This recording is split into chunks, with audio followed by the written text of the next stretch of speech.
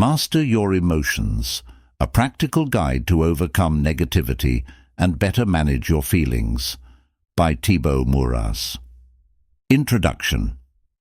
The mind, in its own place and in itself, can make a heaven of hell, a hell of heaven. John Milton, poet. We all experience a wild range of emotions throughout our lives. I had to admit, while writing this book, I experienced highs and lows myself. At first, I was filled with excitement and thrilled at the idea of providing people with a guide to help them understand their emotions. I imagined how readers' lives would improve as they learned to control their emotions. My motivation was high, and I couldn't help but imagine how great the book would be. Or so I thought. After the initial excitement, the time came to sit down to write the actual book, and that's when the excitement wore off pretty quickly. Ideas that looked great in my mind suddenly felt dull.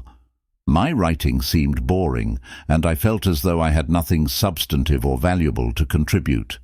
Sitting at my desk and writing became more challenging each day. I started losing confidence. Who was I to write a book about emotions if I couldn't even master my own emotions? How ironic. I considered giving up. There are already plenty of books on the topic, so why add one more? At the same time, I realized this book was a perfect opportunity to work on my own emotional issues. And who doesn't suffer from negative emotions from time to time? We all have highs and lows, don't we? The key is what we do with our lows. Are we using our emotions to grow? Are we learning something from them? Or are we beating ourselves up over them? So, let's talk about your emotions now. Let me start by asking you this. How do you feel right now? Knowing how you feel is the first step toward taking control of your emotions. You may have spent so much time internalizing, you've lost touch with your emotions. Perhaps you answered as follows: I feel this book could be useful, or I really feel I could learn something from this book. However, none of these answers reflect how you feel. You don't feel like this or feel like that. You simply feel. You don't feel like this book could be useful. You think this book could be useful, and that generates an emotion which makes you feel excited about reading it. Feelings manifest as physical sensations in your body, not as an idea in your mind. Perhaps the reason the word feel is so often overused or misused is because we don't want to talk about our emotions. So, how do you feel now? Why is it important to talk about emotions? How you feel determines the quality of your life. Your emotions can make your life miserable or truly magical. That's why they are among the most important things to focus on. Your emotions color all your experiences. When you feel good, everything seems, feels, or tastes better. You also think better thoughts, your energy levels are higher, and possibilities seem limitless. Conversely, when you feel depressed, everything seems dull. You have little energy and you become unmotivated. You feel stuck in a place mentally and physically you don't want to be, and the future looks gloomy.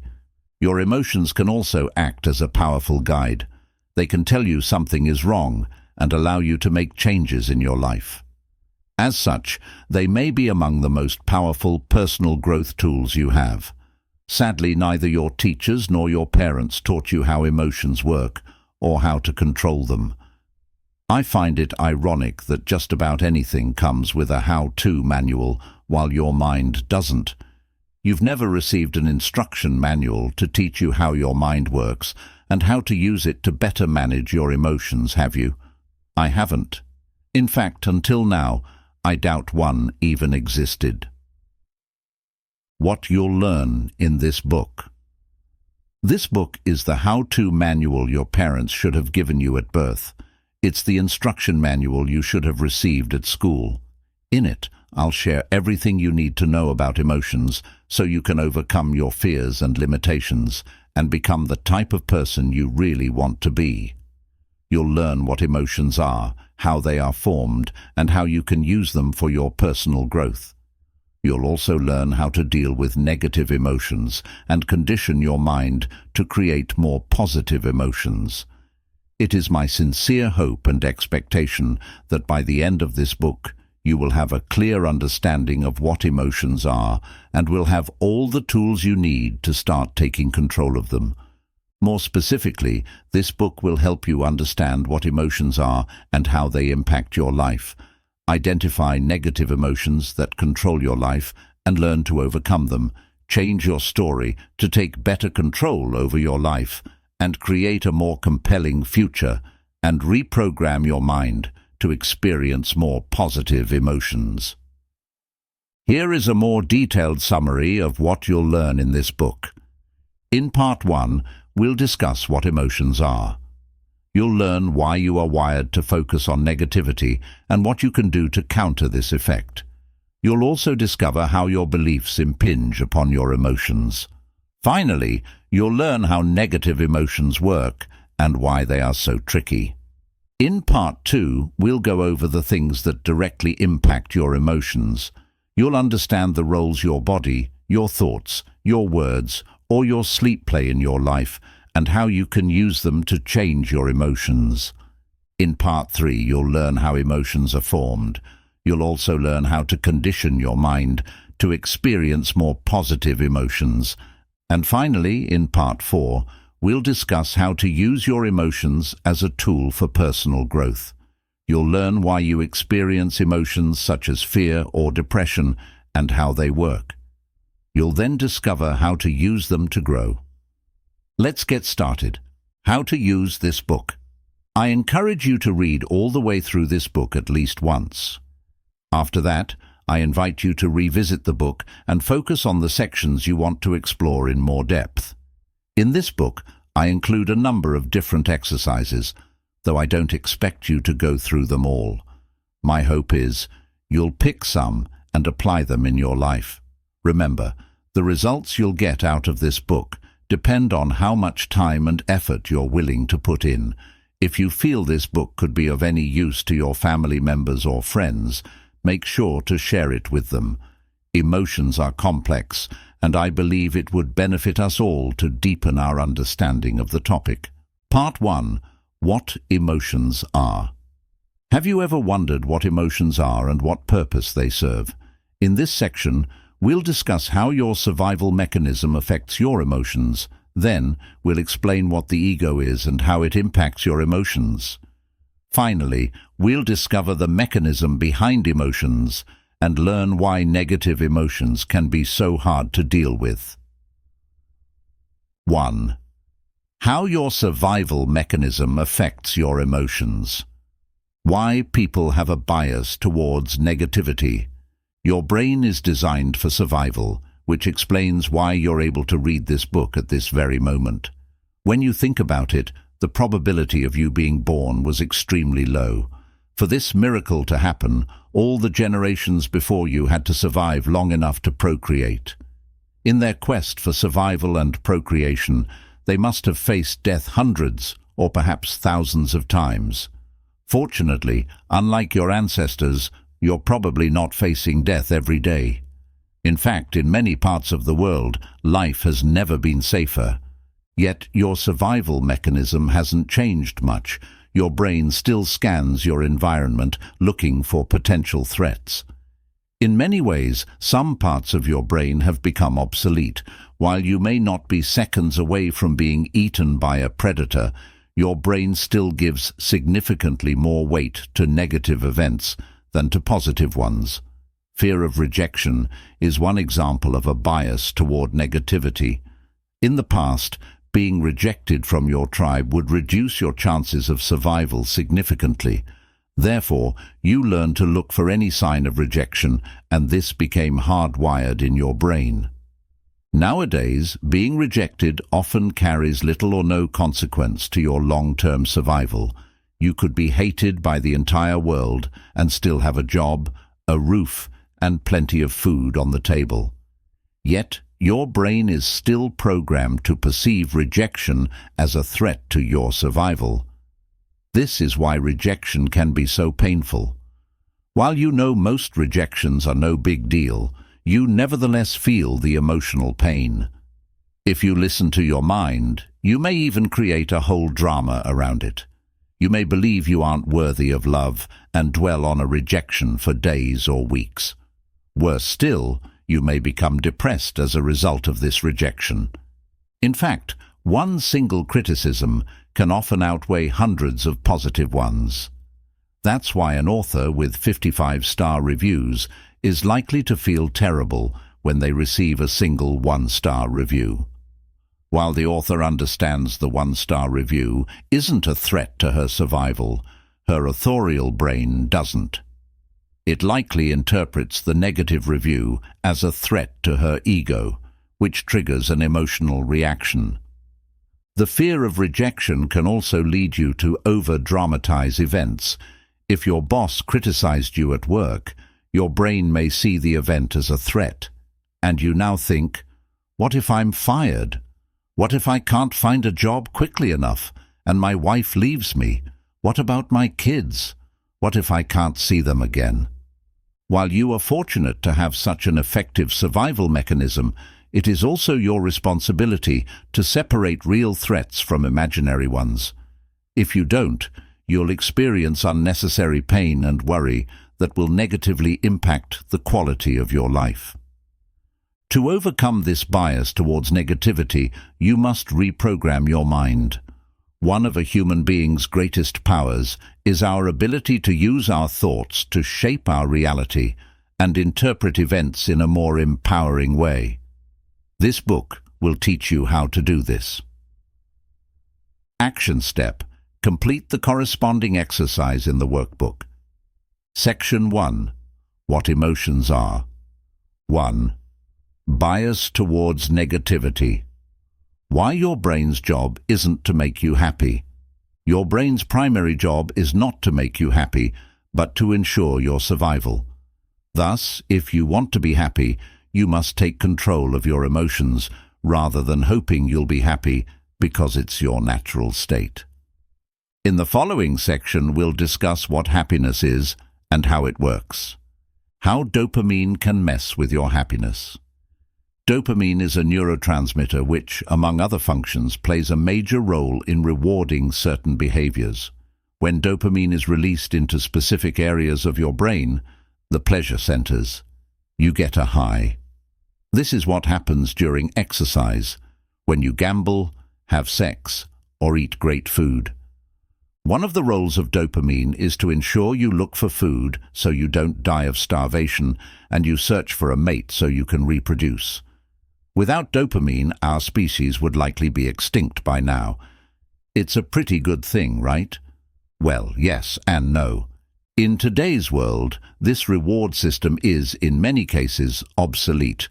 While in the past dopamine was linked to our survival instinct, the release of dopamine can now be generated artificially. A great example of this effect is social media, which uses psychology to suck as much time as possible out of your life. Have you noticed all these notifications that pop up constantly? They're used to trigger a release of dopamine so you stay connected. And the longer you stay connected, the more money the services make. Watching pornography or gambling also leads to a release of dopamine, which can make these activities highly addictive. Fortunately, we don't need to act each time our brain releases dopamine. For instance, we don't need to constantly check our Facebook news feeds just because it gives us a pleasurable shot of dopamine.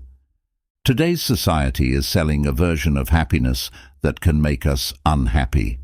We've become addicted to dopamine largely because of marketers who have found effective ways to exploit our brains. We receive multiple shots of dopamine throughout the day, and we love it. But is that the same thing as happiness? Worse than that, dopamine can create real addictions with severe consequences on our health.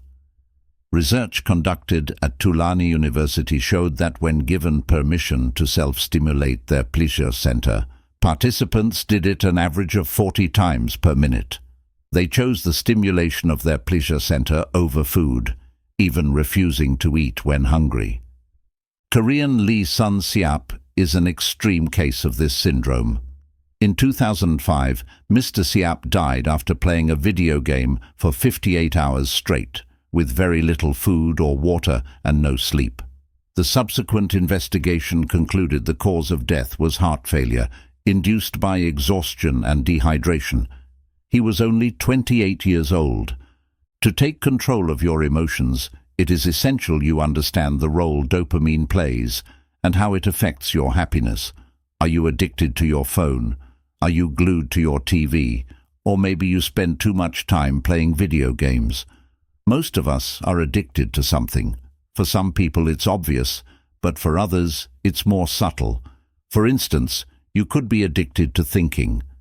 To better control your emotions, it is important to shed the light on your addictions, as they can rob you of your happiness. The one day I will myth. Do you believe that one day you will achieve your dream and finally be happy? This is unlikely to happen. You may, and I hope you will, achieve your dream, but you won't live happily ever after. This is just another trick your mind plays on you. Your mind quickly acclimates to new situations, which is probably the result of evolution, and a need to adapt continually in order to survive and reproduce. This is also probably why the new car or house you want will only make you happy for a while. Once the initial excitement wears off, you'll move on to crave the next exciting thing. This phenomenon is known as hedonic adaptation. How hedonic adaptation works. Let me share an interesting study that will likely change the way you see happiness. This study, which was conducted on lottery winners and paraplegics, was extremely eye-opening for me. Conducted in 1978, the investigation evaluated how winning the lottery or becoming a paraplegic influence happiness. The study found that 1 year after the event, both groups were just as happy as they were beforehand. Yes, just as happy or unhappy. You can find more about it by watching Dan Gilbert's TED Talk, The Surprising Science of Happiness, here. Perhaps you believe that you'll be happy once you've made it. But, as the above study on happiness shows, this is simply not true. No matter what happens to you, you'll revert back to your predetermined level of happiness once you've adapted to the new event. This is how your mind works. Does that mean you can't be happier than you are right now? No. What it means is that, in the long run, external events have very little impact on your level of happiness. In fact, according to Sonia Lyoya-Bomersky, author of The How of Happiness, 50% of our happiness is determined by genetics, 40% by internal factors, and only 10% by external factors. These external factors include such things as whether we're single or married, rich or poor, and similar social influences. This suggests only 10% of your happiness is linked to external factors, which is probably way less than you thought. The bottom line is this: your attitude towards life influences your happiness, not what happens to you. By now, you understand how your survival mechanism impacts negatively your emotions and prevent you from experiencing more joy and happiness in your life. In the next section, we'll learn about the ego. Action step. Use the workbook to write down things that give you shots of dopamine. Section 1. What emotions are. 2. Happiness. What is the ego? Your survival mechanism is not the only factor affecting your emotions. Your ego also plays a major role in shaping the way you feel. Thus, to gain more control over your emotions, it is fundamental you understand what your ego is and how it works. Now, let's clarify what we mean by ego. We often say of someone, "He has a big ego," referring to the ego as something close to pride. While pride is certainly a manifestation of ego, that's only one part of it.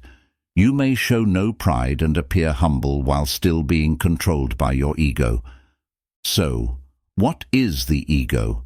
The ego refers to the self-identity you've constructed throughout your life. How was this identity created? Put simply, the ego was created through your thoughts, and as a mind-created identity, it has no concrete reality. Events that happen to you bear no meaning in themselves. You give them meaning only through your interpretation of those events. Additionally, you accept things about yourself because people told you to do so. What's more, you identify with your name, your age, your religion, your political belief, or your occupation in a similar way. This attachment has consequences, as we'll see later in this book. Attachment creates beliefs, and these beliefs lead you to experience certain emotions. For instance, you may become offended when people criticize your religion or attack your political principles. Note that throughout this book, we'll refer to the ego as your story or your identity, using these words interchangeably. Are you aware of your ego? Your understanding of the way your ego works depends on your level of self-awareness. People at the lowest level of consciousness are not even aware the ego exists, and as a result are enslaved by it. On the other hand, highly self-conscious people can see through their ego. They understand how belief works and how excessive attachment to a set of beliefs can create suffering in their life. In effect, these individuals become the master of their mind and are at peace with themselves. Note that the ego is neither good nor bad. It's just a result of a lack of self-awareness. It fades away as you become aware of it, since ego and awareness cannot coexist. Your ego's need for an identity. Your ego is a selfish entity, only concerned about its own survival. Interestingly, it's rather similar to your brain in the way it operates. It has its own survival mechanism and will do whatever it can to persist. As with your brain, its primary concern is neither your happiness nor your peace of mind. On the contrary, your ego is restless. It wants you to be a go-getter. It wants you to do, have, and achieve great things so you can become somebody. As we already mentioned, your ego needs an identity to exist. The way it does that is through identification with things, people, or beliefs and ideas. Now let's look at some of the things your ego identifies with to strengthen its identity. Physical items. The ego likes to identify with physical things. Needless to say, it thrives in today's world. Perhaps we can say capitalism and the consumer society we're living in today is the creation of collective egos, which is why it has been the dominant economic model in the recent decades. Marketers perfectly understand people's need to identify with things. They know people don't just buy a product, they also buy the emotions or story attached to the product. Often you buy certain clothes or a particular car because you want to tell a story about yourself. For instance, you may want to enhance your status, look cool, or express your unique personality, and choose the products most closely associated with these ideals. This is how the ego works. It uses things to create a story you can identify with. It doesn't mean things are wrong per se. It's a negative issue only when you become overly attached to things, believing they can fulfill you, which they can't. Your body. Most people derive their self-worth from their physical appearance. Your ego loves the way you look because it is the easiest thing to recognize and quantify. When you strongly associate with your physical appearance, you tend to identify more easily with physical and emotional pain. Believe it or not, you can observe your body without identifying with it. Friends, acquaintances. The ego also derives its sense of identity from your relationships with others. The ego is only interested in what it can get from others. In other words, the ego thrives on the way it can use people to strengthen its identity. If you are honest with yourself, you'll realize most of the things you do are attempts to obtain the approval of others. You want your parents to be proud of you, your boss to respect you, and your wife to love you. Now, let's see in more detail how the ego works in the following cases. Parent-child relationships. Some parents' egos lead to the creation of a strong sense of attachment and identification with their children. This is based on the false belief their children are their possessions. As a result, they try to control their children's lives and use them to live the life they wanted to live when they were younger. This is called living vicariously through your children. You see this all the time. Next time you watch a junior soccer or baseball game, watch the parents on the touchline to see how some react. Try spotting the parents living vicariously. They are the ones screaming the loudest and not simply in encouragement. This may happen largely unconsciously. Couples, the feeling of needing someone is very much a play of the ego as well. Anthony de Mello has a beautiful way to put it when he says, "Loneliness is not cured by human company. Loneliness is cured by contact with reality, by understanding that we don't need people." Anthony de Mello. Once you realize you don't actually need anyone, you can start enjoying people's company. You can see them as they really are, rather than trying to get something from them. Your beliefs. Your ego also uses beliefs to strengthen its identity. In extreme cases, people become so attached to their beliefs, they are ready to die to protect them. Worse still, they are willing to kill people who disagree with them. Religion is a perfect illustration of the dangers of excessive attachment to beliefs. The ego will use any belief to strengthen its identity, whether these beliefs are religious, political, or metaphysical. Other objects of identification. Now let's have a look at a non-exhaustive list of things your ego generally derives its identity from: your body, your name, your gender, your nationality, your culture, your family, friends, your beliefs, political beliefs, religious, etc., your personal story, your interpretation of the past, your expectations regarding the future, your problems, illnesses, financial situation, victim mindset, etc., your age, your job, your social status, your role as employee, homemaker, parental status, employment status, etc., material items, your house, car, clothes, phone, etc., your desires. The ego's main characteristics. Here are some main characteristics of the ego. The ego tends to equate having with being, which is why the ego likes to identify with objects. The ego lives through comparison. Your ego likes to compare itself with other egos.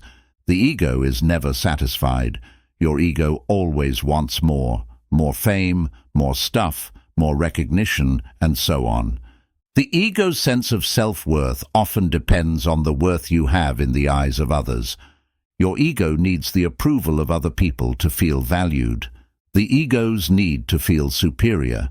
Your ego wants to feel superior to other egos. It wants to stand out and needs to create artificial separations to do that. Here are some stratagems it employs: enhancing its value through people. If you have smart, famous friends, your ego will associate with them to strengthen its identity. This is why some people love to tell others how smart, rich, or famous their friends are. Gossiping. People gossip because it makes them feel different and superior in some way. This is why some people like to put other people down and talk behind their back. It makes them and everybody else in their gossiping group feel superior. Manifesting an inferiority complex. This hides a desire to be better than others. Yes, even in this case, people want to feel superior. Manifesting a superiority complex. This hides the fear of not being good enough. Looking for fame. This offers the illusion of superiority, which is why people often dream of becoming famous. Being right. The ego loves to be right. It's a great way for it to affirm its existence. Have you noticed that everybody, from Adolf Hitler to Nelson Mandela, believes they're doing the right thing. Most people think they are correct, but can everybody be right? Complaining. When people complain, by definition, they believe they are right and others are wrong. It works with objects as well. Have you ever bumped into a table and complained, or even insulted it? I have, and the darn table was wrong to be in my way, wasn't it? Seeking attention. The ego likes to stand out. It loves recognition, praise, or admiration. To seek attention, people may also commit crimes, wear eccentric clothes, or have tattoos all over their body. Your ego's impact on your emotion. Understanding the way your ego works can help you better control your emotions. To do this, you must first realize your current story is the result of a strong identification with people, things, or ideas.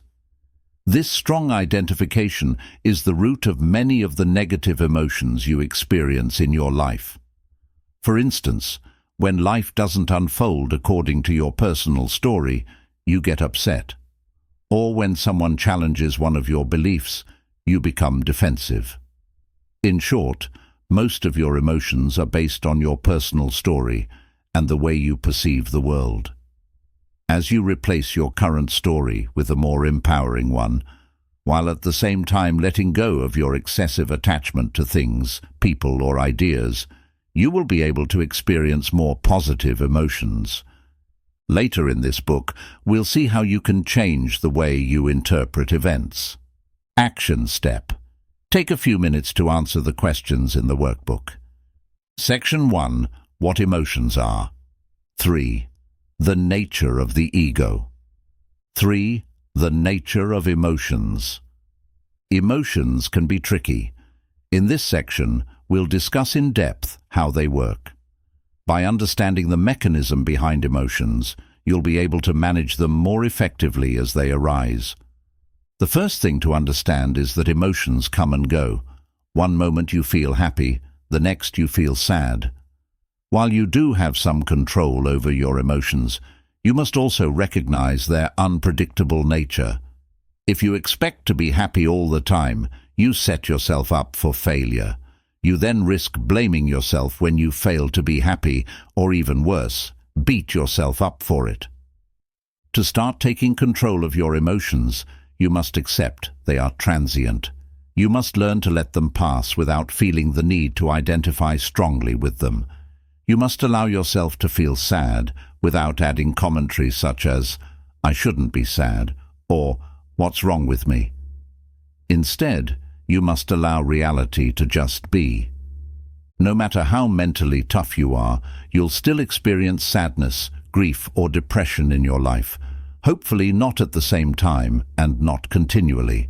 At times, you'll feel disappointed, betrayed, insecure, resentful, or ashamed. You'll doubt yourself and doubt your ability to be the person you want to be. But that's okay because emotions come, but more importantly, they go. Your negative emotions are not bad or useless. You may blame yourself for experiencing negative emotions, or perhaps you see yourself as mentally weak. You may even believe something is wrong with you. However, despite what your inner voice may say, your emotions aren't bad. Emotions are simply emotions, nothing more. As such, being depressed doesn't make you less of a person than you were 3 weeks ago when you were happy. Feeling sad now doesn't mean you'll never be able to laugh again. Remember this: the way you interpret emotions, as well as the blame game you engage in, creates suffering, not the emotions themselves. In fact, negative emotions can actually be helpful. Sometimes you need to touch rock bottom before you can reach the top. Even the toughest people on earth become depressed. Elon Musk never imagined he would have a mental breakdown, but he did, and he bounced back. After losing his fiancée, Abraham Lincoln was depressed for months. This tragic event didn't prevent him from becoming President of the United States. Negative emotions often serve a purpose. They may serve as a wake-up call. They may help you learn something positive about yourself. Of course, when you're under their spell, it may be difficult to look at the bright side of things, but in hindsight, you may realize emotions, even sad ones, had their role to play in your ultimate success. The positive role of negative emotions. Your emotions are not here to make your life harder, but to tell you something.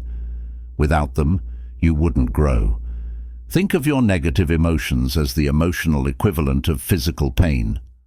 While you hate being in pain, if you didn't have pain, chances are you would be dead by now. Physical pain sends a powerful signal that something is wrong, nudging you to take action of some kind. It could be to consult your doctor, which may lead you to undergo surgery, change your diet, or increase exercise. Without physical pain, you wouldn't do any of these things, and your situation would worsen, potentially leading to a premature death. Emotions work the same way. They signal you to do something about your current situation. Perhaps you need to let go of some people, quit your job, or remove a disempowering story that creates suffering in your life. The fleeting nature of emotions. No matter how depressed you are, how much grief you're experiencing, or how horrible you feel at a given point in time, this shall pass. Look at some of the negative emotions you experienced in the past. Remember the worst times in your life. During these most difficult periods, you were probably so caught up in your emotions, you imagined never being able to escape them. You couldn't imagine being happy again. But even these episodes ended eventually. The clouds dissipated, and the real you shone again. Your emotions come, and they go. Your depression will go, your sadness will vanish, and your anger will fade away. Bear in mind, if you experience the same emotions repeatedly, it probably means you hold disempowering beliefs and need to change something in your life. We'll discuss how later. If you suffer from severe chronic depression, it might be a good idea to consult a specialist. The trickiness of emotions. Have you ever felt you'll never be happy again? Have you ever been so attached to your emotions you thought they'll never go away? Don't worry, it's a common feeling. Negative emotions act as a filter that taints the quality of your experiences.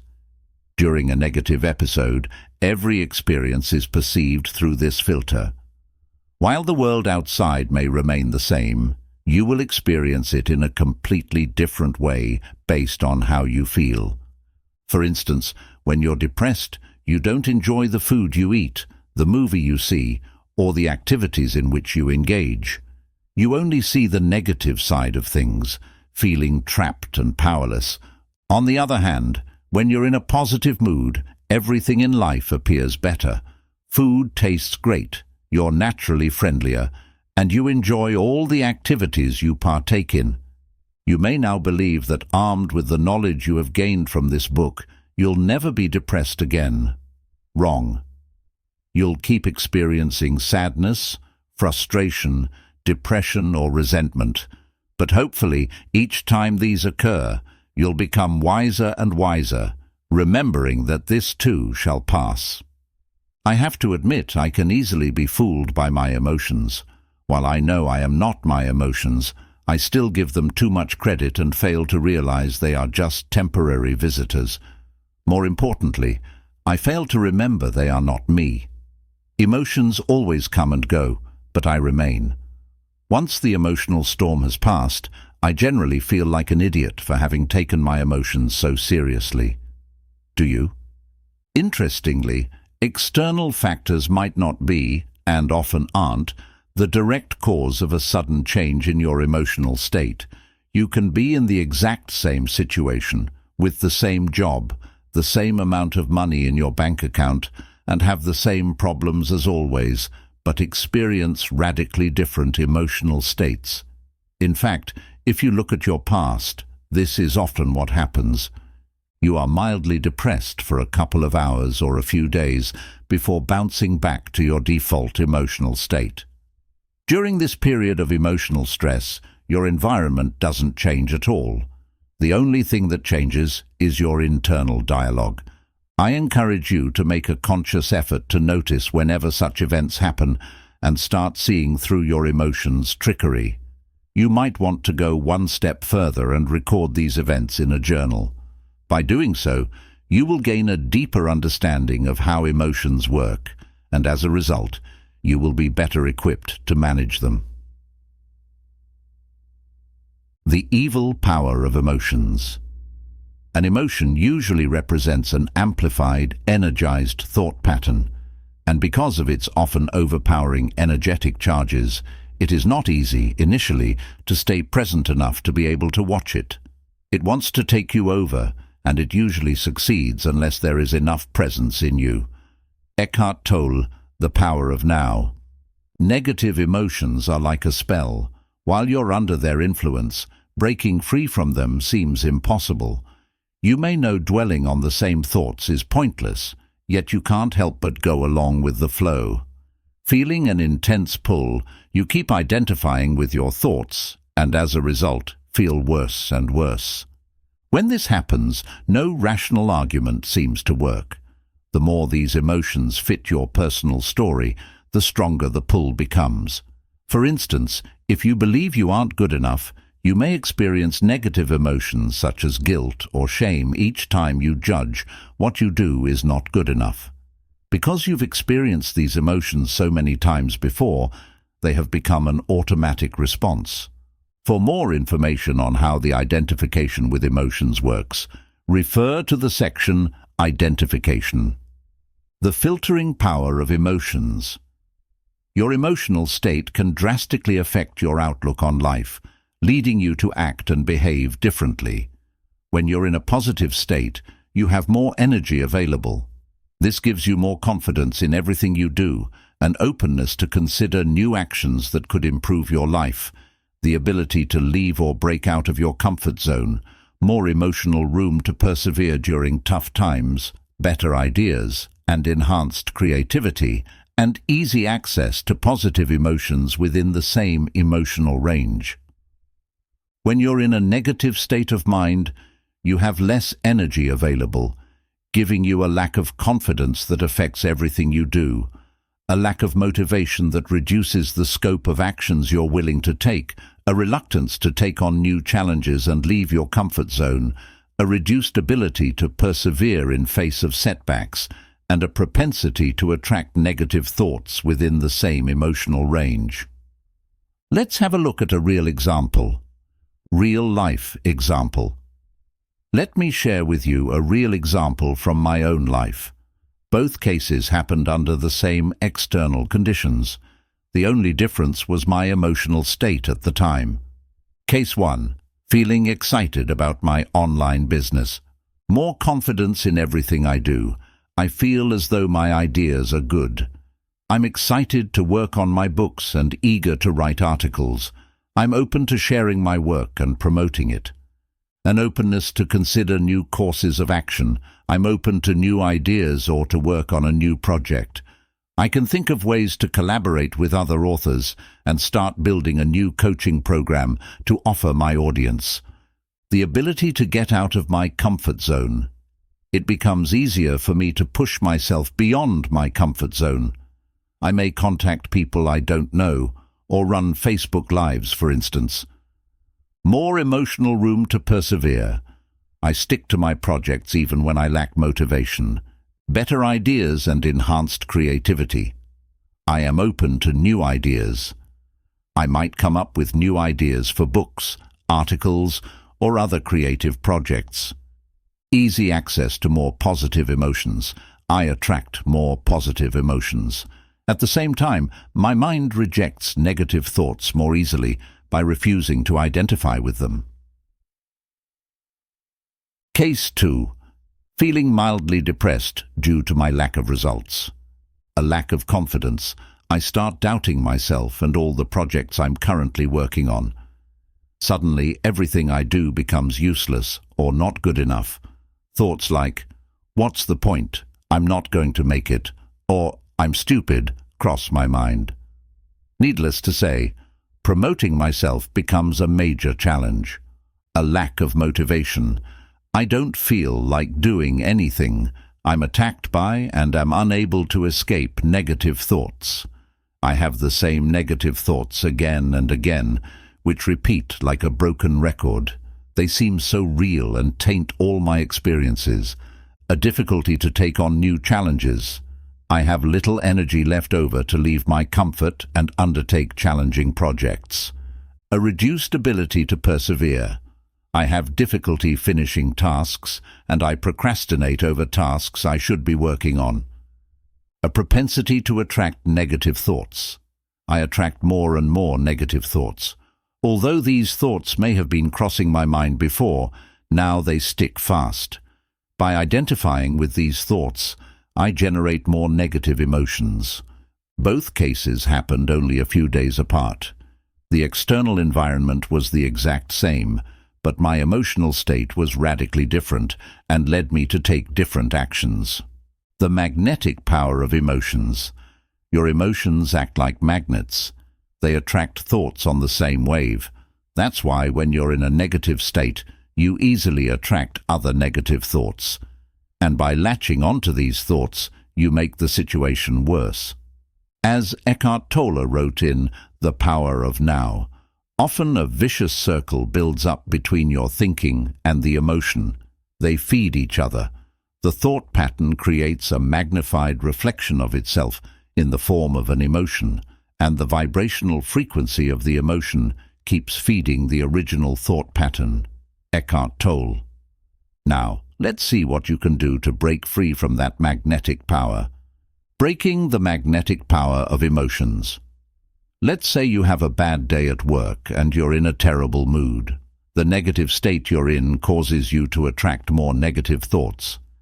Suddenly, you fixate on the fact you're still single at 30 and start beating yourself up over it. Then, you blame yourself for being overweight. You also remember you have to go to the office the following Saturday, which reminds you how much your job sucks. Do you see how much easier it is to attract negative thoughts when you're feeling low? To prevent this from happening, it is essential you remove the habit of clustering negative thoughts together. Real-life example. I have knee problems, which prevents me from practicing many sports. Since I've always loved sports, these injuries have been a source of emotional pain. Fortunately, I seldom feel pain in my knees, but when I do, it can trigger negative emotions. One day, as I was observing my thought process, we all have different hobbies, haven't we? I realized experiencing pain in my knees negatively affected my mood, triggering more negative emotions in a negative feedback loop. The pain would cause me to focus on all the things that were going wrong, from my work to my personal life. As a result, I would experience negative emotions for hours or even days. The point I'm making is no matter how great your life is, if you spend most of your time focusing on your problems, you'll become depressed. Thus, to reduce negative emotions, you must learn to compartmentalize your issues. Don't let your mind over-dramatize things by clustering unrelated issues. It will only make you feel worse. Instead, remember that negative emotions exist only in your mind. Taken separately, most of your issues aren't such a big deal, and there is no rule that says you have to solve them all at once. Start noticing how you feel. Record your negative emotions. Look at what triggers them. The more you do this, the more you will uncover certain patterns. For example, let's say you felt sad for a couple of days. Ask yourself the following questions. What triggered my emotions? What fueled them over the 2-day period? What story was I telling myself? How and why did I get out of my slump? What can I learn from this episode? Answering these questions will be invaluable and will greatly help you deal with similar issues in the future. Your emotional accessibility. We previously saw you attract thoughts that matched your emotional state. The opposite is also true. You can't attract thoughts that are out of sync with how you feel at any given time. Even if you try to think positive thoughts, your mind wouldn't be receptive to them. This is why during periods of sadness, while positive thoughts may cross your mind from time to time, you won't be able to associate with them and you won't be able to change your emotional state. Your emotional set point. Have you ever been told to cheer up when you were grieving or express gratitude when you were depressed? Did it help? It probably didn't. This is because the emotional state you were in didn't allow you access to these emotions. In their book Ask and It Is Given, Esther and Jerry Hicks offer a model to explain how emotional ranges are connected and how we can move up the ladder from negative to more positive emotions. For instance, in this model, depression or hopelessness is at the bottom of the ladder, followed by anger. What it means is that when you feel depressed, signs of anger indicate you're climbing the emotional ladder.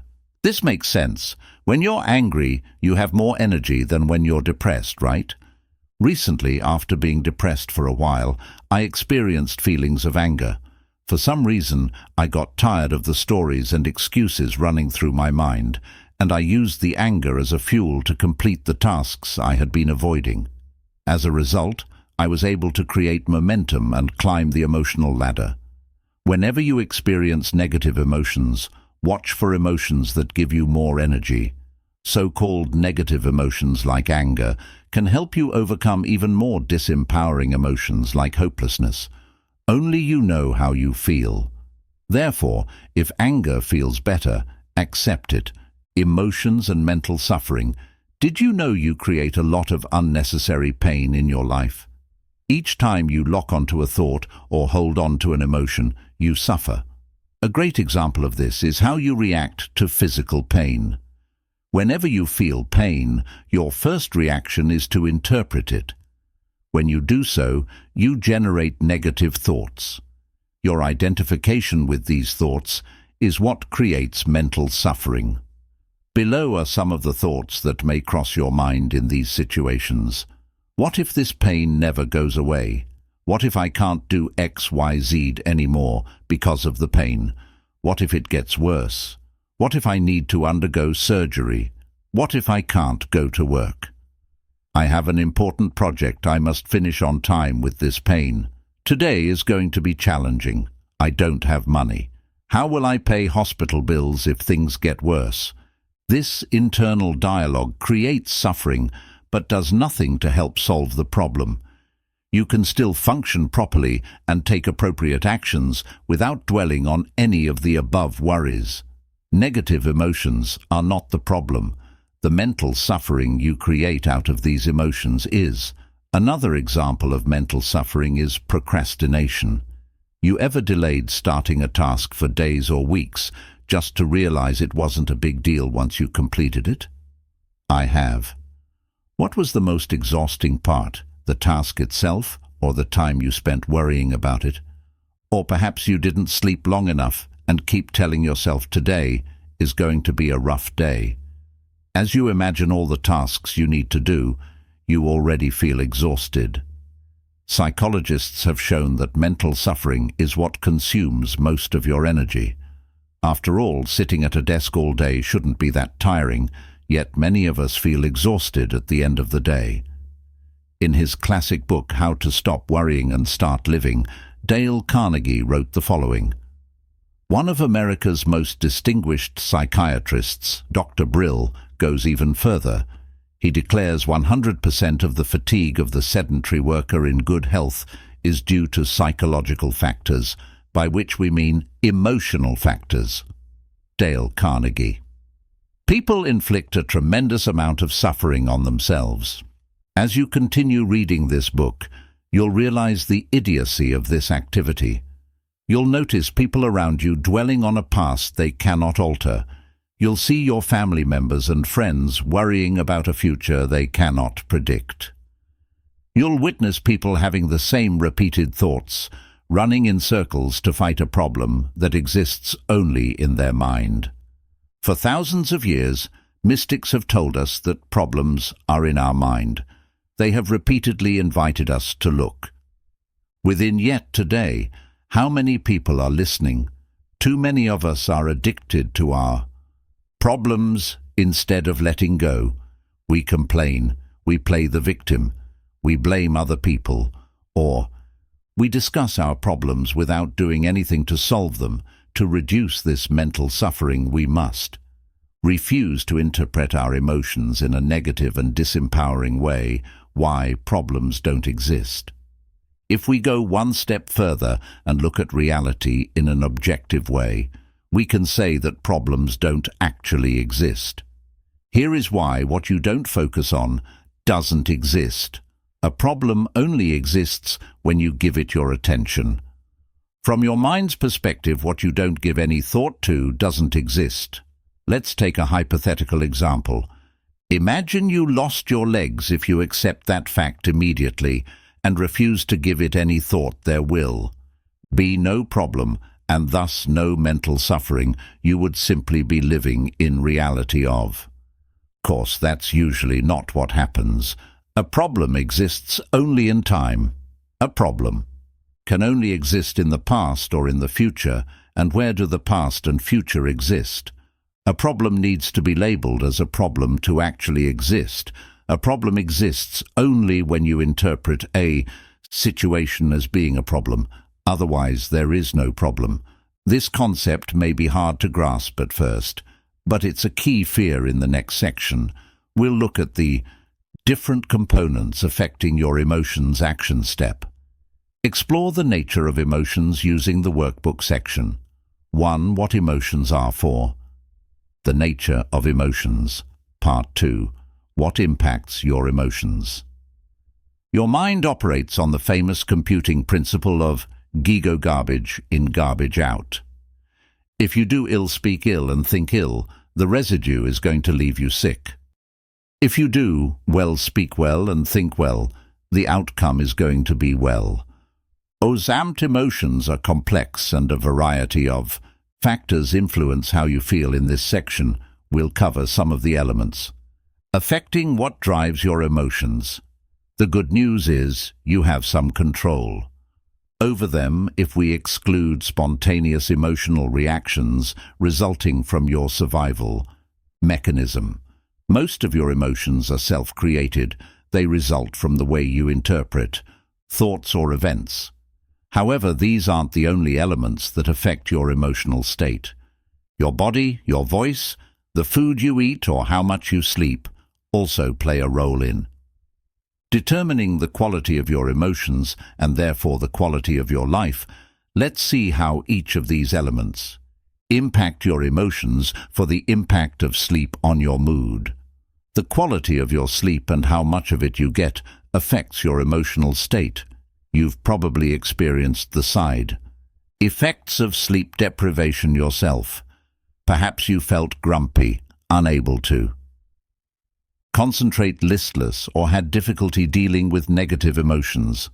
Sleep deprivation can impact mood in many different ways, according to a survey performed on people suffering from anxiety or depression. Most of the respondents reported receiving less than 6 hours sleep per night. Sleep deprivation also increases mortality risk. A 2016 study conducted by researchers at non-profit organization RAND Europe estimated that people sleeping less than 6 hours a night had a 13% increased mortality risk than people sleeping between 7 and 9 hours. The same studies revealed that lack of sleep cost an estimated $401 billion per year to the United States economy. Interestingly, sleep deprivation also seems to reduce an individual's ability to enjoy positive experiences. One study shows that while people who had enough sleep did experience a positive effect from such experiences, no such effect was generated in people who were sleep deprived. How to improve the quality of your sleep. There are many ways to improve the quality of your sleep. Let's go over some of them. Make sure your bedroom is pitch black. Many studies have shown that the darker the bedroom is, the better we tend to sleep. If your room isn't pitch black, what can you do to make it darker? Maybe you can buy a sleep mask or curtains that do a better job at blocking daylight. Avoid using electronic devices. This applies to smartphones, tablets, televisions and the like. According to sleepfoundation.org, studies have shown that even our small electronic devices emit sufficient light to miscue the brain and promote wakefulness. As adults, we are subject to these influences, and our children are particularly susceptible. 2014 study published in PNAS showed that melatonin, a chemical which helps regulate sleep patterns, was reduced by 50% in participants who read with electronic devices rather than books. These participants took about 10 minutes longer to fall asleep and lost 10 minutes of deep sleep, also known as REM. Participants also reported feeling less alert in the morning if your device has a light setting for nighttime use. It may still have a negative impact on your sleep, but just test the night setting and see if it makes a difference to your sleep patterns if you absolutely have to use electronic devices at night, considering wearing glasses that block the blue light they emit. It's best to put the glasses on a few hours before you go to bed. Relax your mind. If you're like me, you may have all kinds of thoughts running through your head when it's time to fall asleep. I tend to get very excited about new ideas I have or things I want to do. As a result, I often feel as though there are so many things I could have completed during the day, and these feelings make it difficult for me to sleep aside from turning off electronic devices before bed.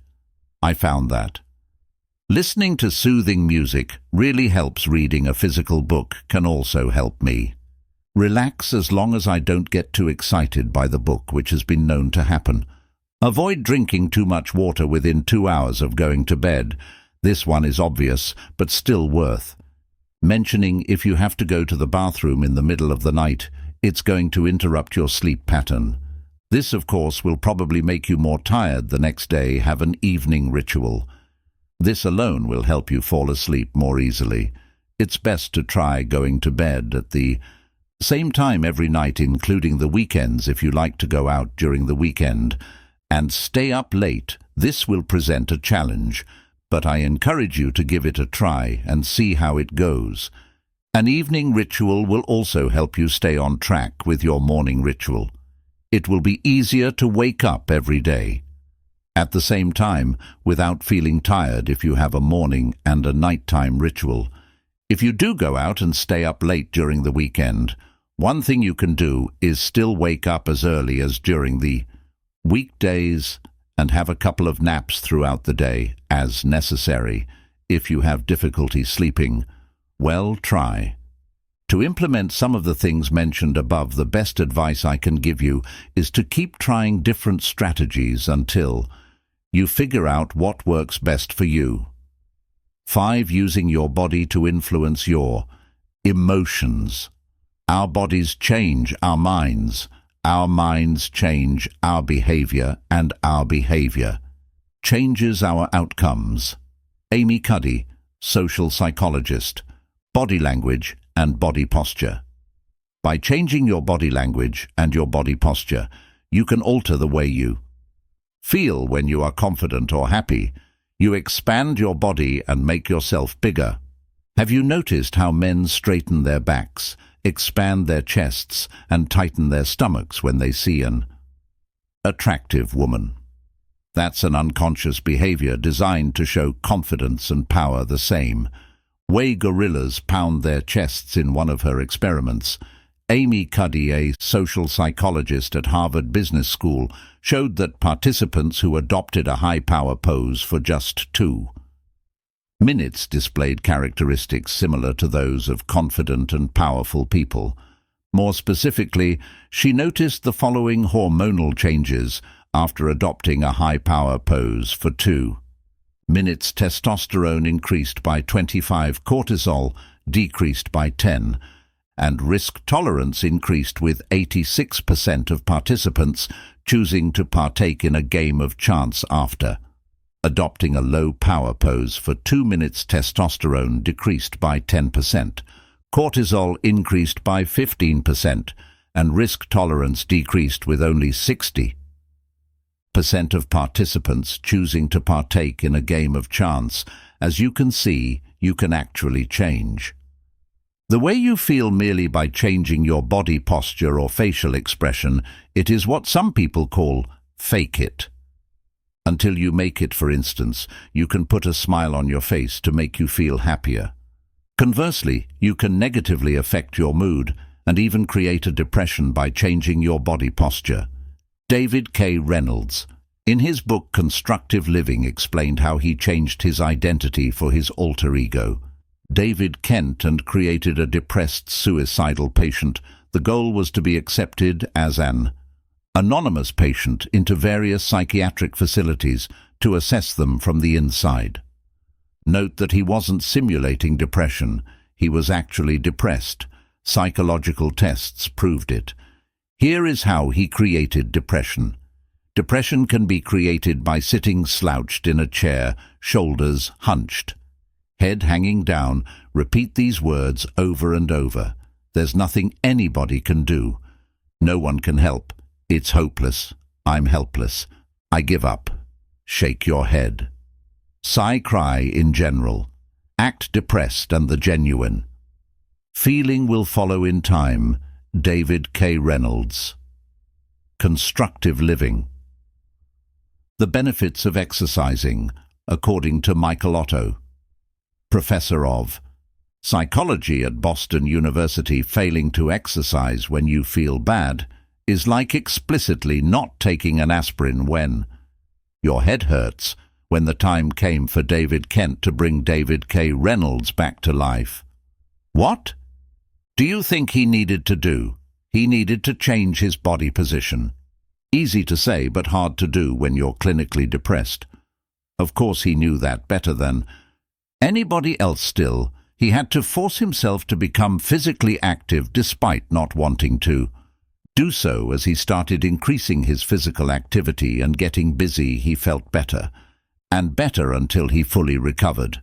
David Kent's story shows that regular exercising improves not only your physical well-being but also your mood. Studies have shown that exercising can treat mild to moderate depression as effectively as antidepressants. In one study, James Blumenthal, a clinical psychologist at Duke University, assigned sedentary adults with major depressive disorders to one of 4 groups: supervised exercise, home-based exercise, antidepressant therapy, or a placebo pill. After 4 months, Blumenthal found that patients in the exercise and antidepressant group had the highest rates of remission. In his conclusions, he stated that exercise has more or less the same effect as antidepressants. When he followed up with the same patients a year later, Blumenthal discovered that people who were still exercising regularly had lower depression scores than people who only exercised sporadically. Exercise seems to not only help treat depression, but also to prevent relapse. So when it comes to mastering your emotions, make sure exercising is part of your toolbox. Fortunately, you don't have to run 10 miles a day to reap the benefits of exercise. Simply walking for 30 minutes, 5 days a week, can work wonders. According to research published in PLOS Medicine, 2.5 hours moderate exercise a week could add 3.25 years to your lifespan. Another study of 5,000 people in Denmark showed that individuals who exercised regularly lived 5 to 7 years longer than sedentary counterparts. As for the benefits of exercising on your mood, they are both immediate and long-term. Professor of Psychology Michael Otto says you usually derive a mood enhancement effect within 5 minutes of partaking in moderate exercise, and as we've just seen, exercising regularly improves your long-term mental health and can be as effective as antidepressants. What about you? What activity are you going to take on to improve your mental and physical health? 6. Using your thoughts to influence your emotions. You become what you think about all day long. Ralph Waldo Emerson, essayist and poet. Your thoughts define who you are and create your reality. That's why you should channel your thoughts towards what you want, not what you don't want, as the success expert Brian Tracy says. The key to success is to focus our conscious mind on things we desire, not things we fear. The benefits of meditation in Buddhism. The mind is often referred to as the monkey mind because Buddhists believe human thoughts are similar to a monkey relentlessly swinging through trees. They are all over the place and never seem to stop. Meditation helps tame the monkey and curate of restlessness. As you meditate, you become aware of the incessant flow of thoughts popping into your mind. With practice, you learn to distance yourself from thoughts, reducing their power and their impact. As a result, you'll experience less negative emotions and feel more at peace. The benefits of visualization. Did you know your subconscious can't clearly distinguish real experiences from fake ones? This means you can trick your mind by simulating desired experiences through visualization. The more details you visualize, the more your brain will interpret the experience as real. By using visualization to elicit positive feelings such as gratitude, excitement, or joy, you can condition your mind to experience more positive emotions, as we'll see in more depth in the section, Conditioning Your Mind. 7. Using your words to influence your emotions. Your words have more impact on your thoughts and behaviors than you might realize, because your thoughts, words, and behaviors are all interconnected. They influence each other. For instance, when you lack confidence, you use certain words such as "I'll try," "I hope," or "I wish." Conversely, using specific words can make you feel less confident. This also means you can boost your confidence by using certain words such as "I will." For instance, saying "I will change career" or "I will complete this project by the end of this month" will make you feel more confident than saying "I hope I can change career" or "I'll try to complete this project by the end of this month." To enhance your confidence, replace words that show self-doubt with words that display confidence, as shown below. Words to be avoided: would / could / should / might try, hope / wish, maybe / perhaps. If everything is okay, if everything goes well. Words to be used instead: I will, absolutely, definitely, of course, sure, certainly, obviously, without any doubt, no problem. The power of positive affirmations. Positive affirmations are sentences you repeat to yourself on a regular basis until your subconscious mind accepts them as true. Over time, they help you condition your mind to experience positive emotions such as confidence or gratitude. For more information on how to condition your mind, refer to the section Conditioning Your Mind. How to use positive affirmation. Use the present tense and not the future tense. I am not, I will. Avoid negative forms like I am not shy. Instead, use I am confident. Repeat the sentence again and again for 5 minutes. Do it every single day without exception. For a month, and preferably longer, use visualization at the same time and involve your emotions. Some examples of powerful affirmations. I love being confident. I am independent of the good or bad opinions of others. I am beneath no one, and no one is beneath me. I love you. Add your name and say it while looking into your eyes in the mirror. Egg, I love you. Thibaut, awkward, isn't it? Thank you exercise. Use positive affirmation for 5 minutes daily. Notice words that show a lack of commitment, confidence, or assertiveness. Go over your emails before you send them and remove phrases such as I'll try, I should, I hope, etc. Replace them with "I will" or something equally assertive for the next 3 weeks challenge. Yourself to avoid using words showing a lack of confidence. Additional tip: the world-famous life. Coach Tony Robbins has been using what he calls incantation for decades. Before meeting a client or holding a seminar, he uses both his body and certain phrases to put himself in the right state and to reach a level of absolute certainty as you perform your own affirmations. Try engaging your body as well. Remember, your words and your body affect your emotions. 8. How your breathing affects your emotions. You can stay without food or sleep for days, but you cannot survive past a few minutes without oxygen, while breathing should happen naturally. The truth is that many people don't know how to breathe properly. As a result, they don't generate as much energy as they could. These individuals tire more easily than others, which affects their mood and make them more prone to experience negative emotions. Proper breathing benefits you in different ways. Slowing your breathing helps reduce anxiety in breath walk, breathing your way to a revitalized body, mind and spirit guru. Transing Khalsa and Yogi Bhajan mentioned the following benefits from slow breathing: 8 breathing cycles per minute, relief from stress and increased awareness for breathing cycles per minute. Intense feelings of awareness increased.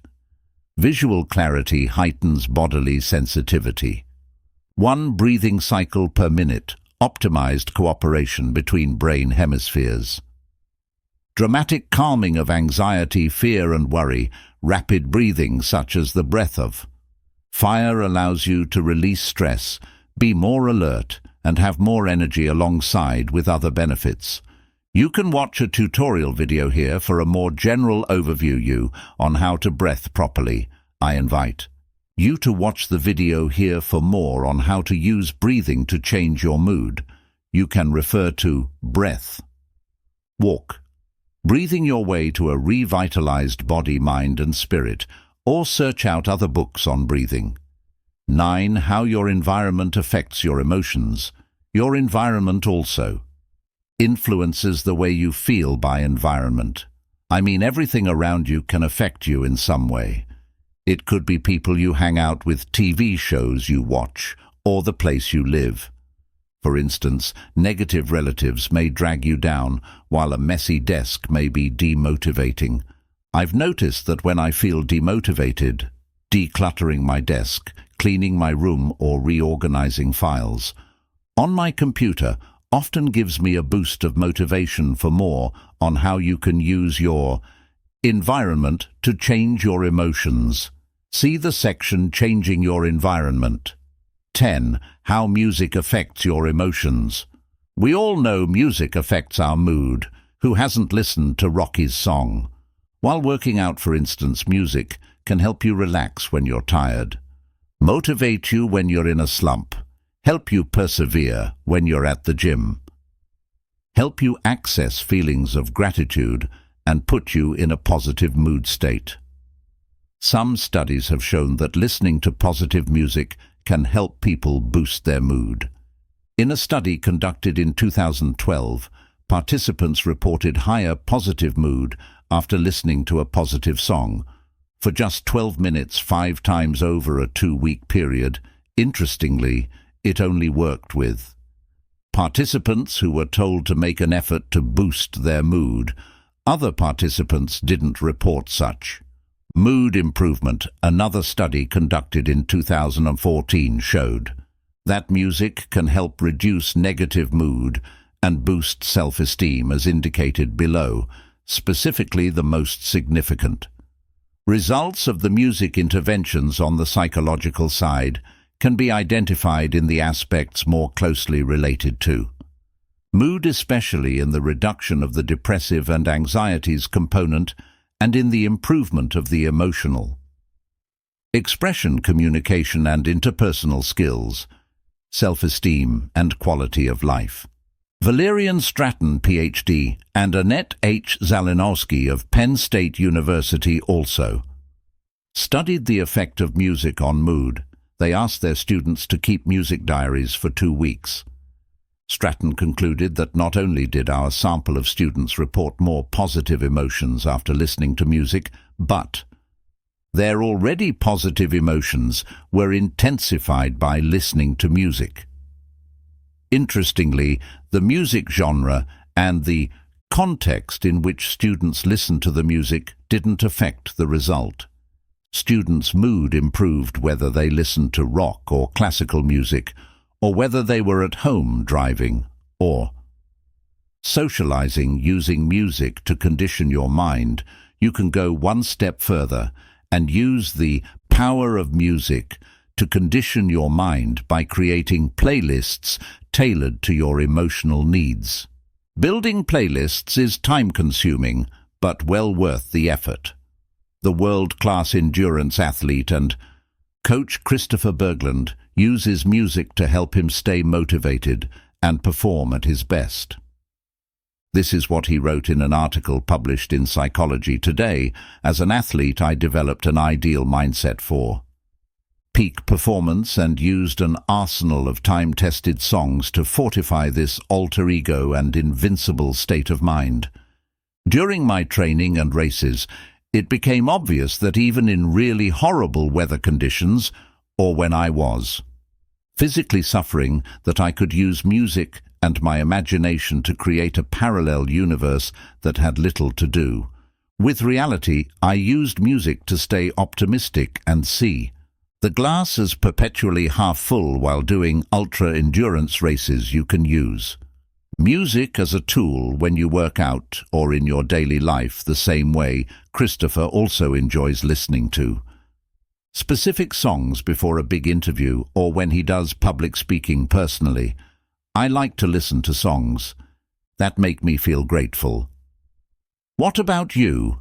How can you use music to improve your mood? Exercise. Experiment with different types of music. Experiment with different types of music and see how you can use them to boost your mood. For instance, you could use music to help you meditate, work out, or do your homework. As you do so, keep the following points in mind. Everybody is different. Don't listen to a song because it's popular. Listen to it because it makes you feel the way you want to feel. We all have different musical tastes. The only thing that matters is how you feel when you listen to music. Keep experimenting. Listen to different types of music and see how they make you feel. Are you inspired, motivated, happy, relaxed? Start creating playlists for specific moods you want to experience. Action step. Use the workbook to design new strategies to better take control of your emotions. Section 2. What impact your emotions? Part 3. How to change your emotions. The mind always seeks to deny the now and to escape from it. In other words, the more you are identified with your mind, the more you suffer. Or you may put it like this: the more you are able to honor and accept the now, the more you are free of pain, of suffering, and free of the egoic mind. Eckhart Tolle, The Power. Or now in this section, we'll explore how you can deal with negative emotions and condition your mind to experience more positive ones. First, we'll discuss how emotions are formed. Then we'll discuss the benefit of positive thinking and how to use it to condition your mind. After that, we'll see why positive thinking isn't enough and what else you can do to deal with negative emotions. More specifically, you'll learn how to let go of your emotions, how to change your story and create a more empowering one, how to condition your mind, how to use your behaviors to change your emotions, and how to modify your environment to reduce negative emotions. Finally, I'll share with you a list of short-term and long-term strategies you can use to better deal with negative emotions. Let's get started. 11. How emotions are formed when a thought emerges on the canvas of your mind. If you don't drop it, its pursuit will either take the form of a desire or an emotion, positive or negative. Om Swami, a million thoughts. Few people know how emotions are formed. While we experience them all day long, we seldom, if ever, take time to understand why we are feeling certain. Emotions and how they came into existence first. Let's differentiate two types of negative emotions. The first type are the negative emotions you experience spontaneously. These are the emotions that keep you alive, such as the fear our ancestors felt when they encountered a saber-toothed tiger. The second type of negative emotions are the ones you create in your mind by identifying with your thoughts. These emotions aren't necessarily triggered by external events, although they may be. These emotions tend to last longer than the first type. Here is how they work. A random thought arises. You identify with that thought. This identification creates an emotional reaction. As you keep identifying with that thought, the related emotion grows stronger until it becomes a core emotion. Let's look at some examples you have. Money problems. And each time your mind comes up with money-related thoughts, you identify with them. As a result, your worry about money intensifies. You had an argument with your friend and fell out with him. You can't stop replaying the scene in your mind. As a result, months have passed and you still haven't called to make up with your friend. You made a mistake at work and are ashamed of yourself. You keep revisiting the same thought over and over. As a result, your feelings of inadequacy grow stronger. Your tendency to identify with negative thoughts repeatedly is what allows them to grow stronger. The more you focus on your financial challenges, the easier it will be for related thoughts to arise in the future. The more you replay the argument with your friend in your head, the stronger the feelings of resentment will grow. Similarly, as you keep thinking of the mistake you made at work, you invite feelings of shame and intensify the situation. The point is, when you give thoughts room to exist, they spread and become major. Points of focus.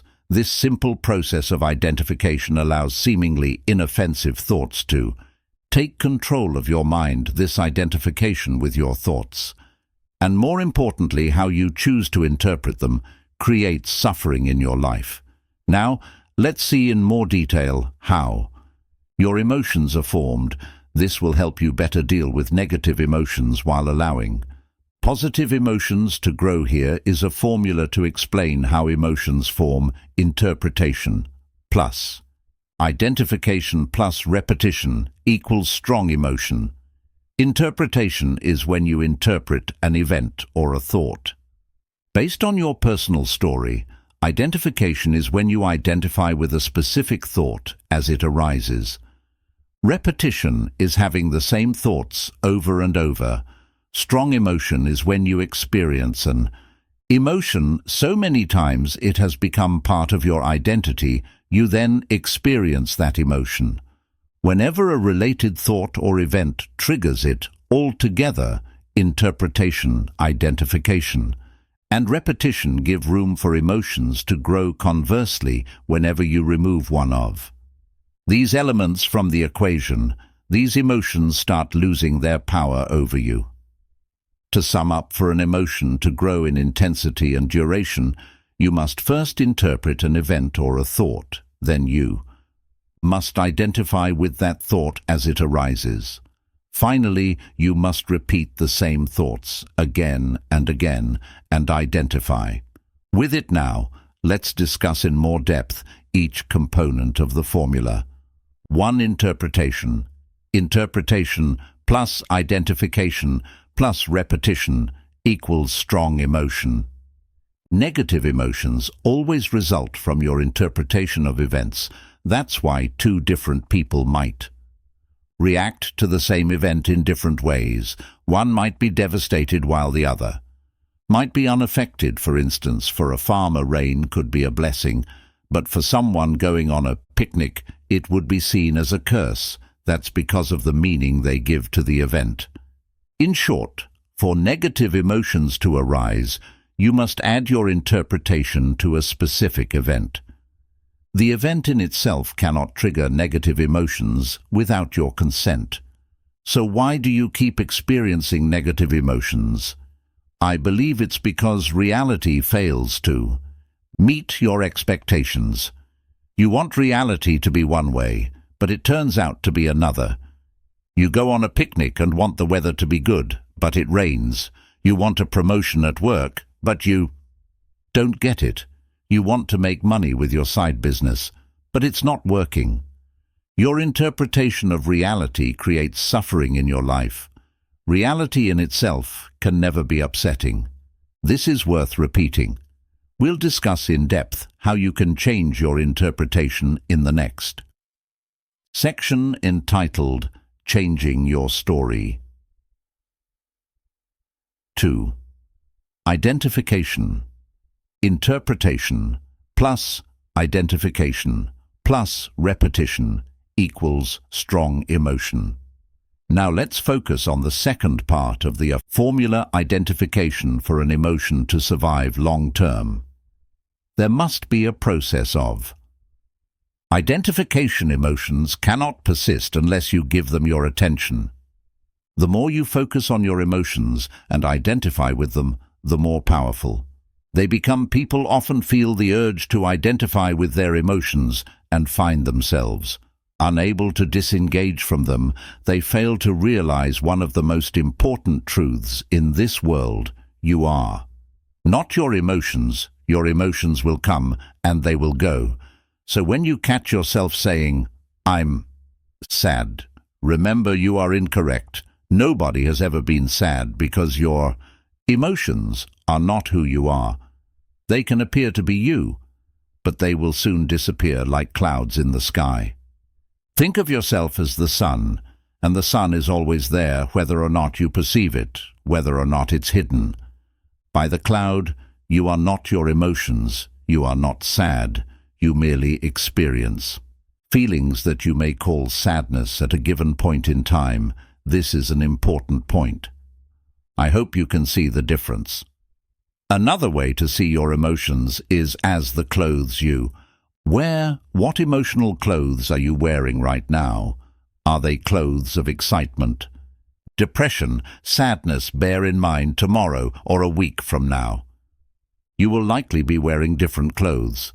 How long you wear your clothes, your emotions depends on how much you love them. How much you're attached to your emotions. An emotion in itself is powerless.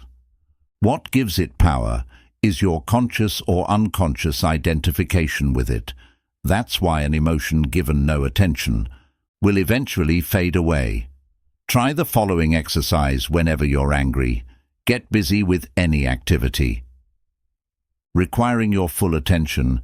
You'll see your anger quickly dissipate. Conversely, keep dwelling on the feelings of anger and you'll see it grow until it becomes one of your major emotional states. 3. Repetition. Interpretation plus identification plus repetition equals strong emotion. We've seen that the way you interpret an event or a thought determines how you feel. We also know that as you identify with your thoughts or feelings, they become emotions.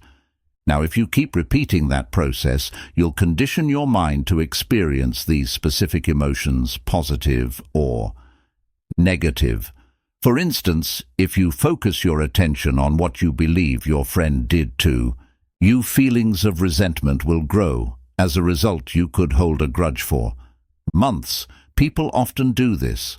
They waste time holding on to negative emotions that serve no purpose just because they can't let go of them. Conversely, if you disengage from your thoughts of resentment and simply observe them over time, they will lose power and the associated resentment will fade away. In fact, if you had let go of the thought of resentment immediately after it arose, your feelings of resentment would have dissipated almost instantly. We'll see how you can let go of your Emotion in the section Letting Go of Your Emotions action step. Resist negative emotions from the past using the workbook section 3. How to change your emotions. 1. How emotions are formed. Recall the last time you felt anger, sadness, frustration, fear, or depression. Now write down what happens for each of the following interpretation. What events happened and what thoughts arose. Identification. How did you respond to these thoughts? Repetition. Did you identify? With these thoughts repeatedly, 12 changing your interpretation. The sight of a slaughterhouse may trigger a negative emotion in you, whereas it may be positive for the business owner and natural for the machine operator. It all depends on how you are. Conditioned Om Swami, a million thoughts in itself. An event or a thought has no power to alter your emotional state. What generates emotions is the way you choose to interpret the event or thought. This is why two people can react differently to the same situation. One will see a problem and blame external circumstances, while the other will see an opportunity to be embraced. One will get stuck, the other will grow. The way you interpret events is closely linked to general assumptions you hold about life. As such, it is essential we first delve into the underlying assumptions that lead to these interpretations, exploring your assumptions. To enter a given emotional state, you made certain assumptions regarding how things should be. These assumptions constitute your subjective reality because you're convinced they are true. You don't question them. Below are some examples of assumptions you may have. Problems should be avoided. This is a problem. I should be healthy. I'll live at least until I'm 70. I must get married. Complaining is normal. There is nothing wrong with dwelling on the past. I need to worry about the future and or now. Let's look at each one of these. Assumptions. Problems should be avoided. Many people want to get rid of their problems. But what if you can't? And what if you don't need to? For sure, some people have better problems than others, but everybody has problems. What if the assumption that you shouldn't have any problems is wrong? What if you need to learn how to dance in the rain and make the most of your problems? What if problems are just challenges to be overcome and part of life? This is a problem. What if this thing you label as a problem is actually not a problem? What if it doesn't matter as much as you think? What if it's an opportunity in disguise, and how could you make it so? I should be healthy. We tend to take our health for granted, but we cannot guarantee we won't get sick tomorrow. What if your health is a blessing and not necessarily the default position? Wouldn't that make you think of your health in a different way? I'll live at least until I'm 70. You probably assume you'll live a long life. But what if that's not the case? Isn't living a long life a blessing rather than something you should take for granted? Unfortunately, some people die young, but that's the nature of reality. People say he died too young. But is that correct? Isn't it more accurate to say that he just died, neither too young nor too old? I must get married. Maybe, maybe not. That's just your interpretation. Shits are generally things society or your parents expect you to do, but it doesn't mean it has to be that way. These are often cultural norms or conditioned behaviors. Complaining is normal. Most complaining is a play of the ego and is not constructive. It doesn't help you and doesn't change anything. The only thing it does is strengthen your ego and offend people. Try to spend an entire week without complaining and see what happens. There is nothing wrong with dwelling on the past. You probably spend too much time dwelling on the past. Everybody does, but do you realize the past exists only in your mind? And do you realize you can't change it, no matter what you do? Learning from your past is useful. Dwelling on it isn't. I need to worry about the future. Worrying about the future is unavoidable, to a certain extent, but it doesn't help. Instead, you should do the best you can. In the present, to avoid future problems, you don't need to have the perfect life to be happy. Happiness is a choice you need to make every day. You must practice it since, as we've seen, before external factors won't significantly affect your happiness. These are just some examples of assumptions you may hold. My intention here is to show you that your interpretations and the emotions generated from them are largely the result of the assumptions you hold about the world. Thus, to experience more positive emotions, it is important you spend time revising your assumptions, analyzing your interpretations. As we've already seen, you interpret events based on your assumptions. Now below are some questions to help you understand what I mean by interpretations. Do you think everything happens for a reason and embrace it, or do you play the victim? Do you believe temporary setbacks are just milestones that will lead you to succeed, or do you give up when you encounter your first major setback? Do you try to change things that cannot be changed, or do you accept them? Do you believe you're here for a reason? Or do you wander through life without any clear purpose? Do you believe problems are bad and should be avoided, or do you believe they are a necessary part of life? Remember, what differentiates people who live a happy life from people who are miserable is often how they choose to interpret their lives. Action step. Write down interpretations of your emotions using the workbook. Section 3. How to change your emotions. 2. Changing your story. Write down 1 or 2 emotional issues you currently have. Ask yourself, if I could get rid of some emotions, losing, which ones would have the most positive impact on my life?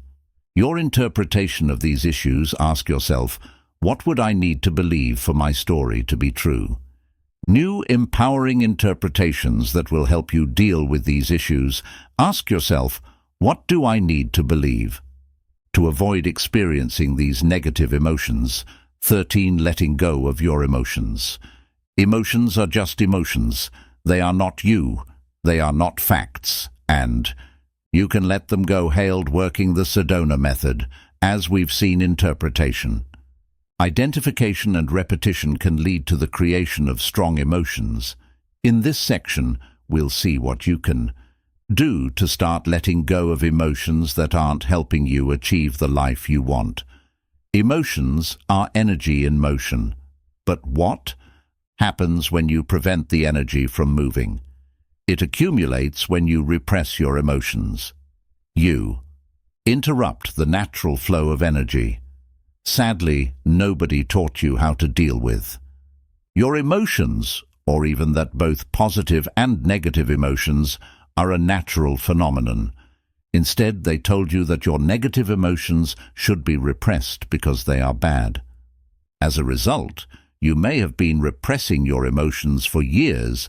By doing so, you let them sink deeper into your subconscious, allowing them to become part of your identity.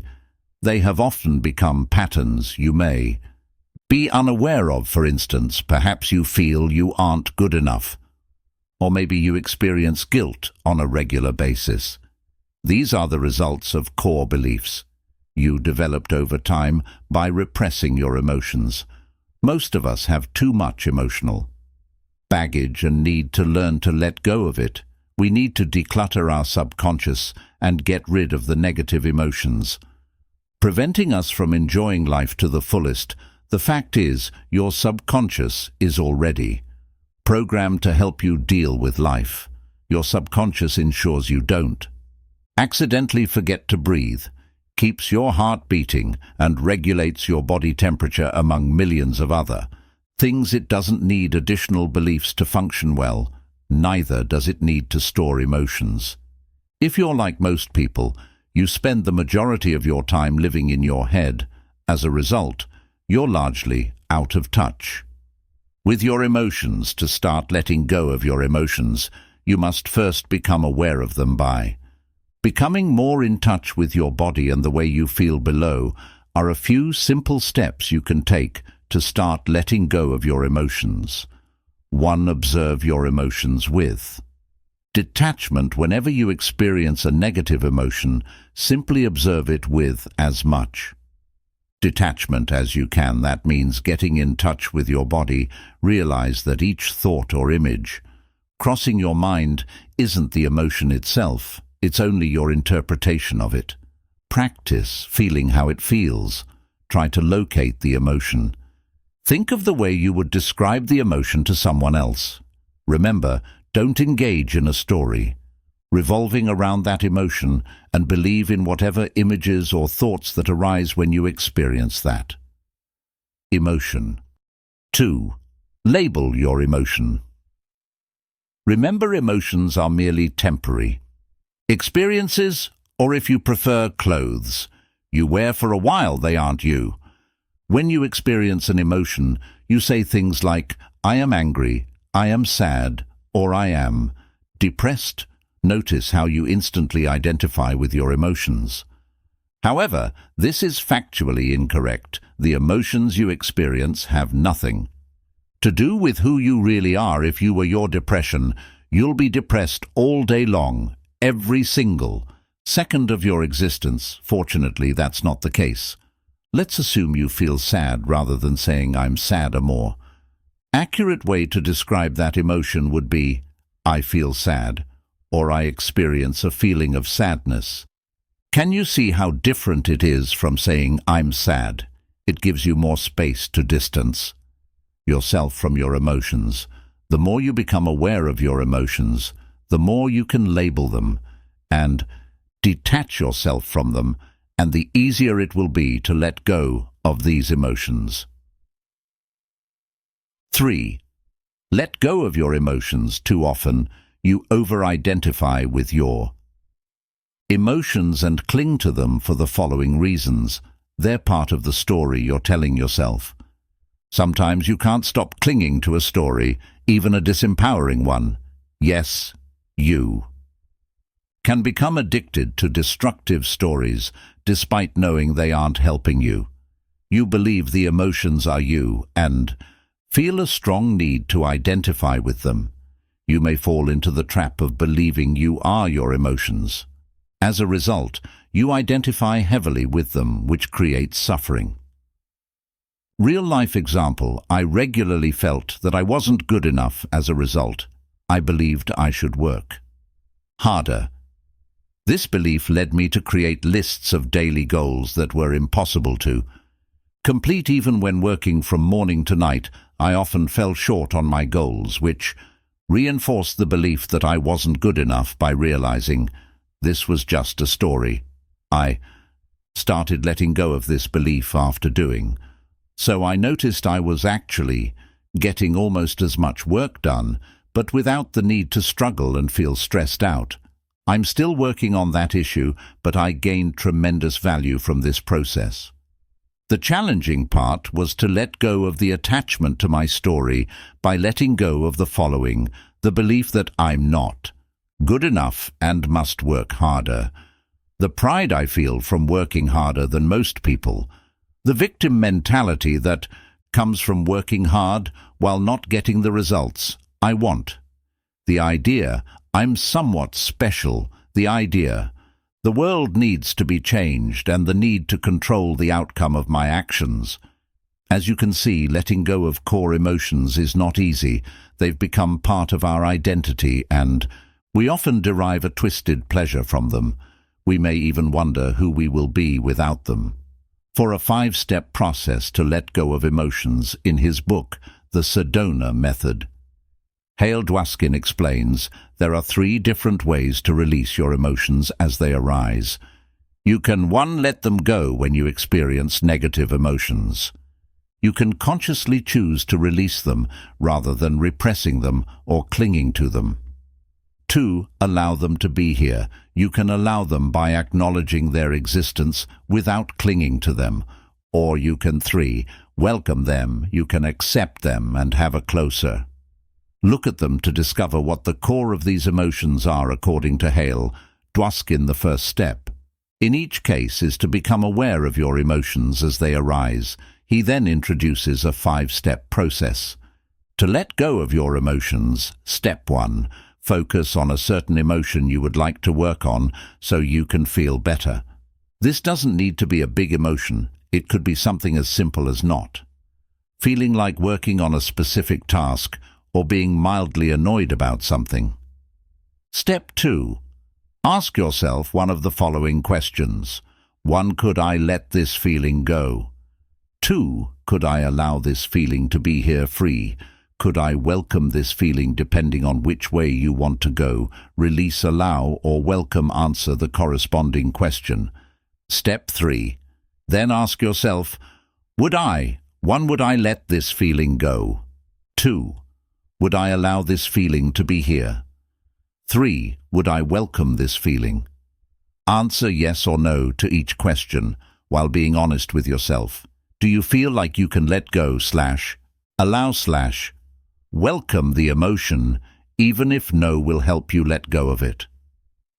Step 4. Ask yourself when your answer will be now. You let go of that emotion immediately. Step 5. Repeat this process as many times as necessary for that particular feeling to disappear. You may be tempted to brush off this technique as overly simplistic and ineffective. Don't do that. Try it for yourself. Remember that you are not your emotions. That's precisely by practicing letting go of them that you'll realize that universal truth as you make a conscious choice to let go of your emotions, welcome them fully, or allow them to be.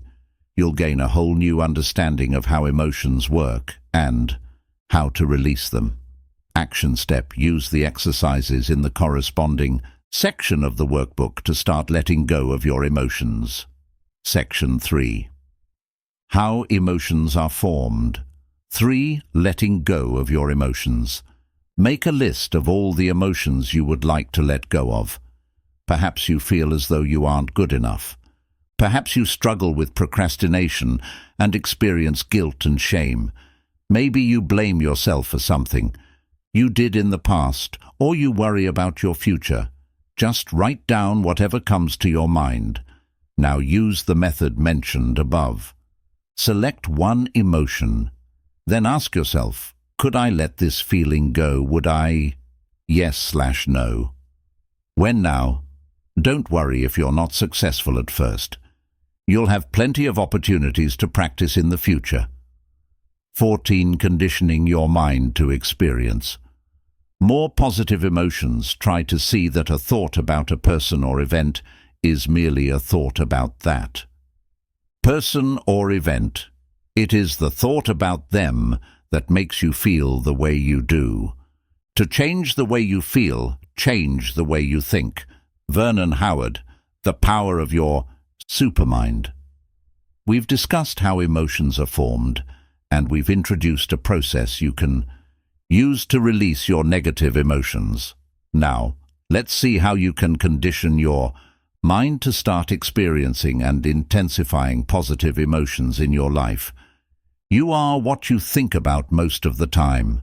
For thousands of years, mystics have told us we are the results of our thoughts. Buddha allegedly said, "What you think you become." The essayist and poet Ralph Waldo Emerson said, "We become what we think about all day long," while Mahatma Gandhi said, "A man is but the product of his thoughts," in his classic book, As a Man, Think James. Allen wrote, "Let a man radically alter his thoughts, and he will be astonished at the rapid transformation it will affect in the material conditions of his life. Men imagine that thought can be kept secret, but it cannot. It rapidly crystallizes into habit, and habit solidifies into circumstance." James Allen. To take control of your emotions, it is essential you understand the role your Thoughts play in generating emotions. In general, your thoughts activate certain emotions, and these emotions in turn generate more thoughts. Thoughts and emotions then feed each other. For instance, if believed, the thought "I'm not good enough" will generate negative emotions such as shame or guilt. Conversely, when you feel ashamed for not being good enough, you'll attract more thoughts in line with that belief. You will focus on the things you believe you aren't good at, or remember and dwell on past failures. This in turn will strengthen your erroneous belief. Thoughts generate emotions, and emotions dictate your actions.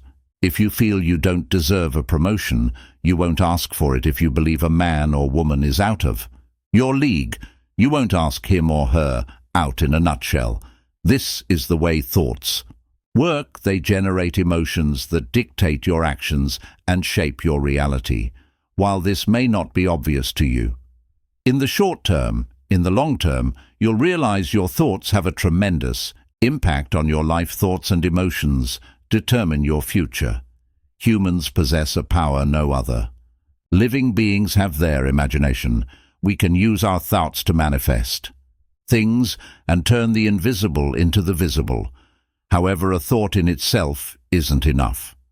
To manifest things or circumstances, it must be fueled with an energy in the form of emotion, such as enthusiasm, excitement, passion, or happiness. For this reason, someone enthusiastic about his or her dream will achieve more than a pessimistic and unmotivated person. Successful people constantly focus on what they want with positive expectation, while unsuccessful people focus on what they don't want or what they lack. The latter are afraid of having a lack of money, talent, time, or any other resources they may need to achieve their goals. As a result, pessimists accomplish far less than they're capable of achieving.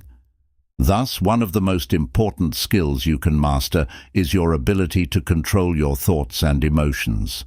This entails understanding what your emotions are, how they work, and what purpose they serve. Later, we'll discuss how you can use your emotions as a tool for personal growth. Depositing positive thoughts in your mind. Confident people deposit positive thoughts in their mind each day. They celebrate their small wins and treat themselves with compassion and respect. Naturally, they expect good things to happen. On the other hand, people with low self-esteem bombard their mind with disempowering thoughts. They discard their accomplishments as no big deal and fail to recognize their strengths and the positive intent behind their actions. No wonder they feel unworthy. For more information, red section, not being good enough. Both use their thoughts to distort reality, but who do you think is better off? The person who deposits positive thoughts in their mind, or the person who dwells on negative thoughts? Does it mean positive thinking is going to solve all your problems and eliminate your negative emotions once and for all? Of course not. Thought manipulation is simply one of the tools you can use to master your emotions. The limit of positive thinking, repeating to yourself, "I'm happy, I'm happy, I'm happy," all day long, won't turn you into a living Buddha. You may benefit from it, but you'll still experience negative emotions unless you know how to deal with negative emotions when they appear. You'll fall prey to your own disempowering story. This story could be why you're such a loser. Interestingly, people are often addicted to their story, even the negative ones, and are unable to let go of the why because they are fundamentally flawed, will never be happy because aren't worthy of love, are never going to make it and will never get married, and so on. I can guarantee you are addicted to a story. Now we'll discuss how you can condition your mind to experience more positive emotions. After that, we'll see how you can deal with negative emotions as they arise, choosing the emotions you want to experience. To condition your mind, The first step is to decide what emotions you want to experience more of. Do you want to be happier, more motivated, more proactive? The second step is to put in place a specific program to allow you to experience your chosen emotions. The final step is to practice feeling that emotion every day. Feeling the same emotion over and over allows you to better access it. Neuroscience has shown that experiencing the same thought or emotion repeatedly strengthens the corresponding neural pathways, easing future access to that thought or emotion. Put it simply, the more you experience an emotion, the easier it becomes to generate. That's where daily conditioning comes into play, to condition your mind to experience positive emotions. You can use the method we introduced earlier: interpretation plus identification plus repetition equals strong emotion. Here is how to use the formula in this situation. Interpretation: visualizing certain events or generating particular thoughts you see as positive. Identification: identifying with these events or thoughts by feeling the way you want to feel. To do this, you can use all the techniques we mentioned in the section. What impacts your emotions, such as positive affirmations and visualization? Repetition: keep repeating the same thoughts and identifying with them. By doing so, you allow your mind to access the related emotions more easily. Below are some examples of practices you can use based on how you want to feel. 1. Gratitude: to feel more grateful. Make gratitude a daily routine every morning. Focus on what you're grateful for. The more you practice, the better you'll be able to focus on the positive side of things. Sadly, most of us know we should be grateful, but we aren't. That's why we must cultivate gratitude. As the late Jim Rohn said, our emotions need to be as educated as our intellect. Here are some exercises you can use to cultivate a feeling of gratitude. Write down things you're grateful for. Take a pen and a piece of paper, or even better, a dedicated notebook, and write down at least 3 things for which you are grateful. This will help you focus on the positive side of things. B. Thank people who crossed your life. Close your eyes and think of people you've met. As you picture them one after the other, thank them while acknowledging at least one good thing they did for you. If you happen to picture people you don't like, thank them anyway and still look for one good thing they did for you. It could be making you stronger or teaching you a specific lesson. Don't try to control your thoughts. Simply let the faces of people you know come to your mind. Release any resentment you feel or have. Focus on one object and appreciate its existence. Select one item in your room and think of the amount of work and number of people involved in the process of creating it and delivering it to you. For instance, if you select a chair, think of all the work necessary to create it. Some people had to design it, others had to find raw materials, and others had to assemble it. Truck drivers had to deliver it to the store employees had to display it and promote it. You or someone else had to go and collect it. The car you drive also had to be built by other people, and so on. Think of how you benefit from this chair. Remember, time you were so tired you couldn't wait to sit. Didn't it feel great when you could finally sit? Thanks to the chair. You can not only sit, but you can also use your computer, write, read, drink coffee, or have a pleasant conversation with your friends. D. Listening to gratitude song / guided meditation. Listen to gratitude. Meditation search. Gratitude. Meditation on YouTube. 2. Excitement. Sometimes you lose excitement. You feel as though you're running in circles, trapped in the same old routine. To generate more excitement, spend a little time every morning visualizing all the things you want. Get excited about these things. Below are several ways to do it. Please note, this should be practiced on a regular basis. Write down what you want. Take a pen and piece of paper and write "what I want" at the top of the page. Then write down anything you can think of that excites you. Visualize what you want. Ask yourself, what do I really want? And visualize all the things you desire. Try to be as specific as possible. Clarity is power. Think of your ideal career, relationship, or lifestyle, or any goals you want to accomplish in the coming decade or beyond. C. Create a goals dreams journal. Buy a notebook and write down your goals in each area of your life. Review them each morning and keep adding pictures, drawings, or anything else to foster your enthusiasm. D. Vividly envision your ideal day. What would you eat for breakfast? How would you spend your day? With whom would you spend your day? What would you do in the evening? Where would you live? How would you feel? You can have several versions of your ideal day. Just make sure each version excites you. 3. Confidence, certainty.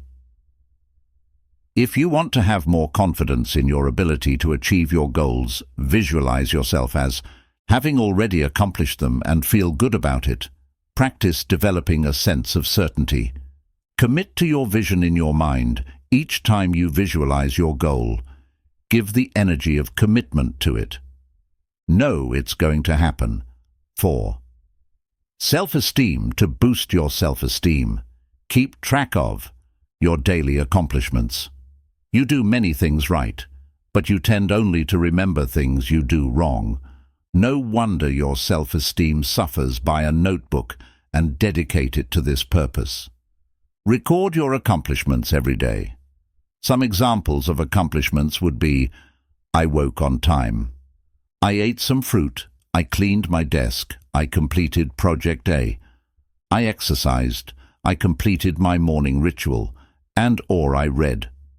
As you can see, you don't have to write down anything big. In fact, by writing down small accomplishments, you condition your mind to look for more wins, which over time enhances your self-esteem. For more exercises related to self-esteem, refer to the section Not Feeling Good Enough. 5. Decisiveness. As you practice being more decisive, you'll boost your productivity, which will affect your well-being. As we'll see in the section, procrastination stalling can create a lot of emotional suffering. To become more decisive, you can use the 5-second rule introduced by Mel Robbins in her book of the same name. In it, Mel Robbins argues there is only one rule when it comes to productivity success or getting everything you ever wanted. You have to do something, whether you feel like it or not. If you can do the things you don't feel like doing, you'll get everything you've ever wanted. Her 5-second rule states, you have 5 seconds from the moment you have an idea to the moment you take action. If you fail to act within these 5 seconds, your mind will talk you out of it. The nature of the mind is to prevent us from doing anything scary or tiring. For instance, you have 5 seconds to introduce yourself to someone you want to talk to at an event. Send that important email or ask a question during a meeting. Exercise. Strengthen your decisiveness too. Practice the 5-second rule. You can start with small things. Make a list of things you procrastinate over. Perhaps you put off washing the dishes or cleaning your home. Maybe you delay calling someone or sending some emails. Write it down. Now select a couple of things on which you'll use the 5-second rule. Commit to using the rule for at least a week. When you think of washing the dishes, calling someone, or anything, count down from 5 to 0 and take action before you reach 0. Common mistakes to avoid when conditioning your mind. As you condition your mind to experience more positive emotions, avoid making the following mistakes.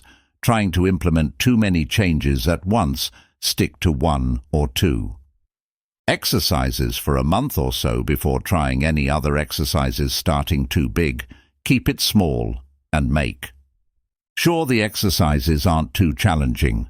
Remember, taking control of your emotions is a long-term game. It's a marathon, not a sprint.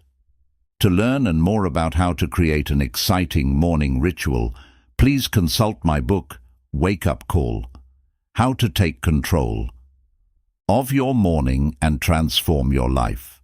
Action step: refer to the corresponding section in the workbook and choose the emotions you want to experience more of section 3.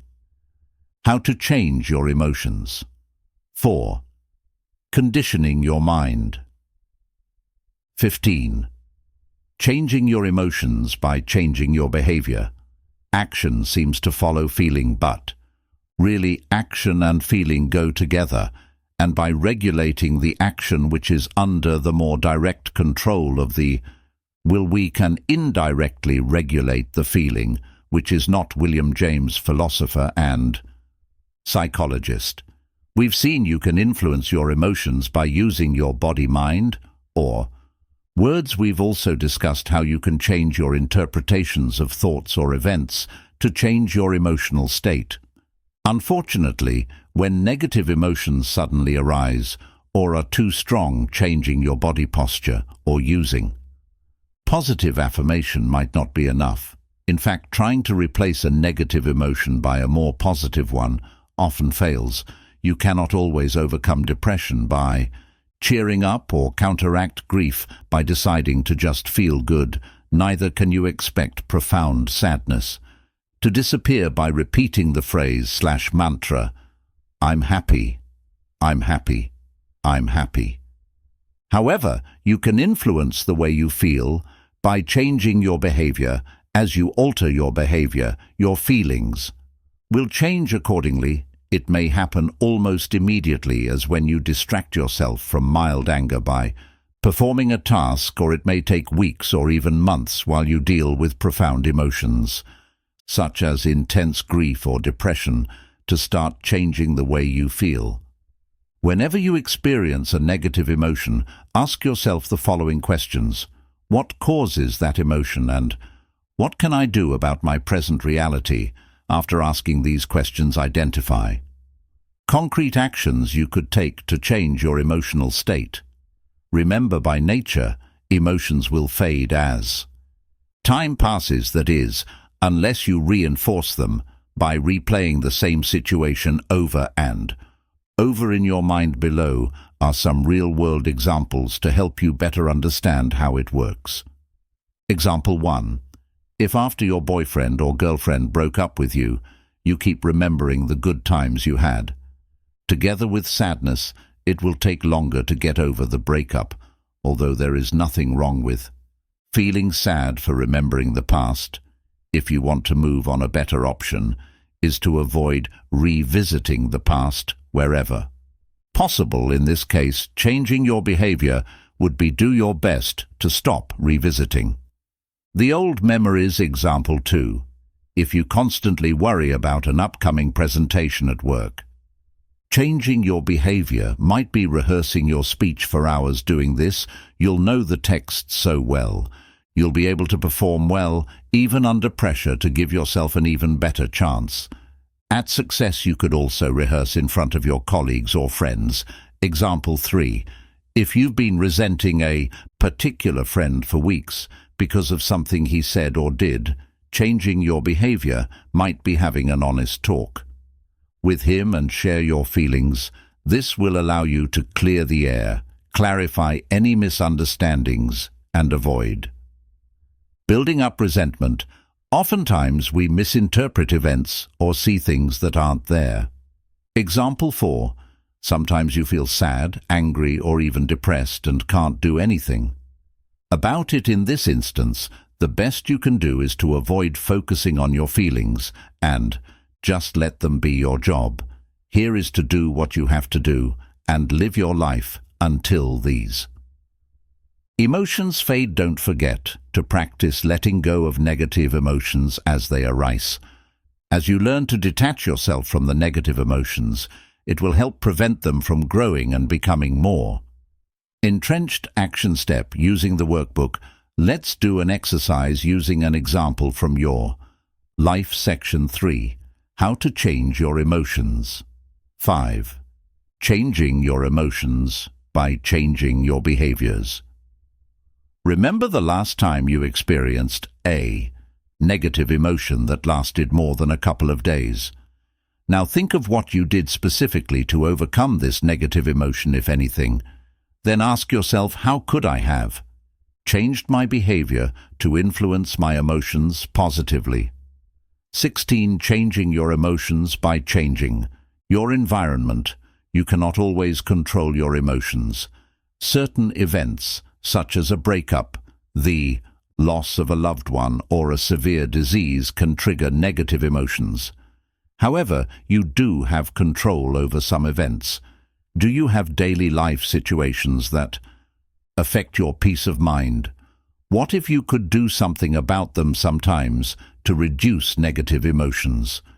You simply need to avoid putting yourself in the situations generating them in the first place. Perhaps you watch too much TV, which makes you miserable, or maybe seeing your friends seemingly happy on Facebook makes you feel like a failure. Why not spend less time in such situations? Real life example: Facebook was making me unhappy, and I felt like a failure. People in my field were killing it, and my friends looked so happy, or so I thought. Not to mention the fact I was wasting hours of my time mindlessly scrolling through my news feed. To overcome this drain on my emotional bank, I drastically reduced the time I spent on Facebook. Ever since making the decision, I've been feeling better. This example shows you that small changes can enhance your well-being if you look at the things you do daily. You'll find activities or behaviors that don't support your happiness. Just removing one or two of these activities or changing some of your behaviors may noticeably improve your mood. You may already know what you should do, but it's also possible you're unaware of the cost of some of your behaviors on your well-being below. I've listed some examples of activities or behaviors that may rob you of your happiness. Ask yourself whether they're contributing to your overall sense of well-being. Watching TV. Although watching TV can be fun, it's also a passive activity which may not contribute much to your happiness. Spending time on social media. Social media is convenient and it allows you to keep in touch with your friends, but it can also be addictive. Facebook or Twitter can turn you into an addict, craving the approval of others. Hanging out with negative people. People you hang out with have a tremendous influence on your emotional state. Positive people will lift you up and help you achieve your wildest dreams. Negative people will suck up your energy to motivate you and destroy your potential. As Jim Rohn said, you are the average of the 5 people you spend the most time with. Make sure you surround yourself with the right people. Complaining and focusing on the negative. Do you constantly see the negative side of things? Do you dwell on the past? If so, how does this affect your level of happiness? Not finishing what you start. Leaving tasks and projects unfinished in your personal and professional life can have a detrimental effect on your mood. Unfinished business clutters your mind. Feeling overwhelmed or demotivated is a sign you may have too many open loops in your life. Examples of open loops are unfinished projects you've been procrastinating over, or avoiding people you need to talk to. These are just a few examples. What about you? What activities or behaviors rob you of your happiness? Action step. Design a more empowering environment by completing the corresponding exercises in the workbook section 3. How to change your emotions. Changing your environment. Use the free workbook or take a pen and paper and write down any activities you believe may negatively impact on your emotions. Then for each activity, write down the consequence. They make you feel guilty. They demotivate you. They erode your self-esteem, etc. 17 short-term and long-term solutions to deal with negative emotions. No other life form on the planet knows negativity. Only humans, just as no other. Life form violates and poisons the earth that sustains it. Have you ever seen an unhappy flower or a stressed oak tree? Have you come across a depressed dolphin, a frog that has a problem with self-esteem, a cat that cannot relax, or a bird that carries hatred and resentment? The only animals that may occasionally experience something akin to negativity or show signs of neurotic behavior are those that live in close contact with humans and so link into the human mind and its insanity. Eckhart Tolle, The Power of Now. In this section, I will provide you with a list of exercises or techniques you can use to better deal with negative emotions. No matter how much control you have over your mind, you'll still experience a whole bunch of negative emotions in the future. From mild frustration to depression, you'd better be prepared.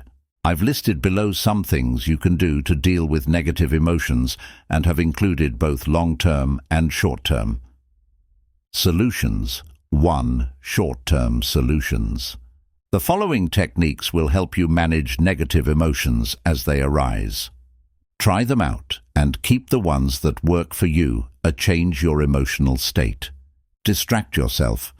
An emotion is only as strong as you allow it to be.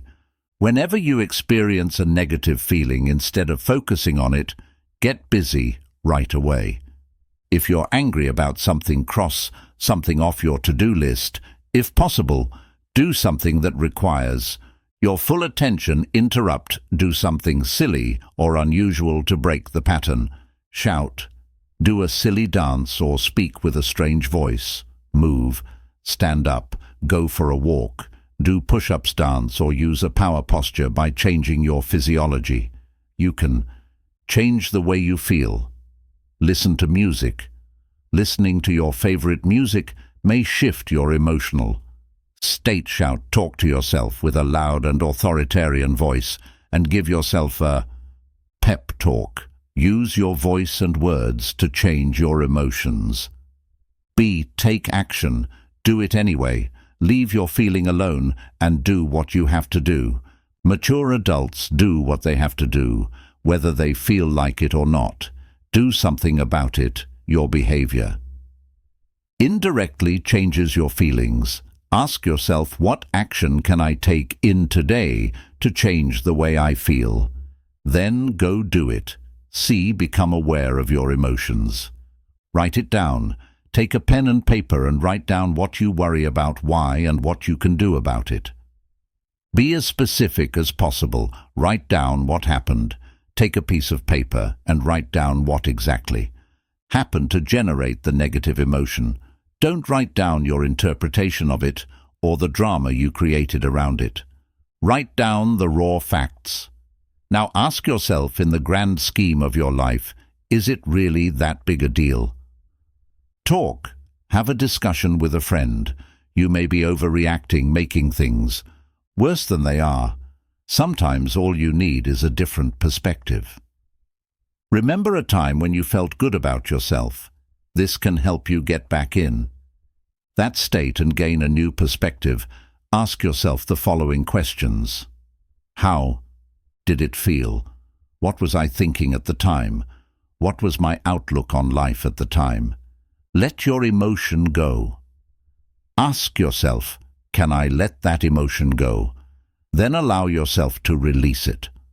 Allow your emotions to be. Stop trying to resist your emotions or to change them. Allow them to be what they are. Embrace your emotion. Stay with your emotions.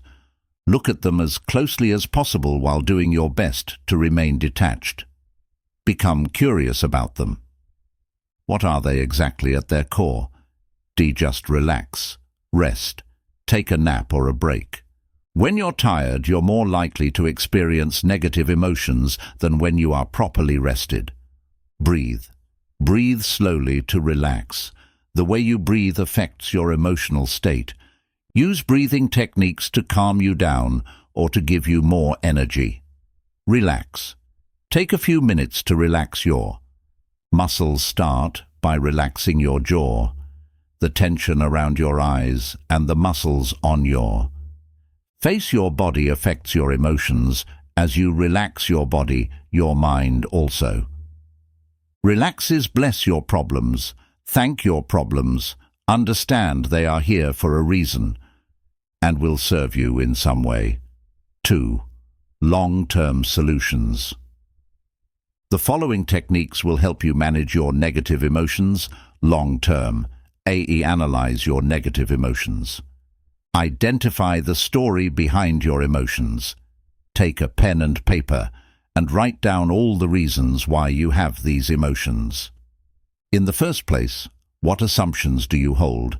How did you interpret what's happening to you? Now see if you can let go of this particular story. Write down your emotions in a journal. Take a few minutes each day to write down how you felt. Look for recurrent patterns. Then use affirmations, visualization, or relevant exercise to help you overcome these emotions. Practice mindfulness. Observe your emotions throughout the day. Meditation will help you do this. Another way is simply to engage in an activity while being fully present as you're doing this. Observe what's going on in your mind. Move away from negativity. Change environment. If you're surrounded by negativity, change your environment. Move to a different place or reduce the time you spend with negative friends. Remove counterproductive activities. Remove or reduce the time you spend on any activity not having a positive impact on your life. This could be reducing the time you spend watching TV or surfing the internet. C condition. Your mind create daily rituals. This will help you to experience more positive emotions. Meditate, exercise, repeat affirmations, create a gratitude journal, and so on. The best time to deposit positive thoughts in your mind is right before going to sleep and first thing in the morning. Exercise. Regularly exercise improves your mood and is good for your emotional and physical health. Increase your energy. The less energy you have, the more likely you are to experience negative emotions. Improve your sleep. Make sure you get enough sleep. If possible, go to bed and wake up at the same time every day. Eat healthier food. As the saying goes, you are what you eat.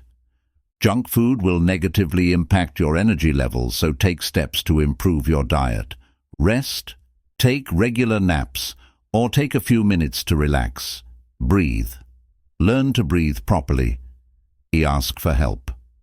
Consult a professional if you have deep emotional issues, such as extreme low self-esteem or depression. It might be wise to consult a professional. Action step.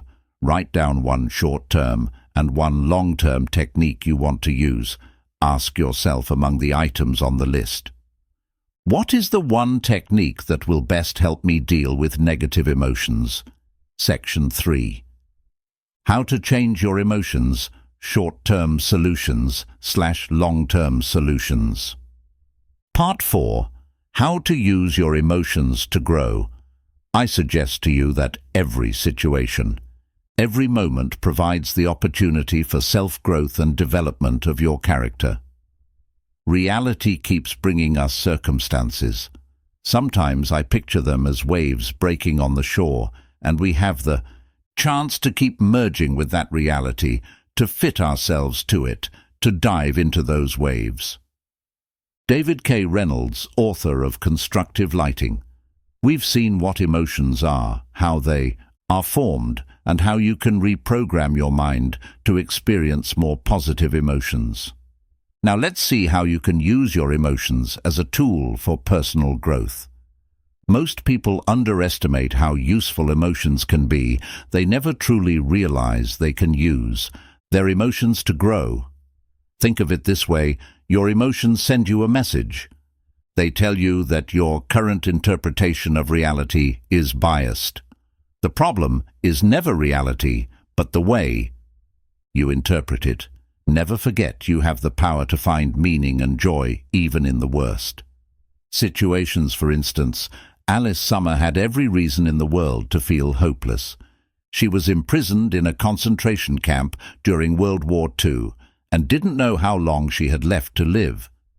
She nevertheless found joy, as she recalls, "I was always laughing. We were lying on the floor with my son, and he saw me laughing. How can a child not laugh when the mother laughs?" Alice Summer Nick Fujicic believed he would never be happy. After all, he was born with no arms or legs. As he said in one of the lectures he gave at a school, "What kind of husband am I going to be if I can't even hold my wife's hand?" Nick Fujicic. Under these circumstances, nobody would have blamed him if he had remained bitter all his life. However, he overcame his challenges, and today, in addition to being a successful, motivational speaker, he's a happy husband and father of two. These two examples show us we can overcome even the most challenging situations.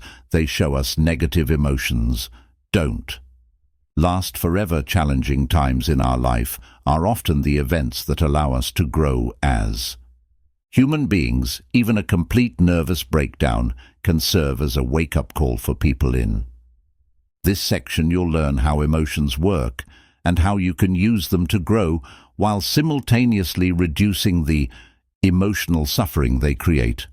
18. How emotions can guide you in the right direction. Emotions come and go and ultimately can't define you. But it doesn't mean they don't have a role to play. They can foster your personal growth by reminding you of what you already know. You need to make changes in your life.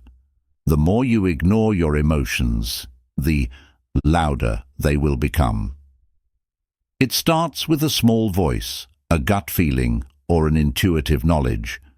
As you dismiss this sign, it gets louder. Keep ignoring your emotions, and your body will begin to talk in the same way as you experience physical pain. For instance, let's say you feel an emotion you identify as stress. This tells you to make changes in your life. It could involve moving away from a stressful situation, improving the situation, or changing how you interpret it. One thing is sure, you need to do something about it. If you keep ignoring stress or the stressor, it may result in severe health issues. The bottom line is, your emotions send you a message in the same way that physical pain tells you something is wrong with your body. Emotional suffering tells you something is wrong with your mind. The power of self-awareness. Self-awareness is one of the most important components of your personal growth. Without it, you can't do much to change your life, since you can't change a problem unless you realize it exists. So what is self-awareness? Self-awareness is your ability to observe objectively your thoughts, emotions and behaviors without adding your own interpretation or story to it. Above or below the line in the 15 Commitments of Conscious Leadership, Jim Detmer and Diana Chapman introduced a very simple yet powerful model to help increase self-awareness. This model is extremely simple. A single line. The authors argue that at any time, you're either above or below the line. When you're above the line, you're open, curious and willing to learn. But when you're below the line, you want to be correct. And as a result, you tend to be defensive and close to new ideas. Put it simply, when you're above the line, you're conscious. When you're below the line, you're unconscious. Whether you are above or below the line depends on your emotional state. When you sense a threat to your physical survival or to your ego, you fall below the line and try to protect yourself in order for you or your ego to survive. Conversely, when you operate above the line, you're in a positive state of mind. Your creativity, innovation, and collaboration are at their best, resulting in enhanced performance. Your ability to recognize when you fall below the line largely determines how well you can control your emotional state. You can't change an emotion if you don't notice its presence. This is what being aware or conscious means. Below are some examples of above-the-line and below-the-line behaviors. Above the line, you are curious, listening consciously, feeling emotions, discussing, without being argumentative, appreciating, taking responsibility, and questioning your beliefs. Below the line, you are clinging to an opinion, finding fault, arguing, rationalizing, and justifying, gossiping, enrolling others to affirm your beliefs, and attacking the messenger, fear versus love. Another simple model you can use is the fear versus love model. Throughout your day, you either act out of fear or out of love. You act out of fear, and your focus is on getting something, be it other people's approval or attention, money or power. On the other hand, when you act out of love, your main focus is on giving, be it your time, money, love or attention. You want to share and improve the lives of people around you, not for your own interest, but simply for the sake of it. While your actions can simultaneously reflect your desire to give and to receive, one or other of these components is generally more pronounced. To master your emotions, you must learn to identify whether you're acting out of love or fear. For instance, look at one of your major life goals. Is it a fear-based goal or a love-based goal? Are you trying to give and contribute to the world, or are you trying to take from it? For instance, let's say you want to become an actor. Some of the reasons for that could be the following: 1. Making money. 2. Being famous. 3. Proving to your parents and friends you're good enough for entertaining people. 5. Expressing yourself. The first 3 examples are usually fear-based behaviors you want to fill a void within yourself and demonstrate how good you are. The final 2 examples are love-based behaviors that stress a desire to express your gift to the world, as we discuss in greater depth how different emotions work. Keep in mind these 2 models above/below the Lin E in fear-based versus loved-based actions. Note that throughout your day, you often alternate between love-based behaviors and fear-based behaviors. For instance, you may be absorbed by a task that helps people and make you feel complete in this moment. You don't need anything. 5 minutes later, you may imagine how proud your father will be once you finally earn a promotion. In this moment, you're no longer feeling complete. Instead, you are trying to get something in this situation: your father's approval. Start noticing the underlying motivations behind your actions. As you do so, you'll begin to realize you spend a considerable amount of time trying to earn other people's approval. Whether they be your colleague, your boss, your parents, or your partner, notice this and ask yourself what you can do to move from wanting to get to wanting to give. Now, with these 2 models in mind, let's see how you can bring more awareness to the emotions you experience in your day-to-day life.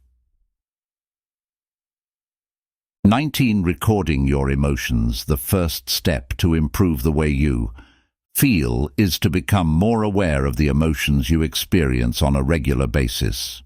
Before you can generate more positive emotions, you must first determine your starting point. To shed a light on the emotions you're experiencing in your daily life, I invite you to record your emotions for an entire week. Use a notebook or the downloadable worksheet to do so. Spend a couple of minutes each day to record how you feel and rate yourself on a scale of 1 to 10, 1 being the worst you can feel and 10 being the best you can feel. At the end of the week, give yourself an overall score and answer the following questions. What negative emotions did you experience? What caused these emotions? What are the hard facts? Did you have specific thoughts that lead you to feel that way? Did external events trigger these negative emotions? Did you lack sleep? Did you become ill? Were you in an accident? What really happened, not in your mind, but in the physical world? What was your interpretation of the facts? What would you need to believe to feel that way? Are your beliefs accurate? Could you have felt better by interpreting thoughts or events differently?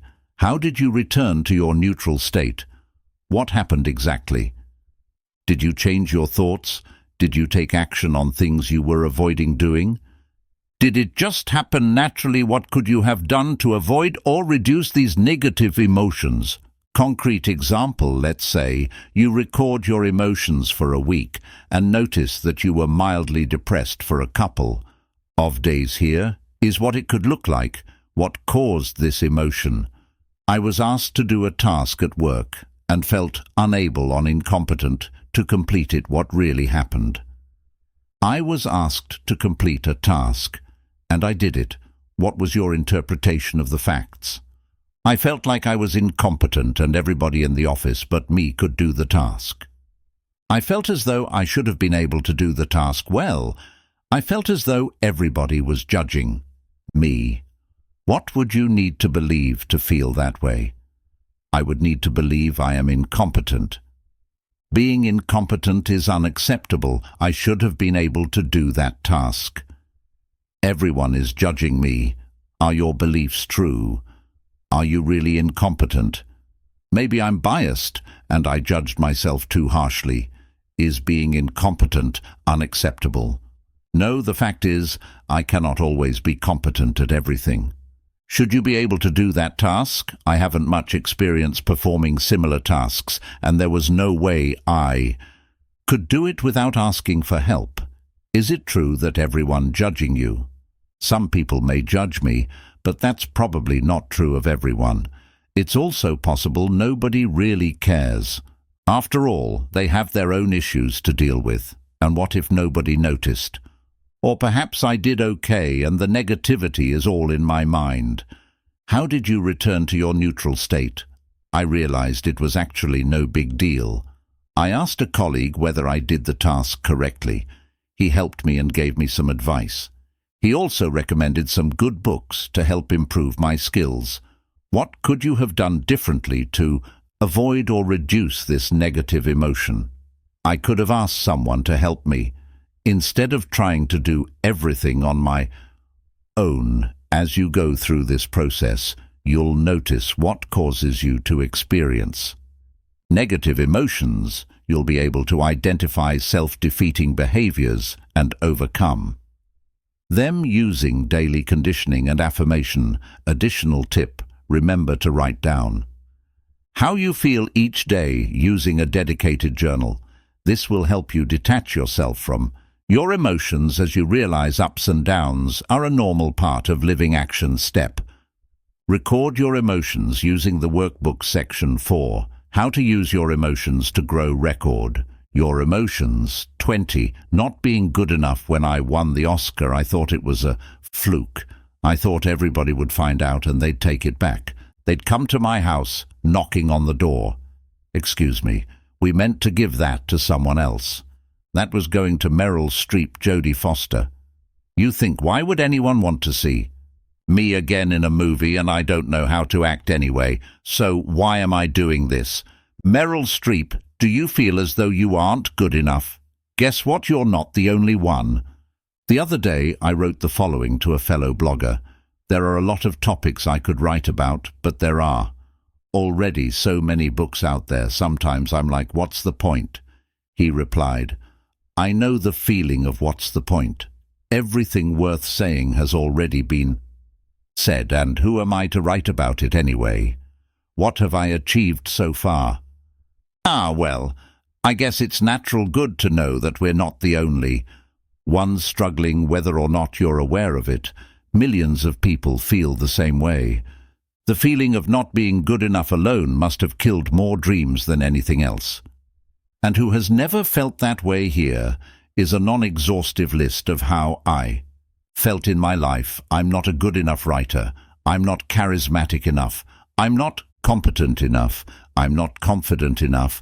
I'm not courageous enough. I'm not disciplined enough. I'm not good enough. At public speaking, I'm not handsome enough, I'm not inspiring enough, I'm not interesting enough, I'm not making enough.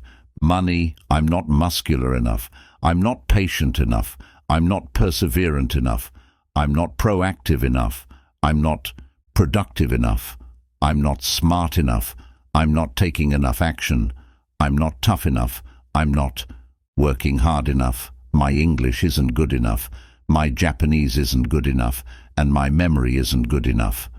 And I could go on. People who feel they aren't good enough tend to have low self-esteem. They focus on what they aren't good at while filtering out all the things they are good at. Try complimenting them and all you'll hear is, "It's no big deal." Worse, they may even think you're being polite or trying to manipulate them. These people have a hard time accepting compliments instead of a simple thank you. They return the compliment or downplay their role. Perhaps you're acting the same way. See if you do one of the following things when receiving a compliment. 1. Dismiss the whole thing as being no big deal, anybody could have done it. 2. Talk about all the things you did wrong while explaining what you could have done better. 3. Try to return the compliment. "Thank you. I think you did a fantastic job too." Notice your inability to accept a compliment 100% in the 3 cases above. You may not only brush off your accomplishments, but also magnify every single of your failure to reinforce the case you aren't worthy. You keep a long list of your failures, unwilling to let go of them as they fit. Your story. Who would you be if you were no longer the man or woman who's never good enough? As strange as it may seem, there's something scary about that, at least the certainty of not being good. Enough gives you some comfort. Imagine what would happen if you release the hold you have on your story. Try something you've always wanted to do and fail what you suspected for a long time would become true. You aren't good enough, or worse, what would happen if you were to succeed? How would that fit into your story? Remember, your brain is biased towards negativity.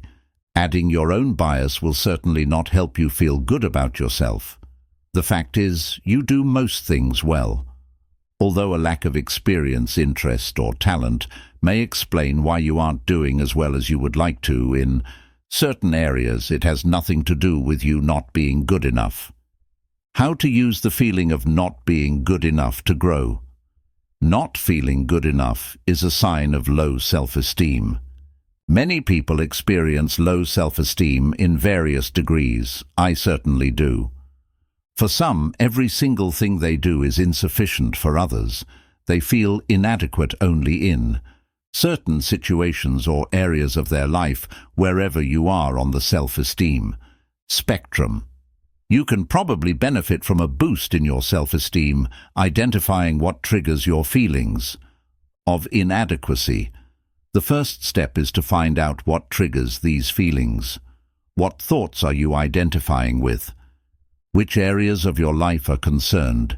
Take a few minutes to write down the following: the situations in which you feel like you aren't good enough, and the thoughts you identify with your story.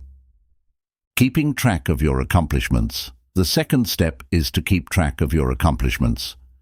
Not feeling good enough often results from the biased view you hold about yourself. You focus on your shortcomings, failing to acknowledge your successes. People with healthy self-esteem tend to look at themselves in a more objective way, acknowledging both their shortcomings and their strengths. To improve your self-esteem, start acknowledging all the things you're doing well. The following exercises will help you do that exercise. 1. Create a win log. One of the best ways to acknowledge your accomplishments is to write them down. For this exercise, I encourage you to use your dedicated notebook. 1. First, write down everything you've accomplished in your life. Come up with a list of 50 things. If you run out of things, write smaller. Accomplishments. This will help you realize how much you've already accomplished. 2. At the end of each day, Write down all the things you've accomplished that day. It can be simple things such as, I woke up on time, I exercised, and I ate a healthy breakfast. Try to come up with 5 to 10 things each day. Exercise 2, fill up your self-esteem jar. An alternative is to write down each thing you've accomplished on separate pieces of paper and put them into a jar. Here are a few recommendations to ensure you make the most out of this exercise. Make sure your jar, or any other container you use, is in a visible location. The best location is probably on your desk. The second best location is your bedroom. Select a container you like. Choose a design you're fond of. It's all about your self-esteem, so anything that makes you feel good is advisable. Make sure it is transparent so that you can see it filling up. Give it a positive name, e.g. my self-esteem jar, declaration of love to myself, etc. Write your accomplishment on a paper you love, for instance. Use different colors, so that when the jar fills up, it creates something pleasant to the eye. One idea would be to use origami paper. Write with your favorite pen. The idea is to show more respect towards yourself by acknowledging your multiple accomplishments. Exercise 3. Create a positive journal. You can also create a journal to write down every compliment you received that day. Your colleague told you your shoes look nice. Write it down. Your friend complimented your hair. Write it down. Your boss told you how well you did at a task. Write it down as well. Don't question the sincerity of these compliments. Always assume they are genuine. The idea is to train your mind to focus on the positive things that happen in your life. They are happening whether or not you acknowledge them. Here is how to make the most of that exercise. Buy a notebook you like. Personalize it, add stickers, draw something, add pictures, or use different colors. Don't want to do any of this stuff? That's fine as well. It's your journal. Keep it with you, carry it with you, and look for new compliments to add to your amazing collection. Optional. Review it every day. Go through old entries and mentally thank people who complimented you. You can say thank you, I love you. Feel free to read the old entries in the morning, in the evening, or both, or whenever you feel like it. It's up to you. Again, this is your journal. These are just suggestions, whatever works for you. Learning to accept compliments. Chances are you have difficulties accepting compliments. Do the following sentences look familiar? It's never a big deal. Everybody could have done it. It's because so-and-so helped you. I could have done it better. Here is a great reason why you should accept compliments, because the person who made the compliment wants you to receive it, not to flush it down the toilets. Imagine you just gave a gift to someone. How would you feel if that person, after opening the box, dropped the gift to the floor, stepped on it and threw it away? You won't like it, would you? Sadly, that's what we often do when we receive a compliment.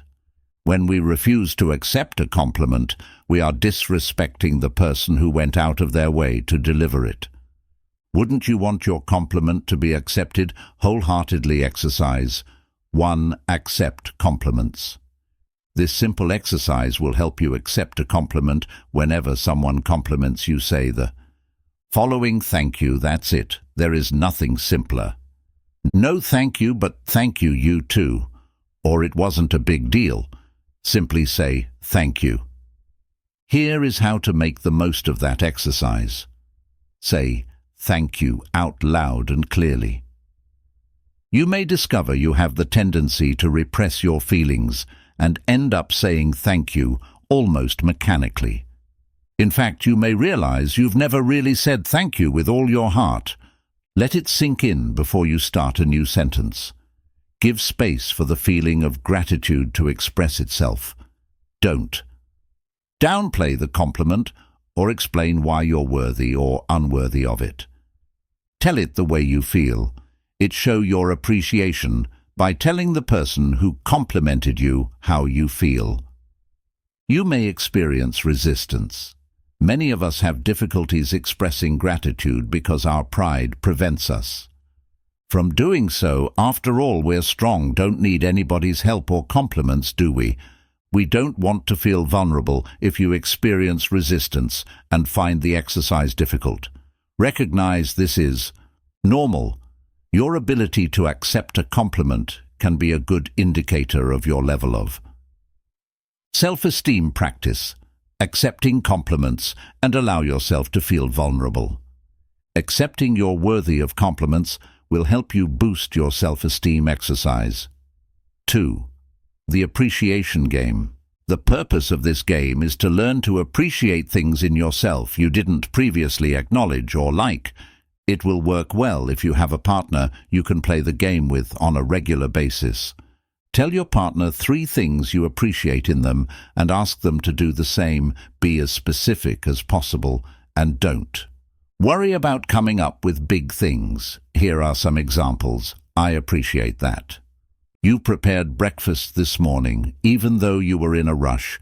I appreciate that you picked up the kids today. I appreciate the way you always listen to my problems after work. To go further, self-esteem is a complex topic. It affects a lot of people and is often misunderstood. Overcoming low self-esteem takes time and effort. If you regularly feel you aren't good enough, I encourage you to refer to the following books. If upon reading these books you realize you have severe and chronic self-esteem issues, you may want to consult a specialist. The 6 Pillars of Self-Esteem by Nathaniel Branden, Ph.D. Breaking the Chain of Low Self-Esteem by Marilyn Sorensen, Ph.D. Low Self-Esteem, Misunderstood and Diagnosed, Why You May Not Find the Help You Need by Marilyn Sorensen, Ph.D. Below is a brief summary of some of the main ideas in each book. In his book, The 6 Pillars of Self-Esteem, Nathaniel Branden identified 6 practices or pillars of self-esteem you can work on. To develop a healthier self-esteem, one living consciously, in Nathaniel Branden's words, to live consciously, means to seek to be aware of everything that bears on our actions, purposes, value, and goals to the best of our ability, whatever that ability may be, and to behave in accordance with that which we see and know too. Self-acceptance is choosing to value yourself, to treat yourself with respect, and to stand up for your right to exist. Self-acceptance is the basis upon which self-esteem develops. 3. Self-responsibility is realizing no one is coming to save you, and you are responsible for your life. It is accepting that you are responsible for your choices and actions. You are responsible for how you use your time and for your happiness, because only you can change your life. For self-assertiveness means honoring your wants, needs, and values, and seeking appropriate forms of their expression in reality. 5.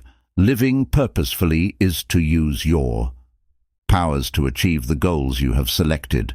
In other words, it's your ability to set and achieve goals in every area of your life. 6. Personal integrity is behaving in a way that matches your ideals, convictions, and beliefs. It's when you can look at yourself in the mirror and know you're doing the right thing in breaking the chain of low self-esteem. Marilyn Sorensen provides a great overview of what self-esteem is and how it works. The author explains that low self-esteem stems from the negative perception you hold of yourself, a perception that is largely, if not entirely, based on your negative interpretations of past experiences. This distorted perception of reality leads you to experience fear and anxiety. Your family environment may have played a big part. Perhaps your parents have repeatedly put you down, making you feel as though nothing you did was ever good enough. You may now firmly believe you are less worthy than others. As a result, you filter everything based on this negative image of yourself. It's as if you are looking at reality through tinted glasses, glasses that discard praise and compliments, remembering only. Criticisms. The examples in her books will help you understand how self-esteem issues manifest in real life. In addition, Ms. Sorensen provides dozens of practical exercises to help you become more aware of your self-esteem issues and provide you the tool to develop a healthier self-esteem action step. Refer to the exercises in the corresponding section of the workbook, Section 4, How to Use Your Emotions to Grow, Not. Being Good Enough, 21. Being Defensive, Our Love of Being Right is Best. Understood as Our Fear of Being Wrong, Catherine Schultz, journalist and author. Do you constantly justify yourself? Are you offended whenever someone insults you or disrespects you? There are very specific reasons why you get defensive. By becoming conscious of these reasons, you'll learn a lot about yourself and be able to let go of that desire to defend yourself. First, let's see why you get defensive. The need to defend yourself stems from your desire to protect your story or your ego. Every time your ego is threatened, you are triggered and feel the need to defend it. I believe there are three main reasons why you are triggered. 1. There is part of truth in what you were told. 2. You believe there is part of truth in what you were told. 3. A core belief you hold has been attacked. Note that because we all have different stories, what triggers you might not trigger someone else. 1. There is part of truth in what you were told. Someone mentioned something that is true about you, and it hurts, for instance. He or she may accuse you of procrastinating on a certain project. Your inability to accept that truth is the reason you become defensive when that topic is brought up. It triggers emotional reactions such as anger, denial, or self-criticism. 2. You believe there is part of truth in what you were told.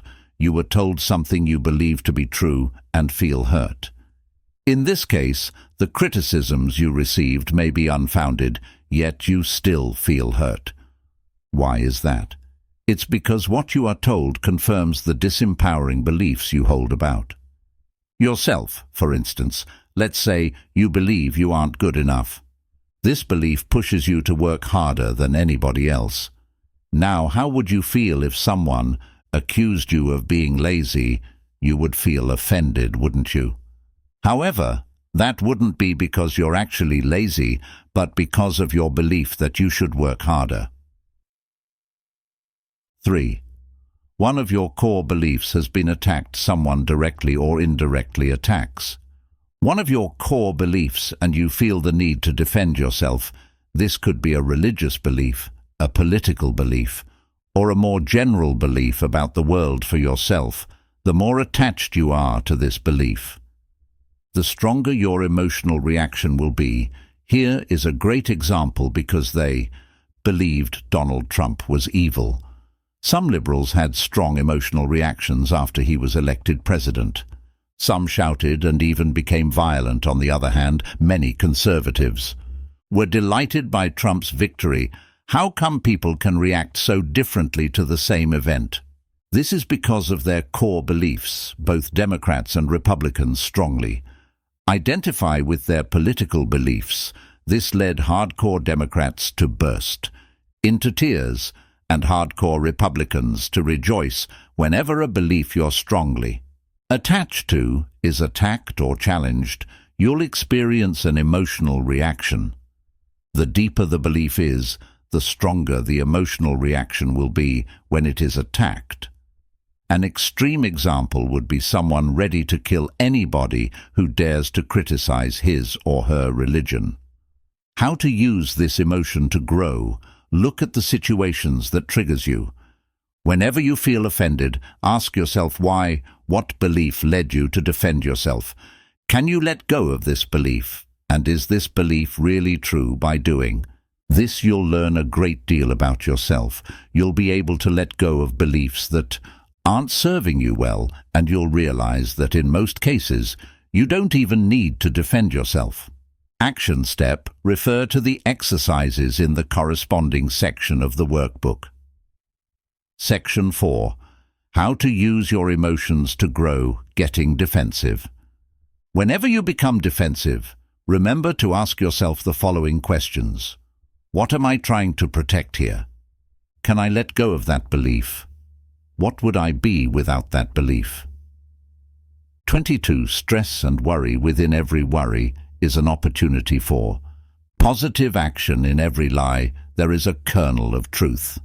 Behind every neurotic symptom is the misdirected desire to live fully and well. David K. Reynolds.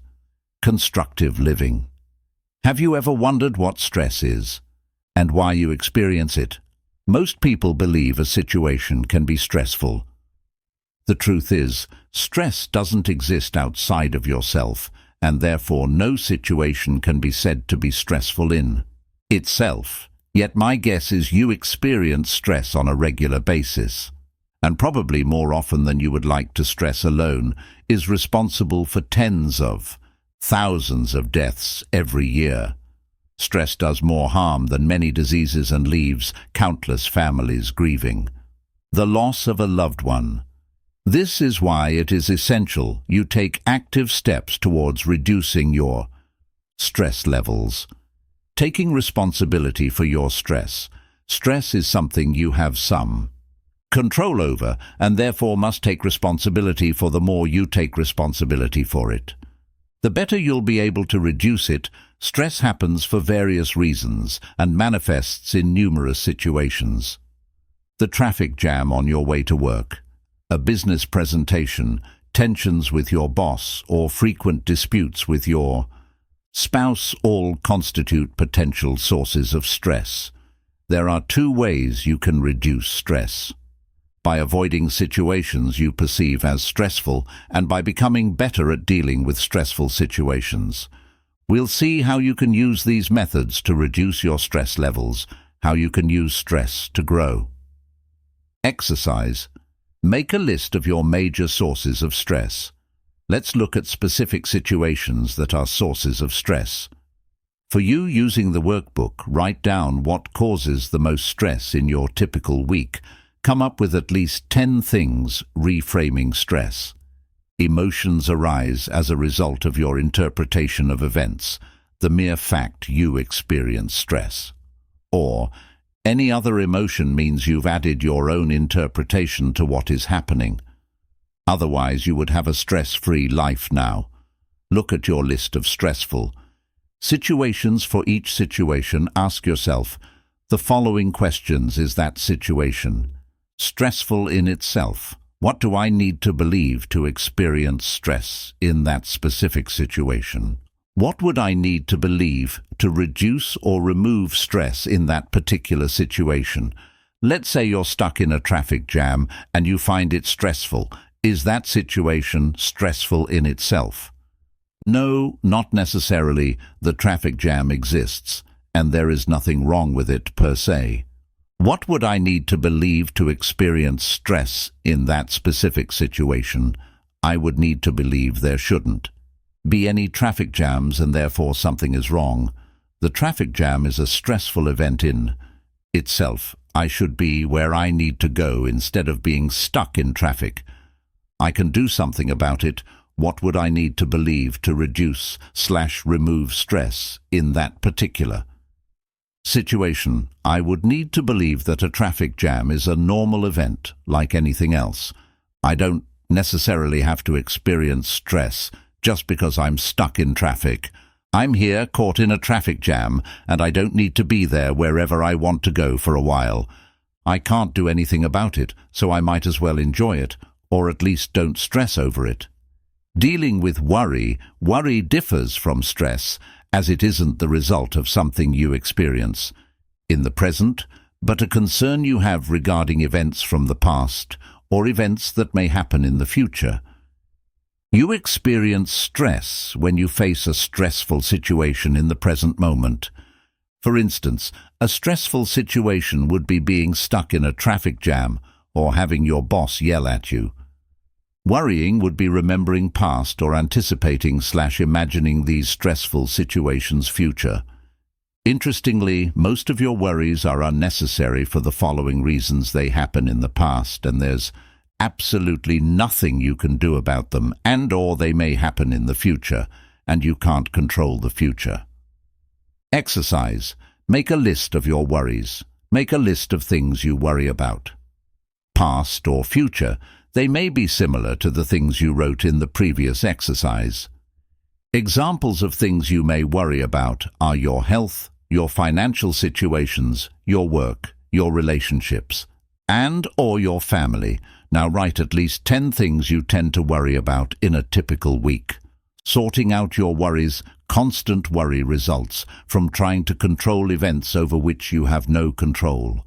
When you do so, you create unnecessary stress in your life. To deal with stress and overcome chronic worries more effectively, it is essential you learn to sort out worries. An effective way to do this is to separate the things you have control over from the things you have no control over. You can divide your worries into 3 separate categories. 1.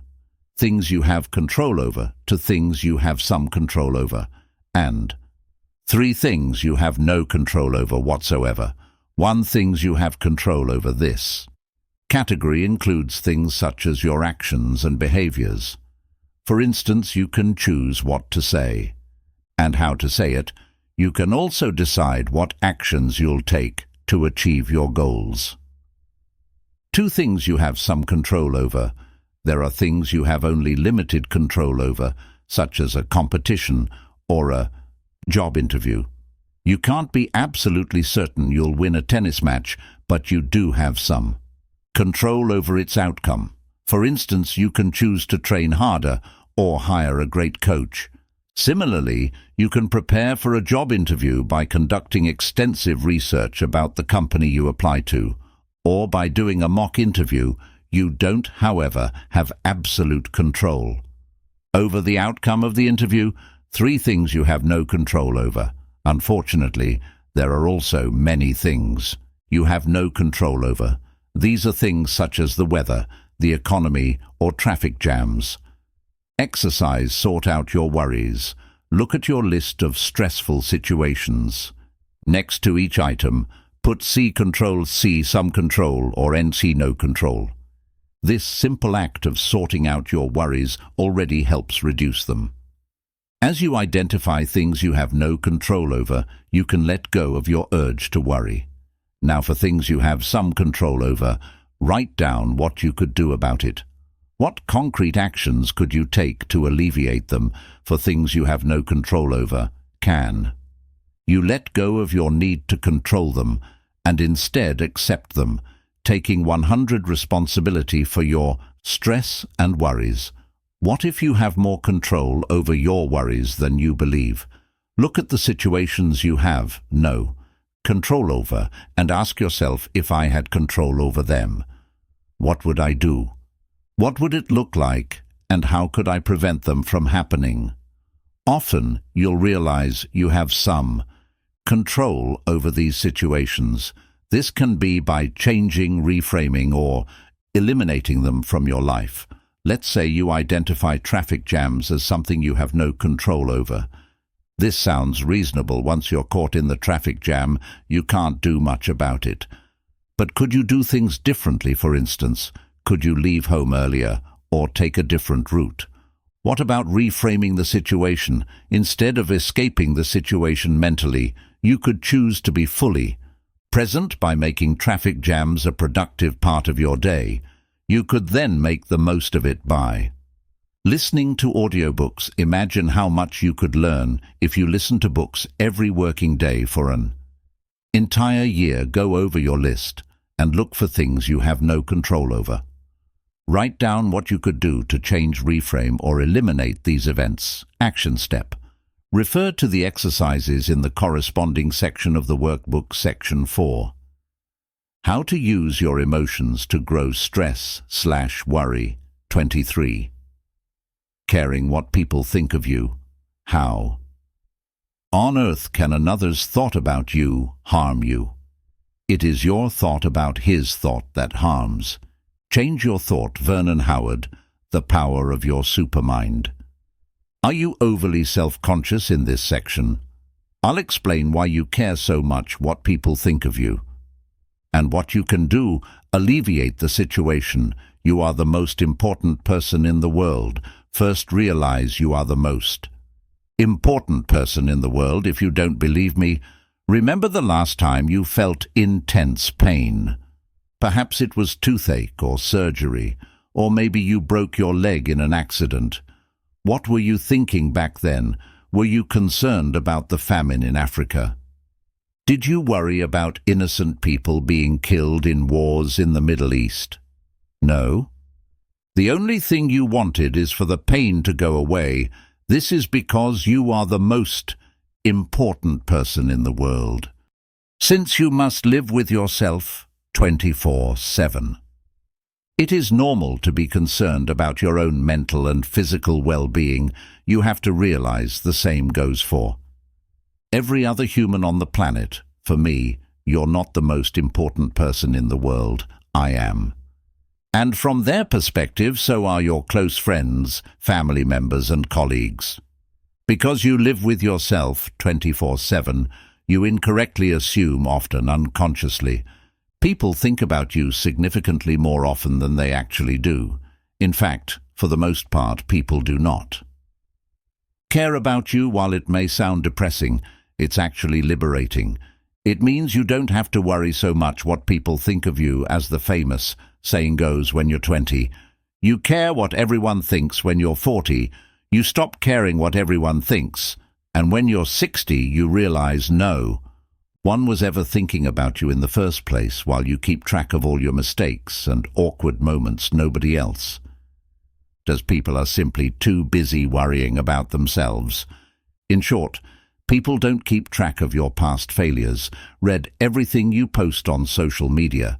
Remember your awkward moments. Think of you very often, or care about you as much as you care about yourself. Not everybody will love you. You care what other people think of you because you want them to approve of you. You assume the best way to do that is to avoid making waves.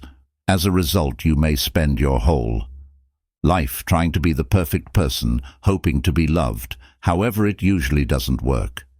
No matter how great you are, some people won't like you. You may try to fix the image people have of you, but that won't work either. People will still see you the way they want to because of their own values and beliefs. Thus, if you base your self-worth on what people think of you, you'll always be at the mercy of the approval of others. What will happen if they suddenly disapprove of you? Unfortunately, no amount of external approval will compensate for a lack of self-approval. By trying so hard to be loved by everybody, you risk living a dull life in which you're unable to express your personality. You'll end up mimicking your friends, pleasing everybody around you, but forgetting to please the most important person in the world. What people think of you is none of your business. You're not responsible for people's thoughts. In fact, what people think of you is none of your business. Your job is to express your personality the best way you can, while having the purest intent possible. In short, your responsibility is to do your best to be your true self. Then people may or may not like you, and either way is fine. Remember, the most influential people, such as presidents and statesmen and women, are often hated by millions.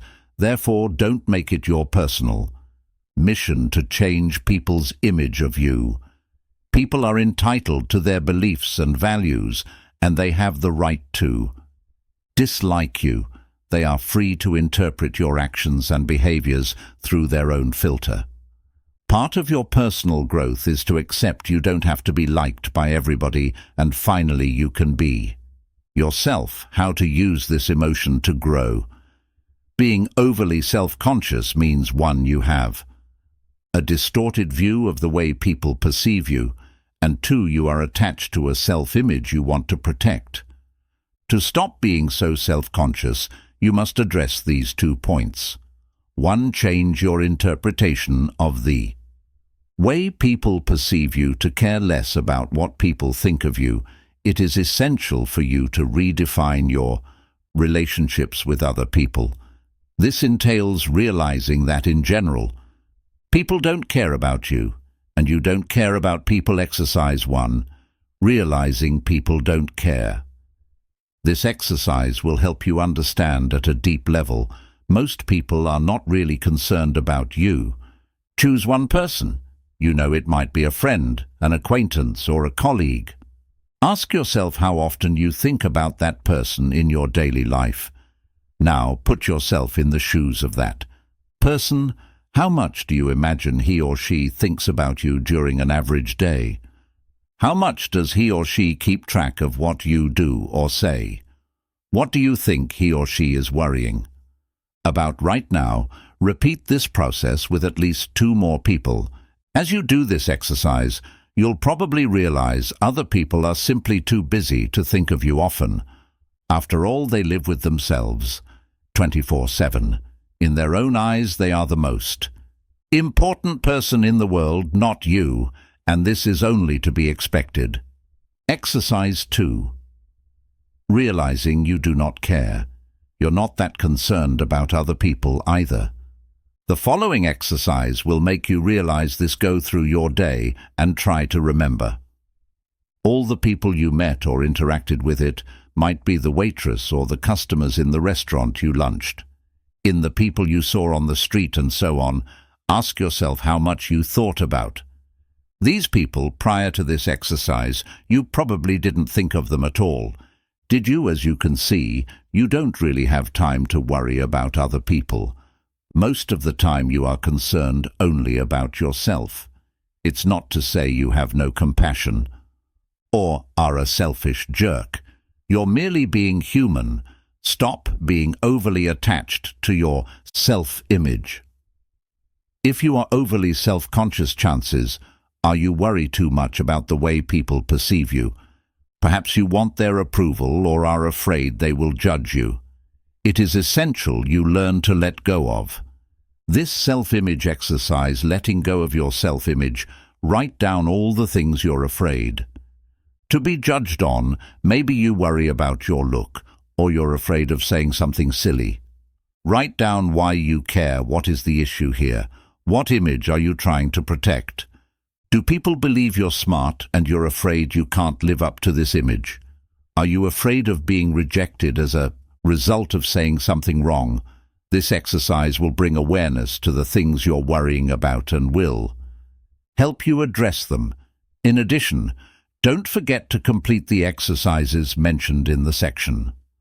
Letting go of your emotions. Finally, remember, people will always interpret your words and actions based on their values and beliefs. Therefore, to let your personality shine, you have no choice but to allow them to see whatever way they wish to. Action step.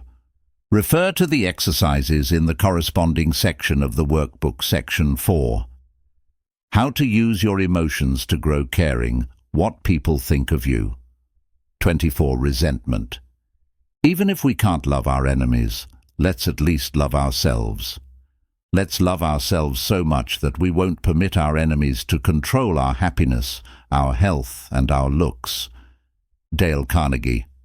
How to stop worrying and start living. When you resent people, you're angry at them because they didn't behave the way you wanted them to. Maybe they broke their promises, or perhaps they didn't give you what you expected from them. Perhaps you believe they owed you something, but they failed to deliver. Resentment often builds up when you fail to communicate effectively with the people you resent. That is when you didn't tell them you felt hurt, or didn't communicate your needs and wants, assuming they would naturally cater to them. It can also grow when you did express your feelings, but can't let go of them and forgive. As Nelson Mandela once said, resentment is like drinking poison and then hoping it will kill your enemies. It just doesn't work. Resenting people. As with any other emotion, resentment will grow in intensity, following the formula interpretation.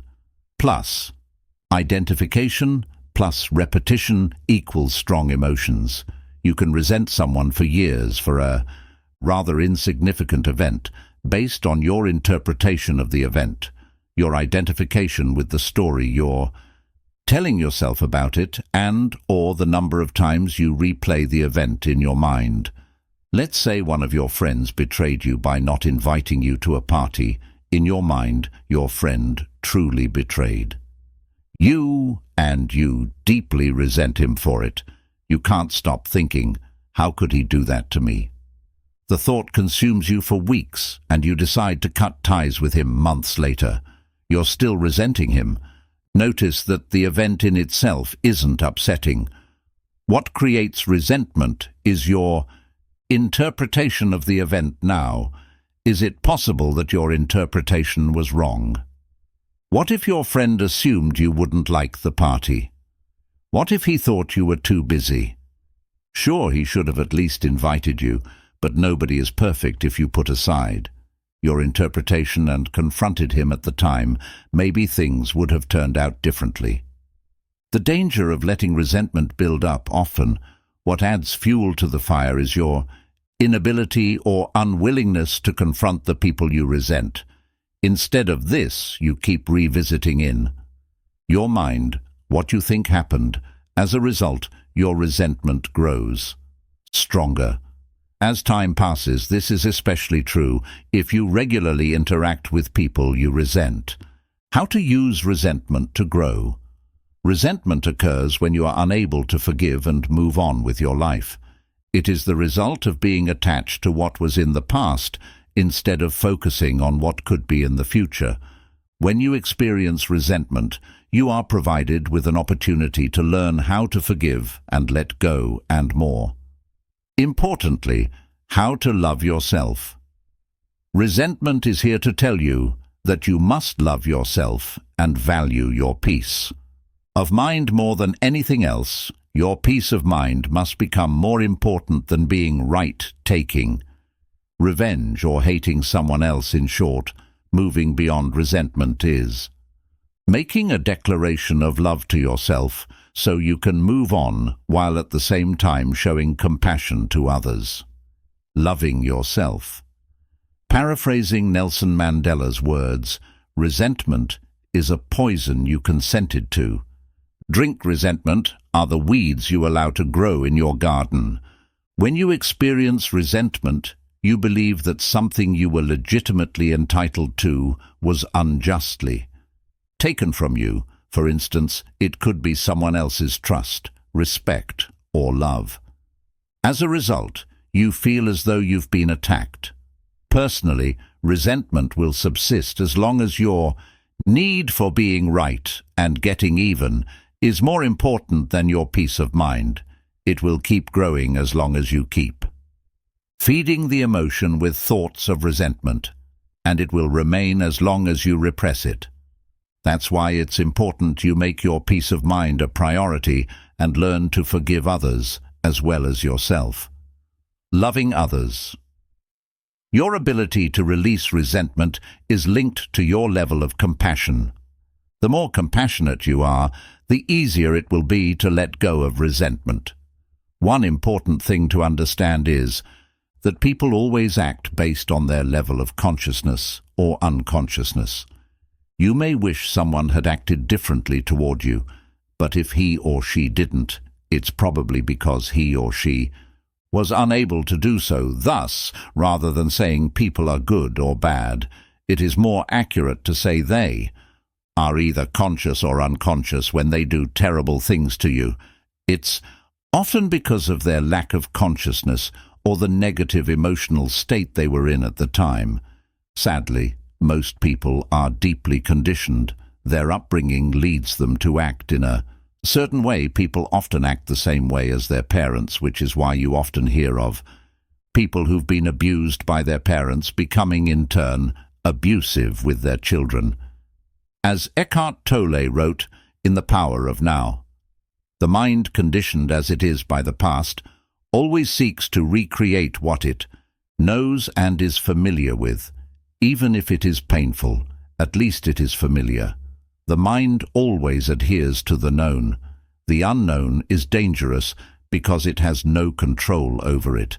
That's why the mind dislikes and ignores the present moment. In short, the nature of the unconscious. Human mind is to cling to old patterns and recreate them. Look at your family history, and you'll probably notice these patterns. You'll see how people are conditioned. This shows how difficult it is for people to break free from set patterns. I used to resent my mother for being overly protective. I blamed her for not encouraging me to grow, but instead her actions made me weaker than I already was. Perhaps it was one of the reasons I embarked on a personal development journey. However, I realized she didn't have any bad intentions. She simply meant well and did the best she could. The point is, people do what they can. With what they have, based on who they are and how much they've been conditioned, they make tons of mistakes as well. We all do. It's part of being human. One of the most ridiculous things we try to do as human beings is to want to change the past. What happened in the past was supposed to happen, because it did happen. Now the question is, what are you going to do about it? How to deal with resentment, to start letting go of resentment. We'll discuss the importance of 1. Changing/reevaluating your interpretation. 2. Confronting the situation. Free, forgiving, breaking free from. Identification, and for forgetting, stopping the repetition.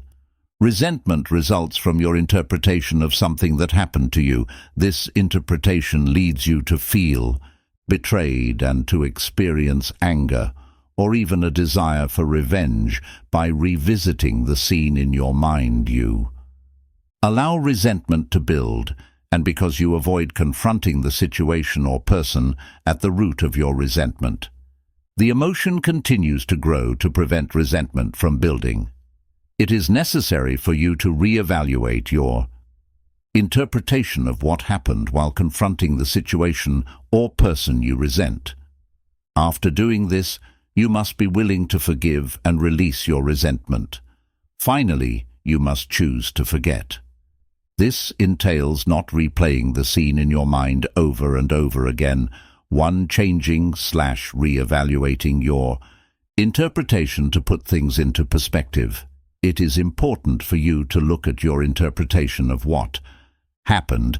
Might you have over-dramatized the situation? Is it possible you misinterpreted something? Ask yourself what exactly happened. After you remove your interpretation, only the hard facts will remain. Looking at what really happened may provide you with valuable insights, allowing you to replace your current interpretation with a more empowering 1. 2. Confronting the situation if your resentment is directed toward people. Perhaps you need to have an honest discussion with them and share how you feel. Often resentment builds up when you don't share your feelings with the person you resent. This is often due to fear of appearing vulnerable, fear of hurting the other person, or fear of negatively impacting your relationship with that person. If you can't talk to that person directly, an alternative is to write a letter. Even if you don't send it, the simple act of writing the letter may help you release some of your resentment. Free forgiving. Now you found a channel to express yourself. You can start to forgive. You've looked at the hard facts and reevaluated your interpretation. If needed, you had an honest discussion. With the person you resent, you did what you had to do and can now let go. Think of the negative consequences created by resentment. Write down how it affects your happiness and peace of mind. Remember, resentment is the result of your attachment to the past. Forgiveness is simply reconnecting with the only thing that is real, the present, while forgetting about what isn't real. The past, then release it. Imagine how your life would be and how you would feel once you've let go of the resentment. Do it right now, then let go. Forgive. Remember, forgiving is an act of self-love. You forgive not just because you have compassion, but because you value your happiness more than anything else. As you forgive, you let go of the attachment to your story and you distance yourself from the thoughts related to it. To let go of resentment, you can use the 5-step process introduced in a section, Letting Go of Your Emotions, for forgetting. Finally, forgetting is when you stop entertaining thoughts of resentment and simply move on. When such thoughts arise, let them go. Over time, they will lose their power. Action step: complete the exercise in the corresponding section of the workbook. Section 4. How to use your emotions to grow resentment. 25. Jealousy. When you experience jealousy, you desire something someone else has, but you don't. Currently, we all feel jealous from time to time, and this is not something you should blame yourself for. In this section, I will explain how jealousy works and provide you with some solutions to deal with it. How to use jealousy to grow. Jealousy stems from the belief you aren't good enough. It comes from a place of lack and scarcity. You want something someone else has, believing that it would fulfill you. Alternatively, you're afraid of losing something or someone you believe is yours. Jealousy can help you find what you really want. Jealousy can let you know you're on the wrong path and can help you find out what you really want. For instance, in her book, Quiet Susan, Kane explained she would often feel jealous of her friends who were writers or psychologists. Interestingly, even though she was a lawyer at the time, she didn't feel jealous of successful lawyers as her lawyer friends often did. This led her to realize she wasn't made to be a lawyer. As a result, she changed her career and became a writer. I had a similar experience. While I was a consultant, I didn't envy or look up to successful people in my company. On the other hand, on my personal development journey, I became envious of successful personal development bloggers and YouTubers. I felt particularly jealous of 2 such people. When I realized they were doing exactly what I wanted to do, I imagined how amazing it would be to help other people and make a contribution to society while studying and growing along the way. This is why I created a blog and started writing books. As you can see, jealousy, when properly used, can be beneficial. Exercise: identify who you are jealous of. Write down who you are jealous of. Now, what does it say about you and what you want from life? Jealousy can signal a scarcity mindset. In other situations, jealousy may indicate you're operating under a scarcity mindset. Let me give you another example from my personal life. When I see best-selling writers, I sometimes become jealous. I feel as though they are stealing my piece of the pie, and I deserve success. As much as they do, I'm not proud of this feeling, but I don't blame myself for having it either. This feeling of jealousy stems from the belief there is only a certain amount of success available out there. Thus, every time someone has a little success, they are stealing your piece of the action. Interestingly, this is often not the case. If anything, for writers, the opposite is true. The more a writer can cooperate with other writers, the better chances he or she has to succeed. A writer who tries to do everything on his or her own is likely to fail. This is not limited to writers, of course. Shifting your mindset from one of competition to one of cooperation can help you move from a feeling of scarcity to a feeling of abundance. Nowadays, when I see other writers having success, I remind myself what great news it is. After all, if they can do it, so can I, and the more successful my fellow writers become, the more they are in the position to help me in the future. This also works the other way around. The more I help other writers to succeed, the more they'll be able to help me in the future. As Zig Ziglar said, you can have everything in life you want if you will just help other people get what they want. Remember what other people can do. You can do as well. Remember also, success is not a limited resource exercise. Cooperate rather than competing. Think of a time in the past when you felt jealous of someone else's accomplishments. Now ask yourself why you felt that way. Then ask yourself, what would it be like? To support the person, how could I cooperate with the person? Why is that person's success good for me? Jealousy may tell you to solve self-esteem issues. Perhaps you're afraid your boyfriend or girlfriend may cheat on you or leave you for someone else. This usually comes from the belief you aren't good enough and you need your boyfriend or girlfriend to complete you, unfortunately, or fortunately, the same way. You can't control what people think of you or how they behave. You can't control your loved ones' thoughts or behaviors. Either often the very same desire to control your partner is what pushes them further away, while feeling jealous from time to time is normal. If you're excessively jealous, it is essential you look within you. Your insecurities and fears usually come from a lack of self-esteem and from the fear that you can't or won't be loved. Jealousy may lead to some of the following behaviors: trying to control your partner. You may check your partner's phone or emails, or prevent them from going out to see their friends. Testing your partner to see whether he or she loves you. You may expect your partner to behave in a certain way, and when he or she doesn't, you feel betrayed. This stems from the belief that you shouldn't have to tell your partner what you want or need. He or she should be able to guess. Imagining things that aren't there. You make up all sorts of stories in your mind by extrapolating facts. I invite you to refer to the section Not Being Good Enough to discover how to develop a healthier self-esteem. Jealousy may signal you to stop comparing yourself with others. One kind of lingering discontent shared by millions is the notion that others are happier than they are. I assure you they are not. If you could only see the secret sorrows of those whose smiles and activities seem to indicate happiness.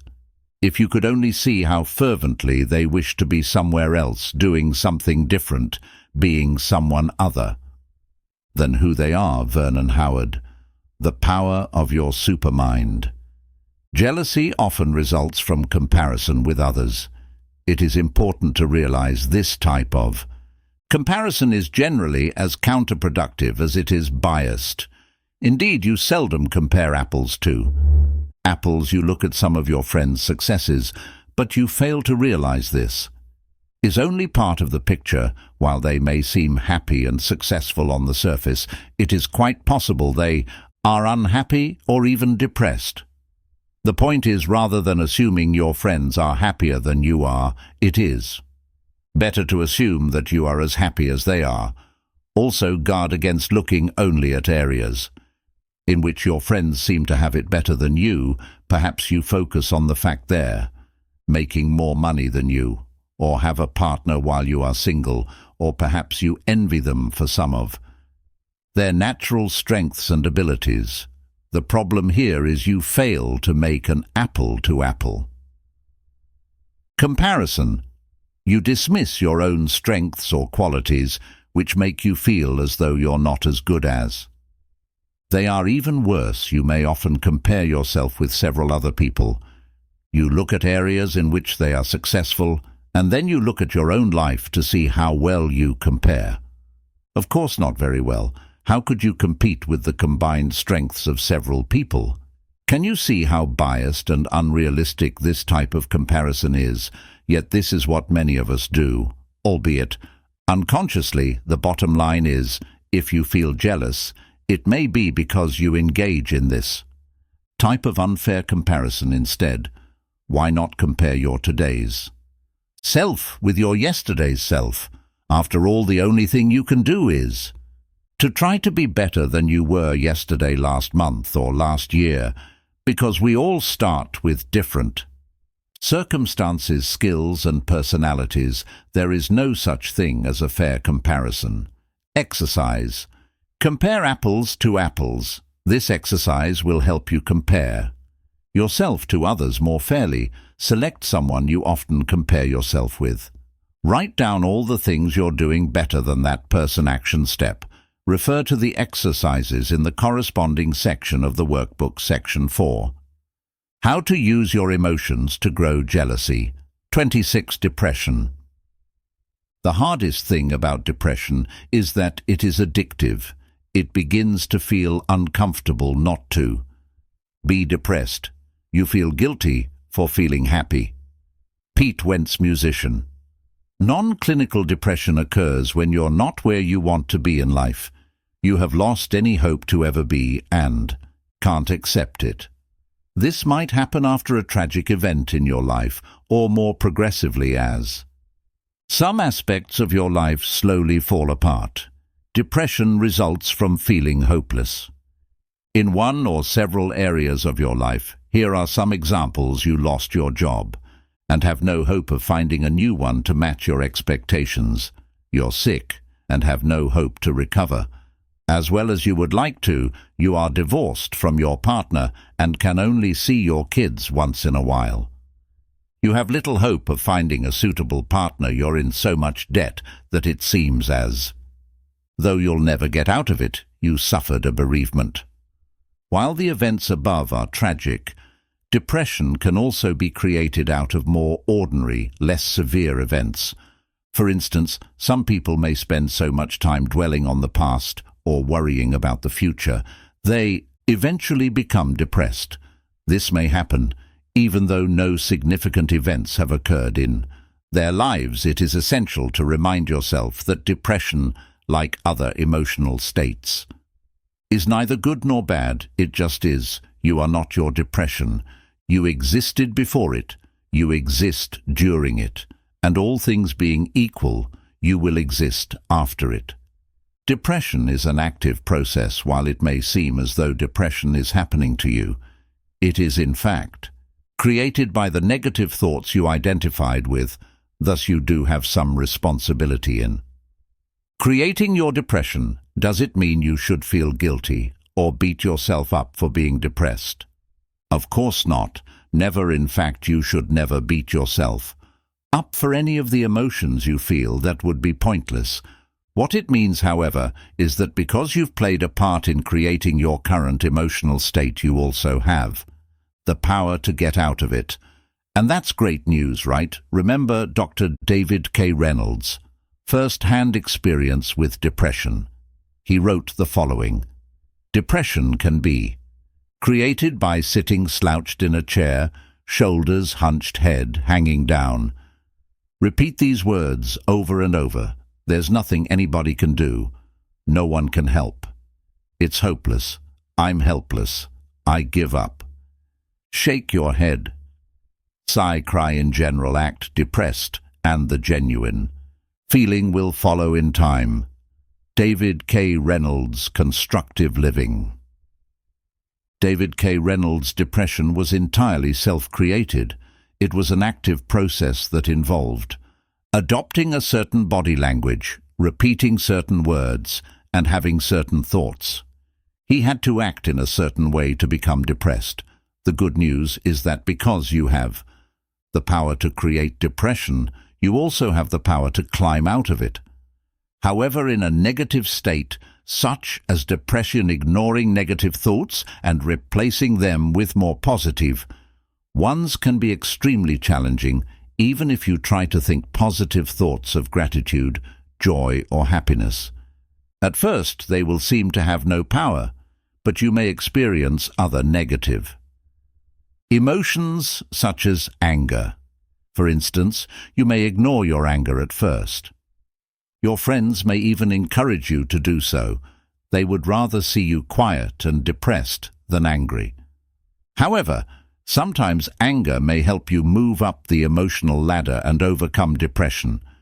Keep in mind, Any emotions other than depression can help and learn to embrace whatever emotional state seems to give you more energy and therefore provide more power to move up the emotional ladder.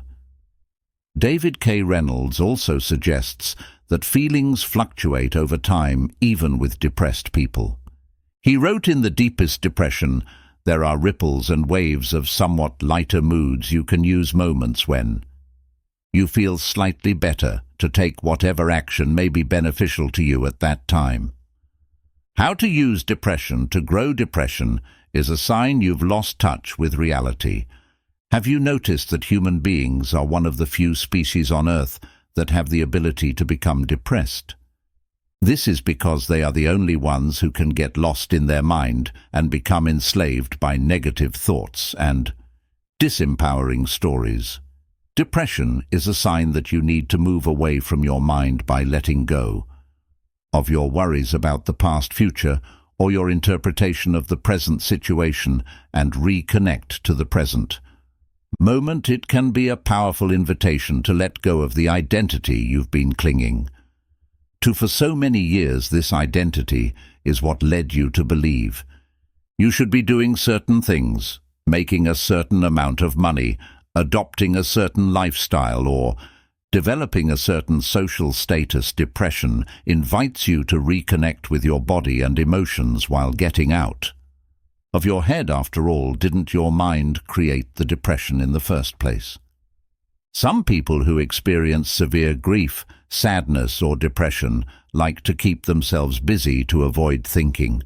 When depressed, more thinking is seldom the solution. You rarely see people getting out of depression by using their mind. Therefore, instead of thinking, you want to reconnect with your body. Exercising is a great way to do this and has been shown to be effective in improving your mood. For additional information, refer to the section, The Benefits of Exercising. In some rare cases, severe depression can lead people to separate from their mind. When this happens, their story suddenly drops. Apparently, this is what happened to Eckhart Tolle, as he recalls in his book, The Power of Now. He had a sudden awakening, and his mind stopped. Here is what he wrote about his experience. This withdrawal must have been so complete that this false, suffering self immediately collapsed, just as if a plug had been pulled out of an inflatable toy.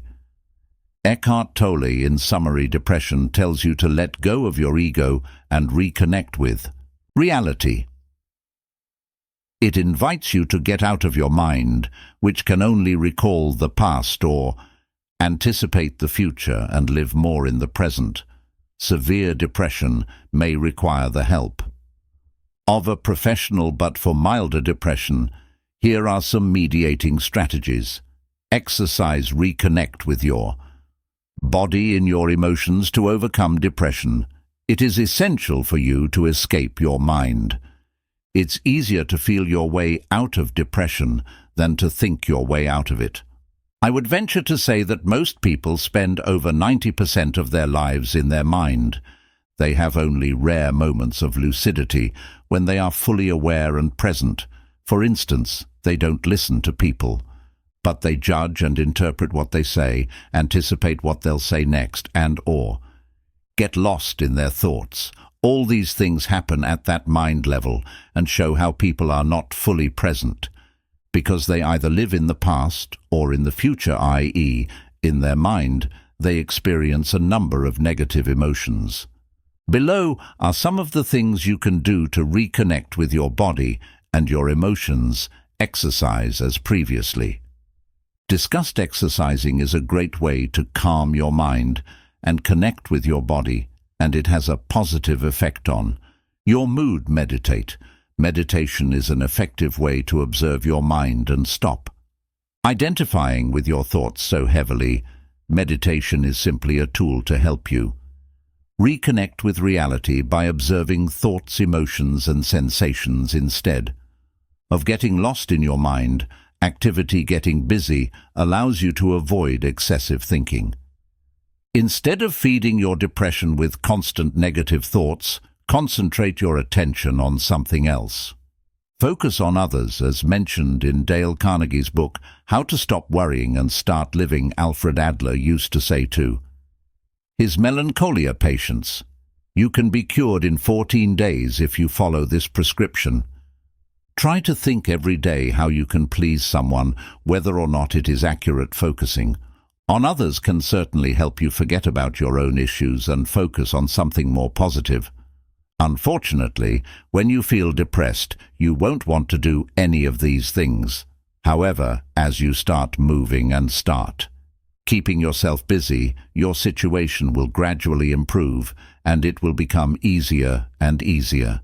Thus, it is important to take things just one step at a time. Action step: refer to the exercises in the corresponding section of the workbook, section 4. How to use your emotions to grow depression. 27 Fear/discomfort. Life always begins with one step outside of your comfort zone. Shannon L. Balder, inspirational author. Whenever we try something new, we experience anxiety. We are afraid of the unknown. This is why we like to maintain our daily routine and stay within our comfort zones. From our brain's point of view, this makes perfect sense if our current habits allow us to be safe and avoid any potential threat to our survival or the survival of our ego. Why bother changing them? This explains why we often keep the same routine or have the same thoughts over and over.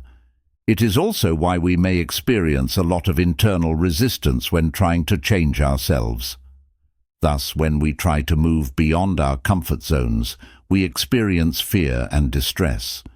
Now, do we want to stay in the same place most of our lives and avoid taking any risks, or do we want to pursue our dreams and see what we are truly capable of becoming? We have to remember most of our fears are a threat only to our ego, not to our survival.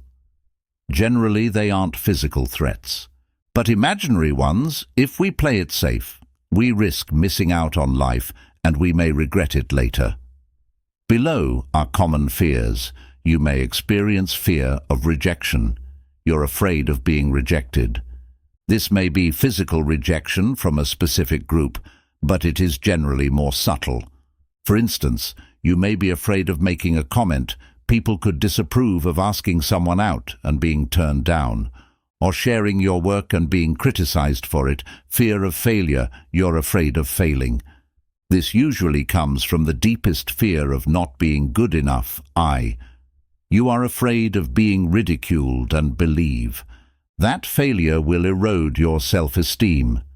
Fear of loss. Human beings have an aversion to loss, which is why we are often more motivated to prevent a loss than to secure again. Fear of disturbing. You're afraid of disturbing people, perhaps due to the belief you're not important enough. As a result, you may feel reluctant to affirm yourself for fear of appearing selfish. Fear of success.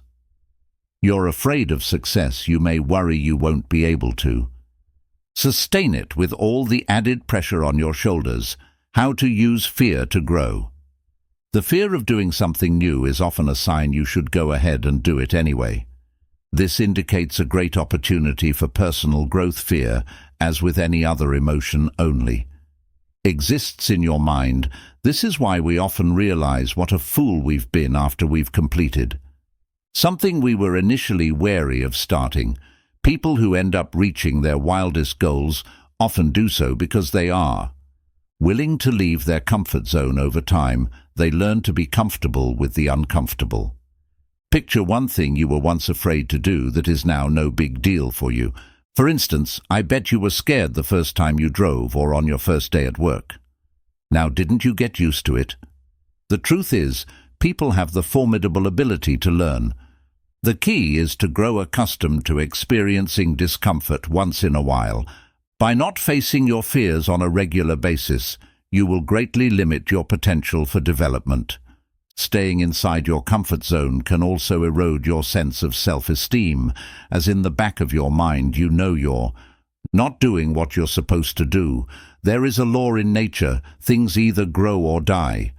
The same goes for humans beings. When humans don't move beyond their comfort zone, they start dying inside.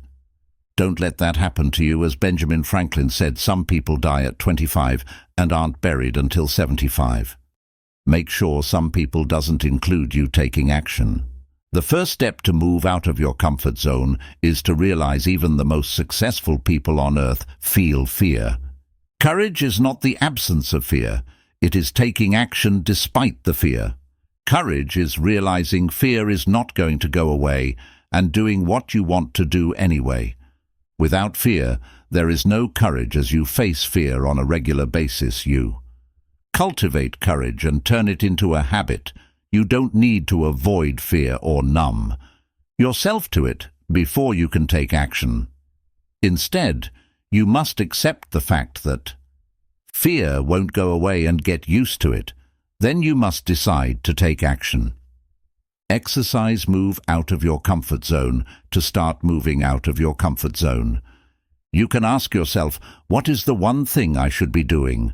But fear has made me procrastinate over. Once you do that one thing, you'll likely experience a sense of pride and of being alive. This is a sign you're on the right track. See it as the reward your brain gives you for moving beyond your comfort zone. Action step. Refer to the exercises in the corresponding section of the workbook. Action 4. How to use your emotions to grow fear/discomfort. 28. Procrastination. Only put off until tomorrow what you are willing to die having left undone. Pablo Picasso. Procrastination is largely an emotional issue. While there are effective techniques to deal with procrastination, for the most part, learning to manage your emotions properly is the key to overcoming your tendency towards delayed action. Why you procrastinate. There are different reasons why people procrastinate. Below are some of them. The task is boring. The task is seen as unimportant. The task is too challenging or perceived. As such, you're afraid you'll do a poor job or you are habitually lazy. Imagine if the task was lots of fun, perceived as important and so easy you couldn't fail. Would you procrastinate? I believe fear is the main reason people procrastinate. Afraid they'll do a poor job, people would rather put off a task, while they may convince themselves that the task is not urgent or important, or that they are tired. Often the truth is they are scared. Note that procrastination isn't in itself a sign you are lazy or something is wrong with you. We all procrastinate. However, if you regularly suffer from procrastination, it may indicate you either have self-esteem issues or you lack self-discipline. How to use procrastination to grow. Procrastination might suggest you believe too much in what your mind is telling you. Instead of being the master of your mind, you've become its slave. This comes at the cost of not living the life you want, not accomplishing your dreams, and experiencing low self-esteem, guilt, and unhappiness. Remember, when your mind tells you you're tired, let's rest or let's do it tomorrow, it's not an order. You don't have to follow it. You aren't your emotions. Neither are you your mind. No matter what thought may cross your mind, you can choose to either accept it or ignore it. Now, I would like to share a 16-step process to overcome procrastination. Don't worry, it's not as complicated as it might first appear. How to crush procrastination in 16 simple steps. 1. Understand what's hidden behind procrastination. The first step is to understand why you procrastinate, as we've discussed previously. There are specific reasons behind procrastination. Usually it has to do with fear, and the mind tells you the best way to avoid fear is simply to do nothing. In other words, to procrastinate. Another reason you procrastinate is because the task is difficult. You want to avoid pain as much as possible and maximize pleasure. This is how your brain works. You may also procrastinate because you lack motivation. This happens when the task you work on isn't part of a bigger vision that excites you. If you lack motivation, ask yourself why. Then consider the following solutions. Delegate the task. Eliminate the task. Reframe the way you perceive the task too. Make it part of a bigger and more exciting vision. Restructure the task so that it becomes easier and/or just get started. See Step 13.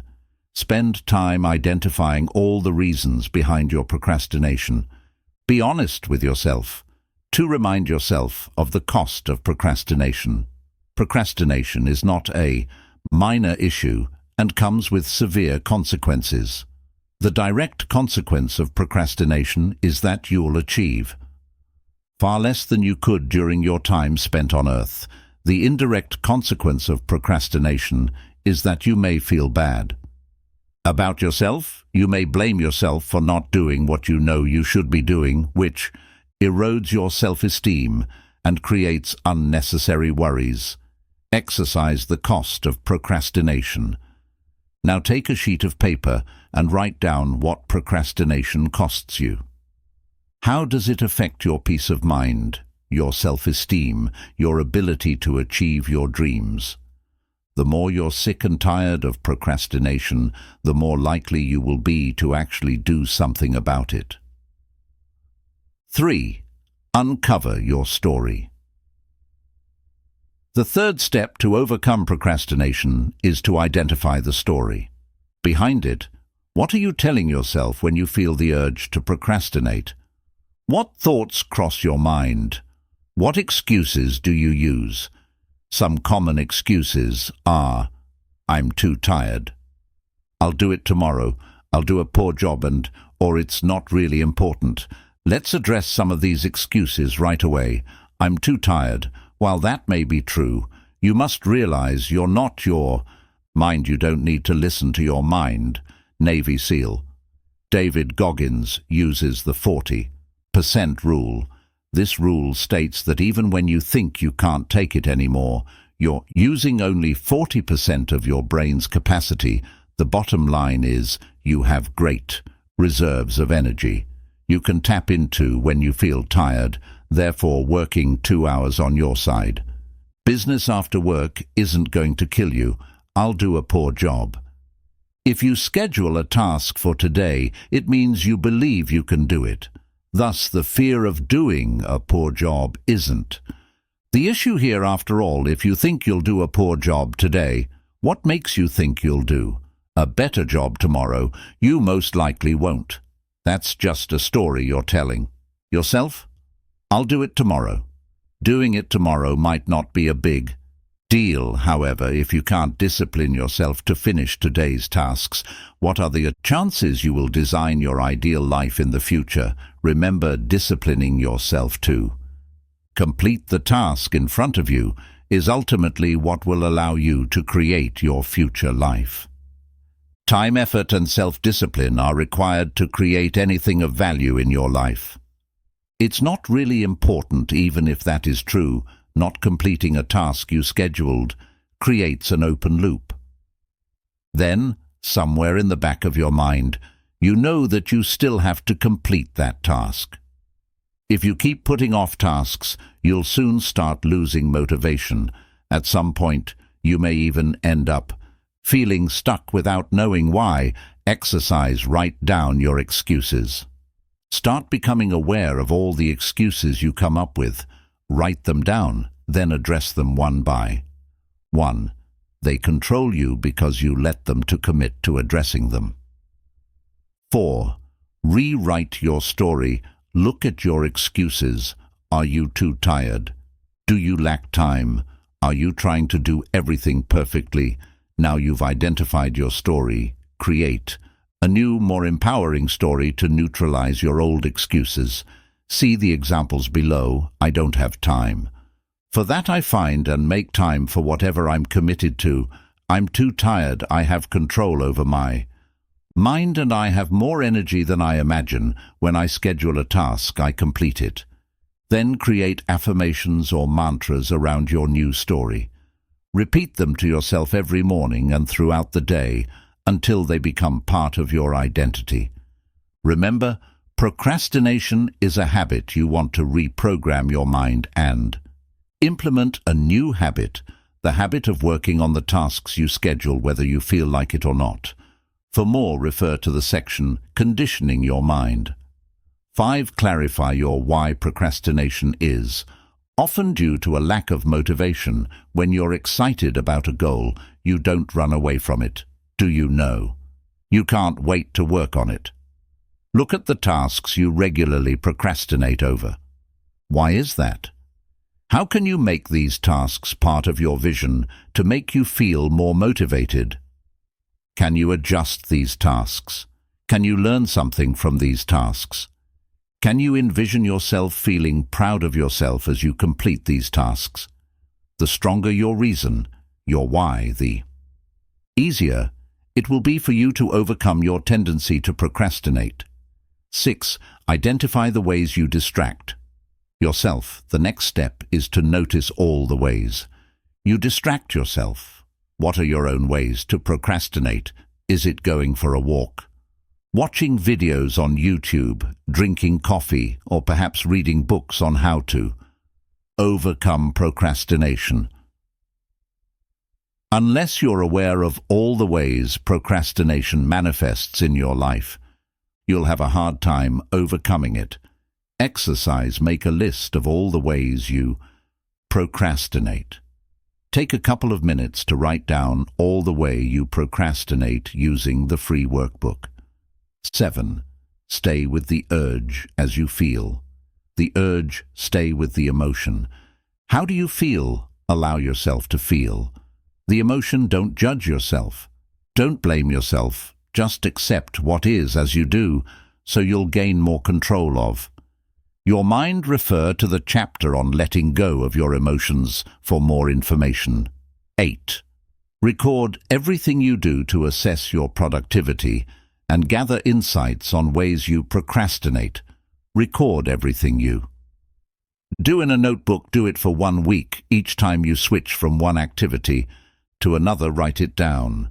Make sure you write how much time you spend on each task. By the end of the week, you'll know how much time you spend doing real work and how much time you spend distracting yourself. Be careful, you might be shocked.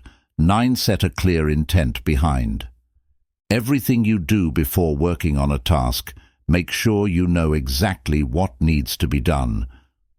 Ask yourself, what am I trying to accomplish here? What will the end result look like? This way you'll avoid giving your mind room to create excuses. 10. Prepare your environment. Your mind doesn't like what's difficult. It wants things to be easy.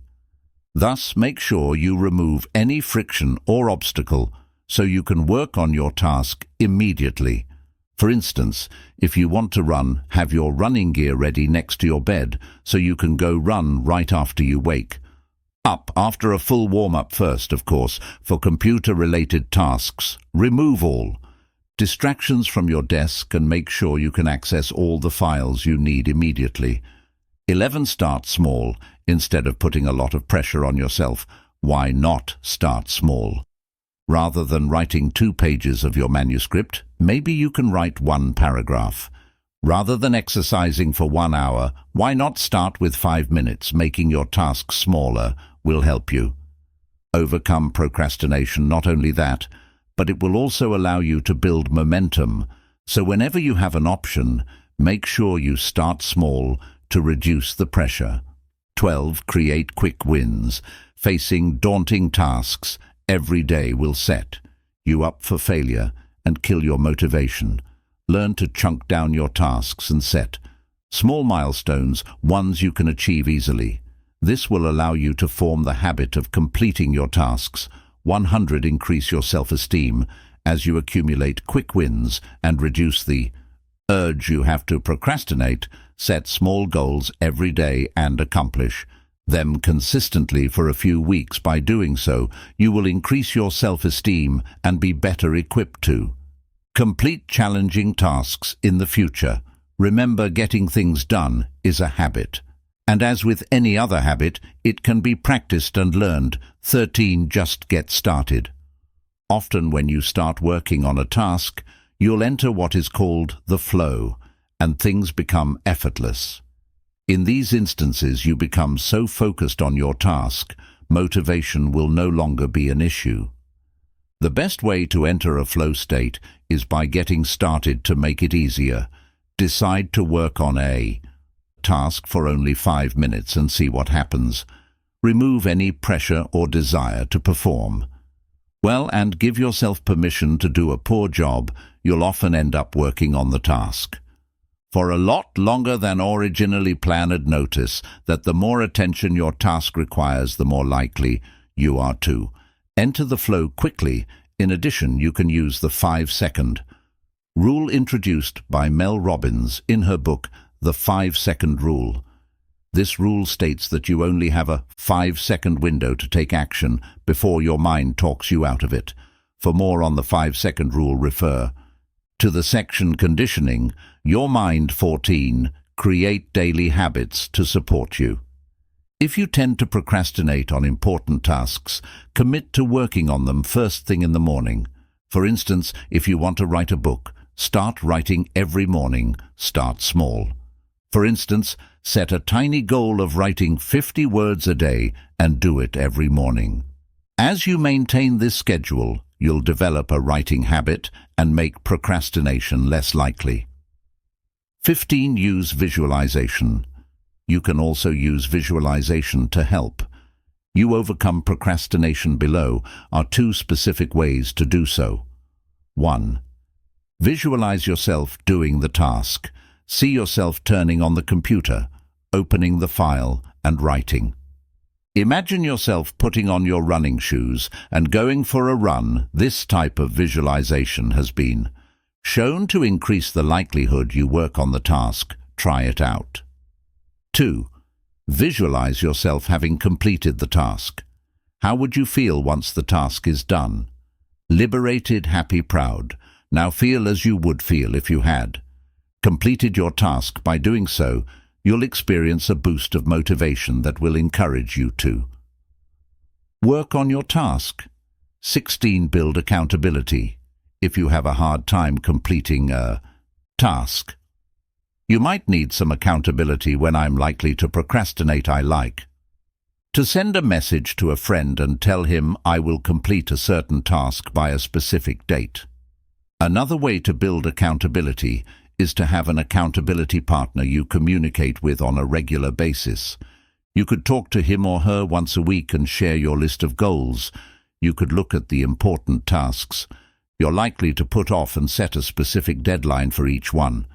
Then you could send an email to your accountability partner to let him or her know when you completed a task. If you follow this 16-step process, you should be able to overcome, or at least significantly reduce, your tendency to procrastinate. Action step. Follow the 16-step process using the corresponding section of the workbook, Section 4. How to use your emotions to grow procrastination. 29. Lack of motivation. People often say that motivation doesn't last well, neither does bathing. That's why we recommend it daily. Zig Ziglar, salesman and motivational speaker. Lacking motivation is usually a sign that you don't have a compelling vision to pursue.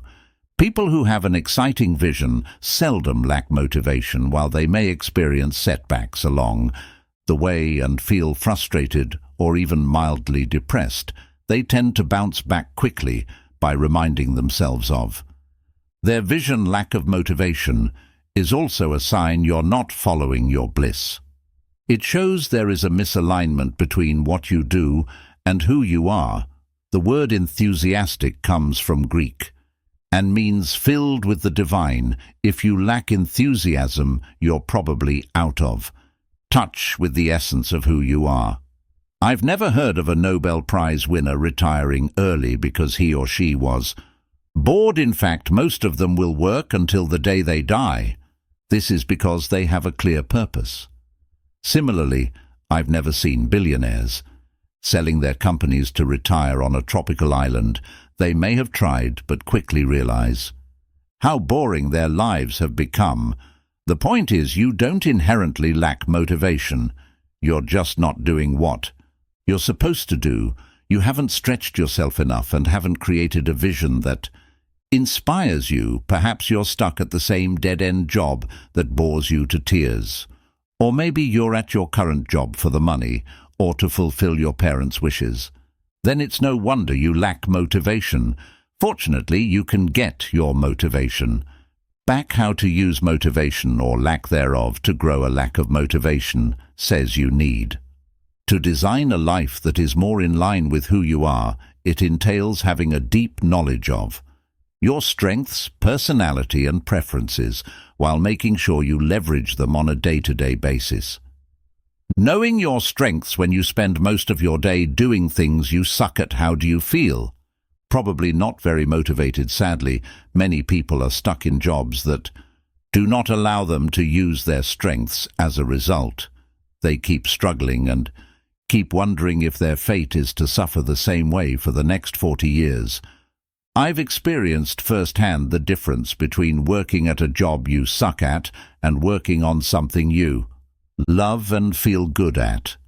I can attest that the level of motivation and energy you have when you do what feels right to you can be extraordinary. Have you noticed you tend to like the things you're good at? You may not necessarily enjoy the task in itself, but receiving positive feedback gives you a sense of pride and make you feel good about yourself. Now, if you are constantly reminded what a poor job you're doing, would you still love that same task? The point is, there are things you are good at as well as things you enjoy doing. Once you identify the tasks you're good at and spend as much time as you can on them, you'll feel more motivated. You may even find yourself enjoying tasks you would never have imagined. Simply because you're good at them. To be able to focus on your strengths, you may have to redesign your current job description, change jobs within the same company, or change your career altogether. Remember, if every second of the day is a struggle, you're probably not doing what you're supposed to do. You have strengths, and your job is to find them, knowing your personality. This is somewhat related to the previous point, since your personality partially determines what you're good at. For instance, if you're an introvert, you're likely to take different career choices than if you were an extrovert. You may prefer spending most of your time alone or in small groups, and may stay away from jobs that require you to interact with clients all day long. You may find yourself performing better in a quiet environment. Your core values will also affect your level of motivation. Perhaps independence is vital for you. If so, being self-employed might be a better idea than having a 9-to-5 job. Or maybe you like novelty and want to be learning constantly.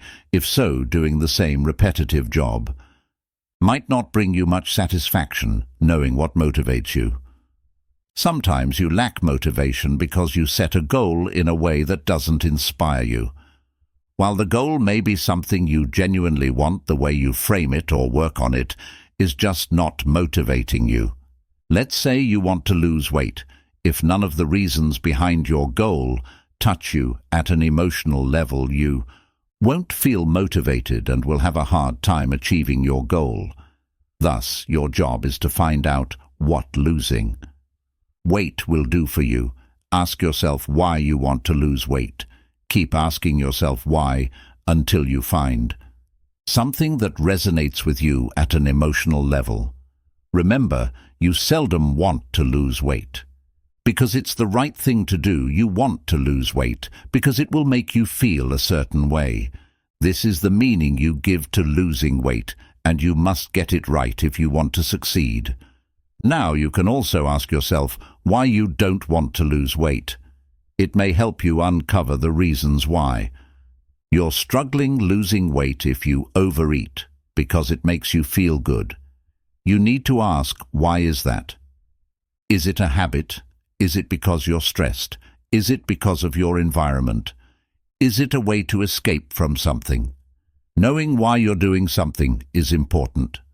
Once you have a strong why, who knows what you can accomplish, motivation comes and goes. Here it is worth mentioning. You don't need to be motivated all the time. Motivation comes and goes. There is no need to beat yourself up when you feel uninspired to help you take action when you lack motivation. It is important to have a system that allows you to stay on track with your goals. Build the self-discipline needed to do things, and you don't feel like it, and have self-compassion and love yourself. Instead of blaming yourself for everything that goes wrong in your life, putting a system in place means having a daily routine that allows you to move toward your goal. For instance, it could be working on a task for a certain amount of time first thing in the morning. Sticking to that ritual every day is one way to build self-discipline. Another way is to set small goals every day and achieve them consistently. Having self-compassion means encouraging yourself instead of beating yourself up. To learn more about how to create a morning ritual, you can refer to my book, Wake Up Call: How to Take Control of Your Morning and Transform Your Life. Feeling stuck. Sometimes you feel stuck. You're not motivated to do anything, or you feel overwhelmed and don't necessarily know why. This often results from either having too many open loops in your life or from procrastinating on a major task. Let's see what you can do to unstick yourself. A simple 3-step process to unstuck yourself. Whenever you feel stuck, try the following 3-step process. 1. Make a list of all the tasks that need to be done. 2. Identify one task you've been putting off. 3. Complete that task. There is often one specific task you've been putting off for a while. While this may not necessarily be a difficult task, once you commit and finally complete it, you feel so good. You may end up completing many more tasks. As a result, you will start building momentum and allow yourself to get unstuck. If you cannot work on that one specific task, start with a less daunting one. This will also help you build momentum, closing open loops. If you've been putting off too many tasks or have too many unfinished projects, you can do the following one. Make a list of all the tasks or project you want to complete. 2. Set aside a specific time to complete them. Perhaps just a few hours could allow you to finish many of these tasks. Or maybe you need longer. If so, take more time. 3. For bigger projects in the next few days or weeks, focus on only one project until it is complete. 4. Reschedule, delegate, or abandon some of your projects. To learn how to get your motivation back, you can refer to the second book in the Mastery series, Master Your Motivation. Action step: refer to the exercises in the corresponding section of the workbook. Section 4. How to use your emotions to grow lack of motivation. Conclusion. Thank you for purchasing this book. My sincere hope is that it helped you make sense of your emotions and gave you the tools you need to start taking better control of them. Remember, the quality of your emotions determines the quality of your life. Therefore, learning how to change yourself and your environment to experience more positive emotions is essential for your well-being. Let's face it, you'll keep experiencing negative emotions throughout your life, but hopefully each time you'll remind yourself that your emotions are not you, and will learn to accept them as they are before letting them go. You're not sad, depressed, jealous, or angry. You are what witnesses these emotions. You are what remains after these. Temporary feelings fade away. Your emotions are here to guide you. Learn as much as you can from them, and then let them go. Don't cling to them as if your existence depends on them. Don't identify with them as though they define you. They don't. Instead, use your emotions to grow. And remember, you are beyond emotions. How could you not be? They come and go, but you stay, always. You. 1. Understand that emotions are temporary. One of the most powerful principles in mastering your emotions is truly understanding that they are temporary. Emotions, whether they are feelings of anger, sadness, frustration, or even happiness and excitement, are not permanent states of being. They are like passing clouds in the sky or waves in the ocean, constantly changing, rising and falling, appearing and then disappearing. No emotion, no matter how intense or overwhelming it might feel in the moment, will last forever. Once you understand this, it becomes easier to stay grounded and not let your emotions control your actions or thoughts. Take a moment to think about the times you've felt intense emotions in the past, whether it was a strong feeling of anger after an argument, deep sadness after a loss, or overwhelming frustration during a difficult situation. At the time, those emotions may have felt all-consuming, as if they would never end. However, looking back now, you can probably see that those emotions did in fact pass. This is because emotions, by their very nature, are fleeting. They are responses to specific situations, and once those situations change, or once time passes, the emotional intensity fades. This understanding is crucial to managing your emotional reactions, especially when dealing with negative emotions. For instance, when you are in the heat of anger or overwhelmed by sadness, it's easy to feel like those emotions define your entire experience. But if you remind yourself that these emotions are temporary, like waves that come and go, you can begin to shift your mindset. Instead of being swept away by the intensity of the moment, you can recognize that the emotion, no matter how strong, is just a passing state. By recognizing the temporary nature of emotions, you create a sense of emotional distance. This doesn't mean ignoring or suppressing your feelings. It's important to acknowledge and validate them. However, it means giving yourself the space to observe your emotions without being consumed by them. Think of it like watching a storm from a distance. You see the rain, the wind, and the lightning, but you also know that the storm will eventually pass, leaving behind calm skies. Emotions work the same way. If you can step back and observe your emotions as something that will pass, it becomes much easier to stay calm, grounded, and in control. One of the most effective ways to put this understanding into practice is by using a simple technique. Pause.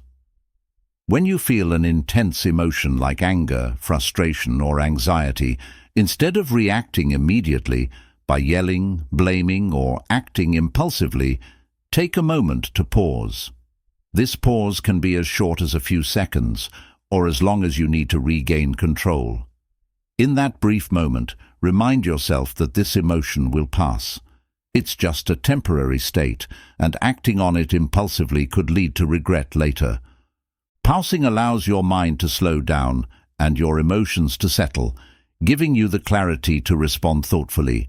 It's like hitting the pause button on your emotional response, creating a gap between the emotion and your reaction.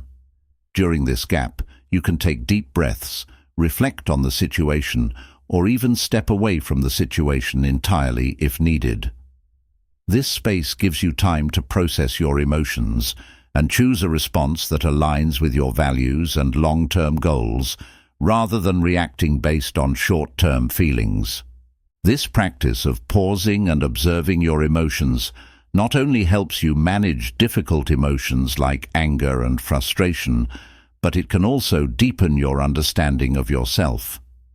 When you regularly observe your emotions without immediately reacting to them, you begin to see patterns in how you feel and respond to certain situations. Over time, this self-awareness allows you to anticipate emotional triggers and prepare for them, further strengthening your emotional mastery. Moreover, understanding the temporary nature of emotions can bring a sense of peace and reassurance. In moments of deep sadness or anxiety, it can feel as though the weight of the world is on your shoulders, and the emotional pain may seem endless. However, reminding yourself that these emotions are temporary can help ease the burden.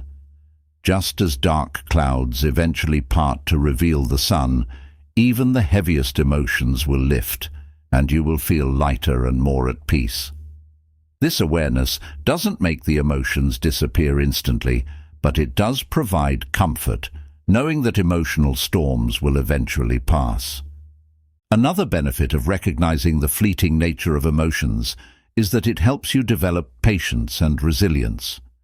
When you realize that emotions like frustration, anger, and sadness will fade with time, you can learn to sit with those feelings instead of rushing to escape them. This patience allows you to navigate emotional challenges without feeling overwhelmed. You understand that while the emotion may be intense right now, it won't last forever, and by staying calm, you can ride the wave until it passes. In addition, this principle helps you manage positive emotions in a balanced way. While positive emotions like joy, excitement, and love are wonderful, they too are temporary. Being aware of this can help you appreciate them fully in the moment, without clinging to them or fearing their loss.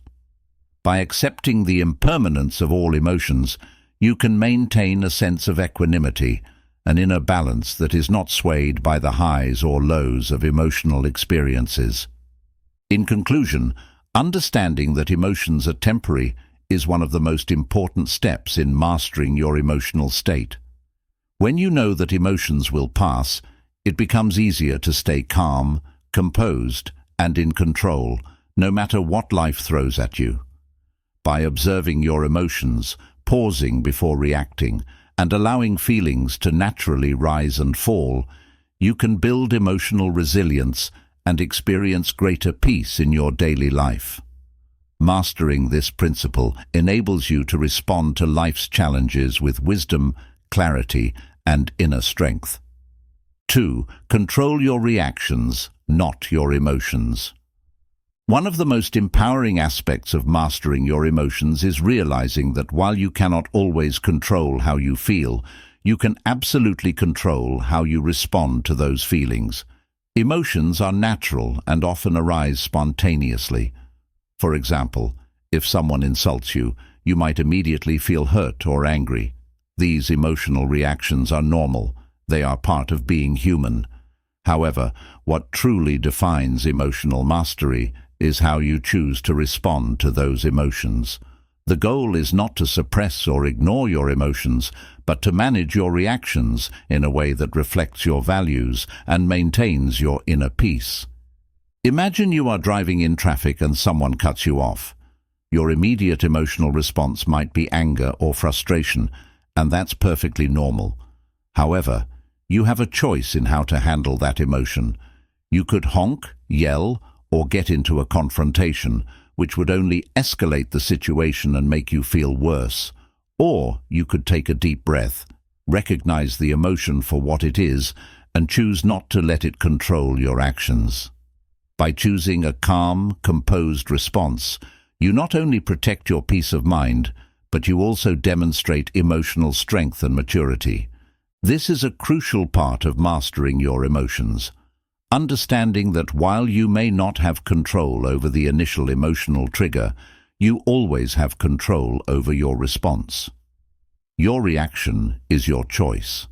When you practice controlling your reactions, you gain more power over your emotional state. Instead of being reactive, you become proactive, deciding how to respond based on what will serve you best, rather than reacting out of impulse. It's important to note that controlling your reactions does not mean ignoring or bottling up your emotions. Suppressing emotions can lead to greater stress and may cause those feelings to surface in unhealthy ways later. Instead, acknowledge your feelings. For instance, if you feel sad or frustrated, take a moment to accept that emotion. By doing so, you validate your experience, but at the same time, you remind yourself that you are in control of how you deal with it. One effective way to practice this is by creating a buffer between your emotions and your response. When you feel overwhelmed by an emotion, give yourself a few moments to pause before reacting. This pause can be just a few seconds, but it's enough time to think through your next step. During this pause, you can ask yourself, what's the best way to handle this? Will my reaction improve the situation or make it worse? This brief moment of reflection helps you regain control and choose a more thoughtful, measured response. Controlling your reactions also means shifting your focus from the problem to the solution.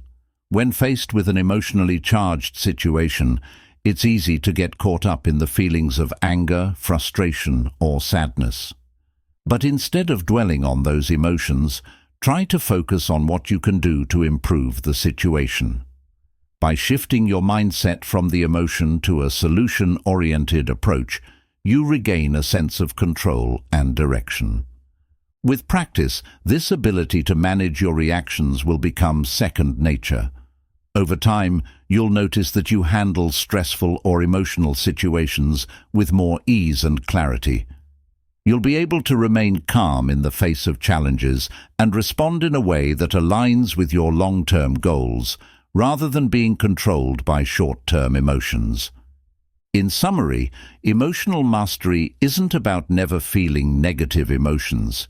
It's about learning to respond to them in a healthy, constructive way. By controlling your reactions, you not only protect your peace of mind, but you also demonstrate emotional strength and resilience. Remember, you can't always control how you feel, but you can always control how you respond. This is where true emotional mastery lies. 3. Shift your focus to change your feelings. A powerful way to master your emotions is by learning to shift your focus. What you focus on has a direct impact on how you feel. If you consistently focus on problems, negative thoughts, or things that make you upset, those emotions will grow stronger and more intense. However, if you consciously choose to focus on positive aspects, solutions, or things that bring you peace, your emotional state will begin to change for the better. This principle is rooted in the idea that where attention goes, energy flows. Essentially, whatever you focus your mind on expands and becomes more dominant in your emotional landscape. Think of your mind like a spotlight.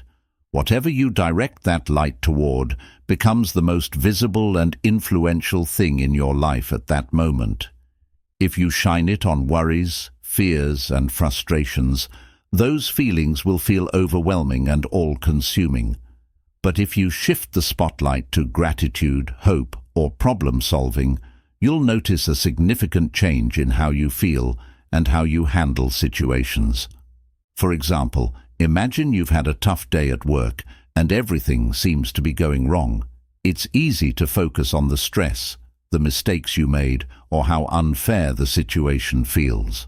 By focusing on these negative aspects, your feelings of frustration, anxiety, or even anger will likely increase. However, if you take a step back and shift your focus to the things that went well, maybe a small accomplishment, a supportive coworker, or even the fact that you made it through the day, you'll notice your emotions start to shift. You might feel more relieved, grateful, or proud of yourself for handling the challenges.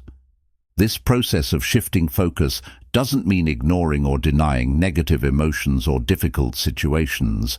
Instead, it's about intentionally choosing where to direct your energy so that you can create a more balanced and constructive emotional response. When you make a habit of focusing on the positive or on solutions rather than problems, you train your mind to look for the good in every situation, which significantly improves your emotional well-being. One effective way to practice shifting your focus is by using gratitude. Gratitude is one of the most powerful emotional states, and it can instantly change how you feel. When you focus on what you're grateful for, it's hard to stay stuck in negative emotions. For example, if you're feeling overwhelmed by stress, pause and take a moment to think of 3 things you're grateful for. These could be simple things like the support of a friend, the fact that you have food to eat, or even a beautiful sunset you saw. By shifting your focus to gratitude, you'll notice a decrease in feelings of stress and an increase in feelings of peace and contentment. Another way to shift your focus is by adopting a solution-oriented mindset. Instead of focusing on the problem itself, focus on what you can do to solve it. For instance, if you're stressed about an upcoming deadline, rather than dwelling on how little time you have or how much work is left, shift your focus to the steps you can take to meet the deadline. Break the task into smaller, manageable steps and focus on one thing at a time. By shifting your attention from the problem to the solution, you not only reduce anxiety, but you also empower yourself to take productive action. Visualization is another powerful tool to help shift your focus. When you're feeling stuck in a negative emotional state, take a moment to visualize yourself in a peaceful or happy place. Imagine a calming scenario, such as walking on the beach, sitting in a peaceful garden, or enjoying time with loved ones. Picture the details as vividly as possible: the sound of the waves, the warmth of the sun, the smiles on people's faces. As you do this, your mind will start to relax, and your emotions will shift to match the peacefulness of your visualization. Shifting focus also applies to how you think about challenges. Instead of seeing obstacles as threats or burdens, try to reframe them as opportunities for growth. For example, if you're faced with a difficult task at work, instead of focusing on how challenging it is, shift your focus to how this challenge can help you grow, improve your skills, or strengthen your resilience. This change in perspective can turn frustration into motivation, helping you feel more empowered rather than overwhelmed. Ultimately, mastering your emotions through shifting focus is about reclaiming your power over your thoughts and directing them toward things that serve you rather than harm you. It's a practice that requires awareness and effort, but over time it becomes easier and more natural. When you become skilled at shifting your focus, you'll find that you're able to navigate difficult emotions with greater ease, and you'll experience more positive emotions, even in challenging situations. Your focus determines your emotional state. By consciously choosing to focus on solutions, gratitude, or positive aspects of life, you can transform how you feel. Mastering this skill allows you to create a more peaceful, balanced, and empowered emotional experience, no matter what external circumstances you're facing. Remember, emotions follow where your attention goes, so choose wisely where you direct your focus. 4. Use breathing to calm your mind. Breathing is one of the most powerful and immediate tools you have to control your emotional state. While it may seem simple, the way you breathe can have a profound impact on how you feel, both mentally and physically.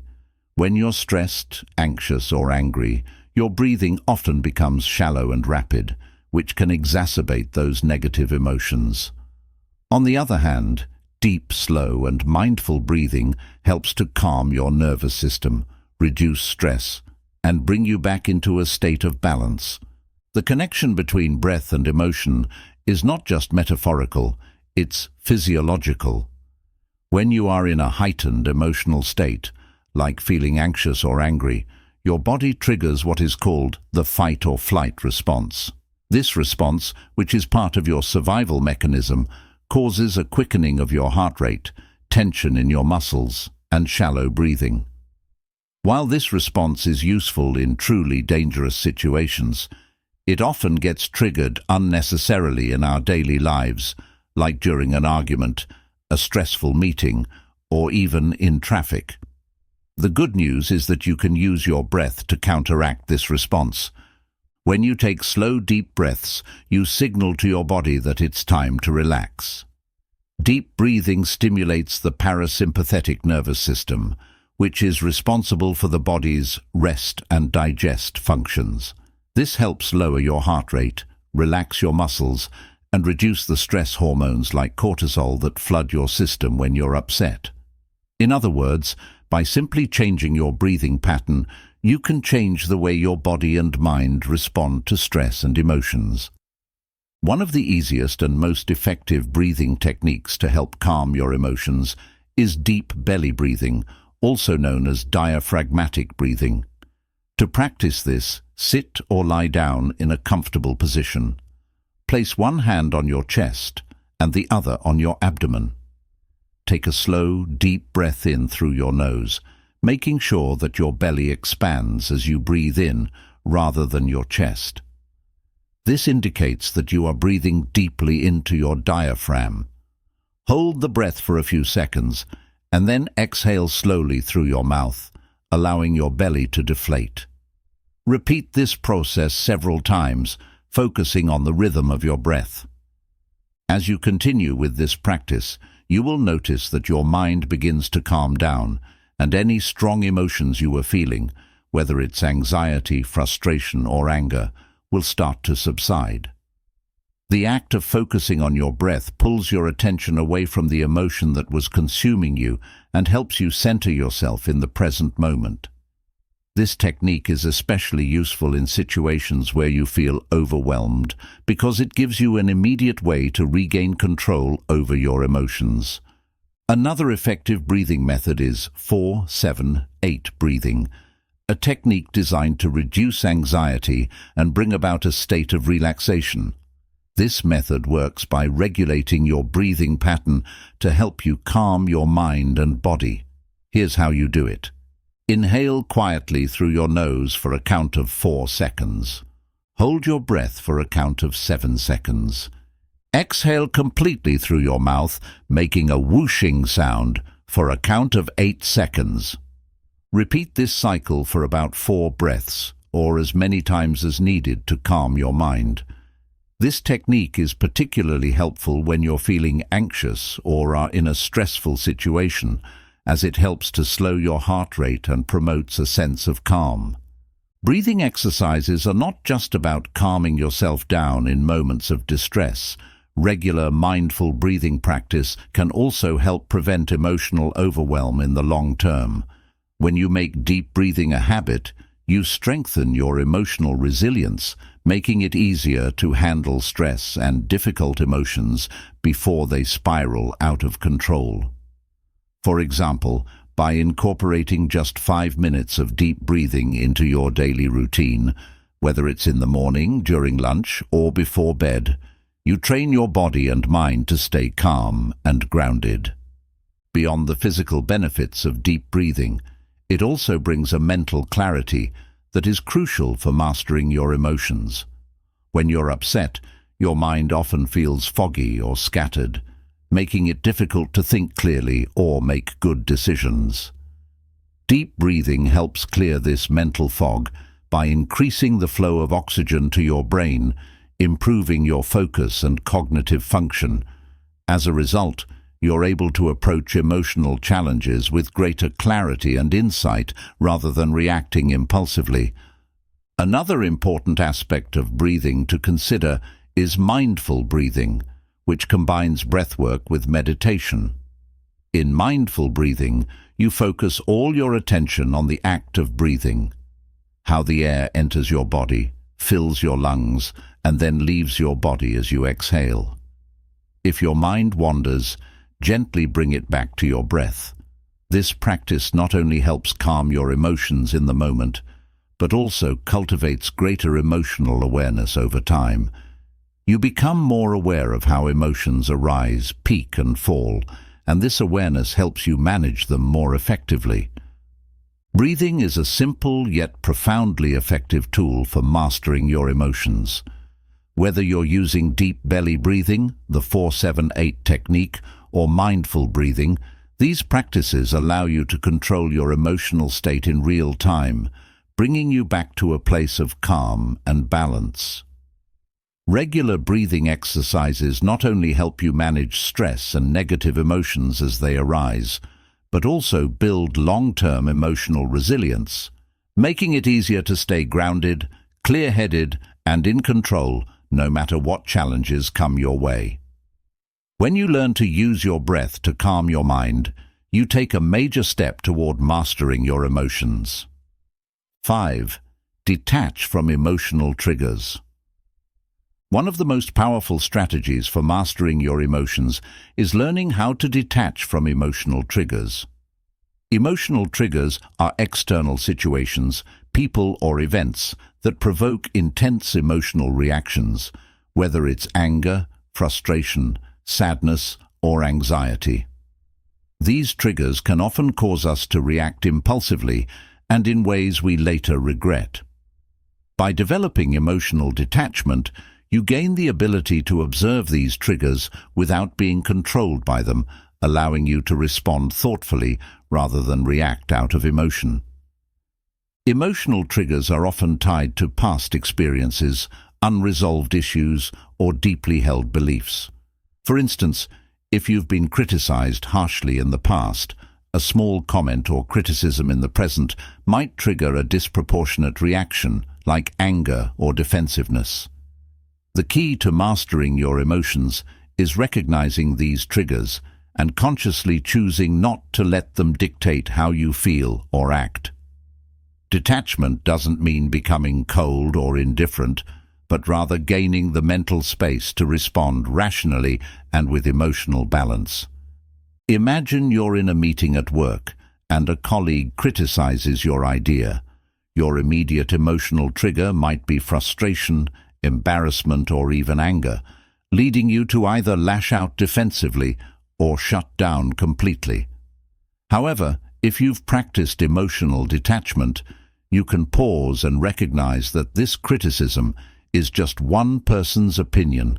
It doesn't define your worth or your abilities. By detaching emotionally, you can take a step back, analyze the criticism objectively, and decide how best to respond. Maybe their feedback is valid, or maybe it's not, but you can address it calmly and thoughtfully without being overwhelmed by emotion. Detaching from emotional triggers allows you to shift from reacting to responding. Reactions are impulsive, automatic, and often based on past emotions, while responses are measured, thoughtful, and grounded in the present moment. When you're emotionally detached, you have the space to respond to situations in a way that serves your long-term goals, rather than letting a fleeting emotion lead you astray. This shift from reacting to responding is a hallmark of emotional mastery.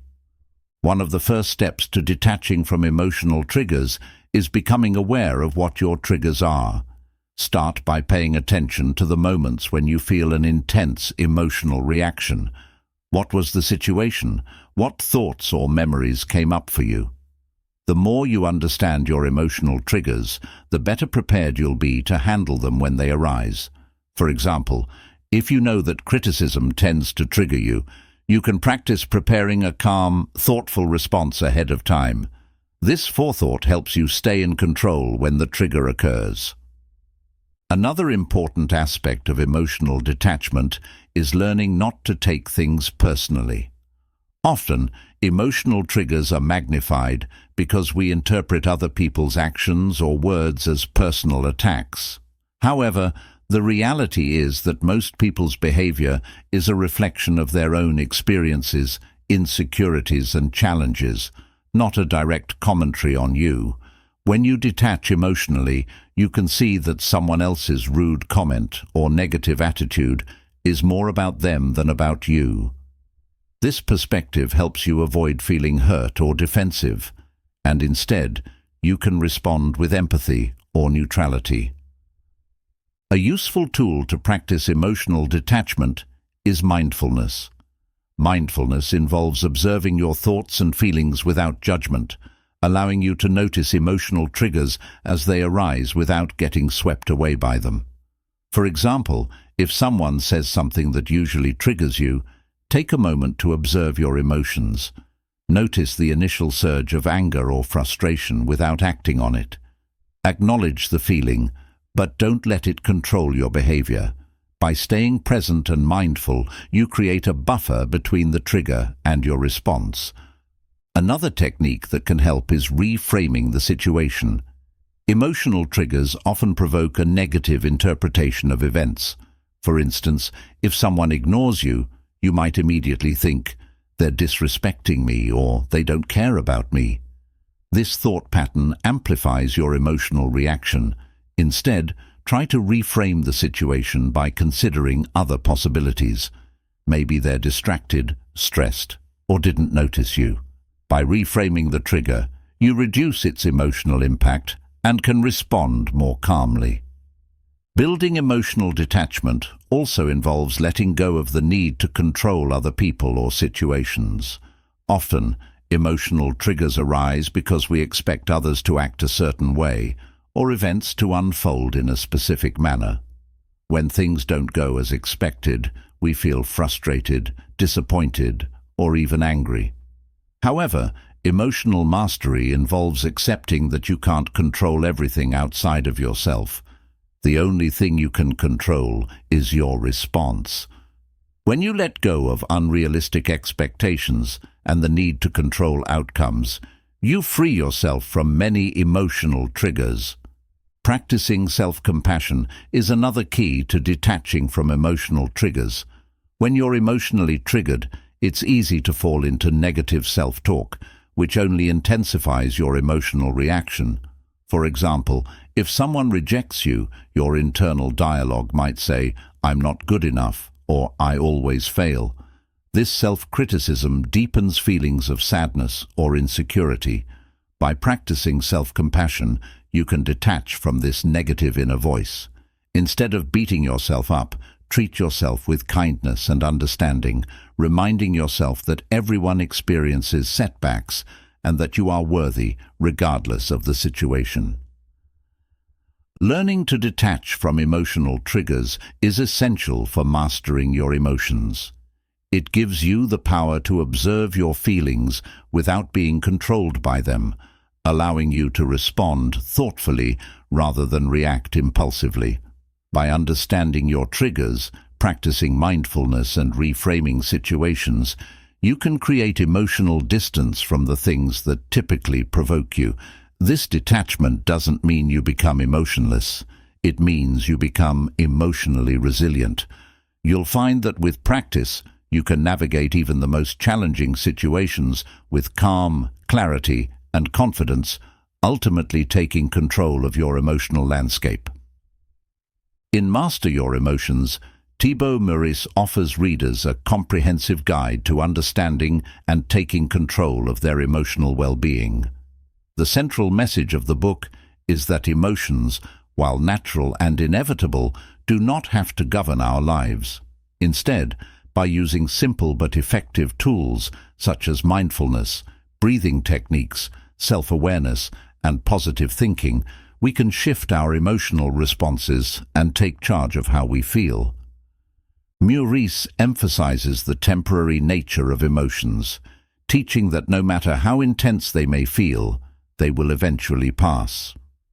This understanding is crucial in helping us detach from emotional triggers and avoid being overwhelmed by fleeting reactions. By learning to pause before reacting, shift focus to positive or constructive thoughts, and practice emotional detachment, we can develop a more measured and resilient emotional state. The book also provides practical exercises to help manage emotions, such as using visualization, gratitude, and reframing challenges. Through these techniques, Meurisse encourages readers to focus on what they can control, namely their own reactions and perspectives, rather than being consumed by external circumstances. At its core, Master Your Emotions teaches that mastering our emotional responses is not about avoiding or suppressing emotions, but learning how to navigate them in a way that promotes inner peace, clarity, and personal growth. By applying these insights, readers are empowered to experience greater emotional freedom, achieve more consistent happiness, and live a life aligned with their true values. The book provides a roadmap for anyone seeking to improve their emotional intelligence and take charge of their mental and emotional health. It offers valuable tools to transform negative emotional habits into positive, proactive strategies, helping individuals move closer to emotional mastery and a more balanced, fulfilling life.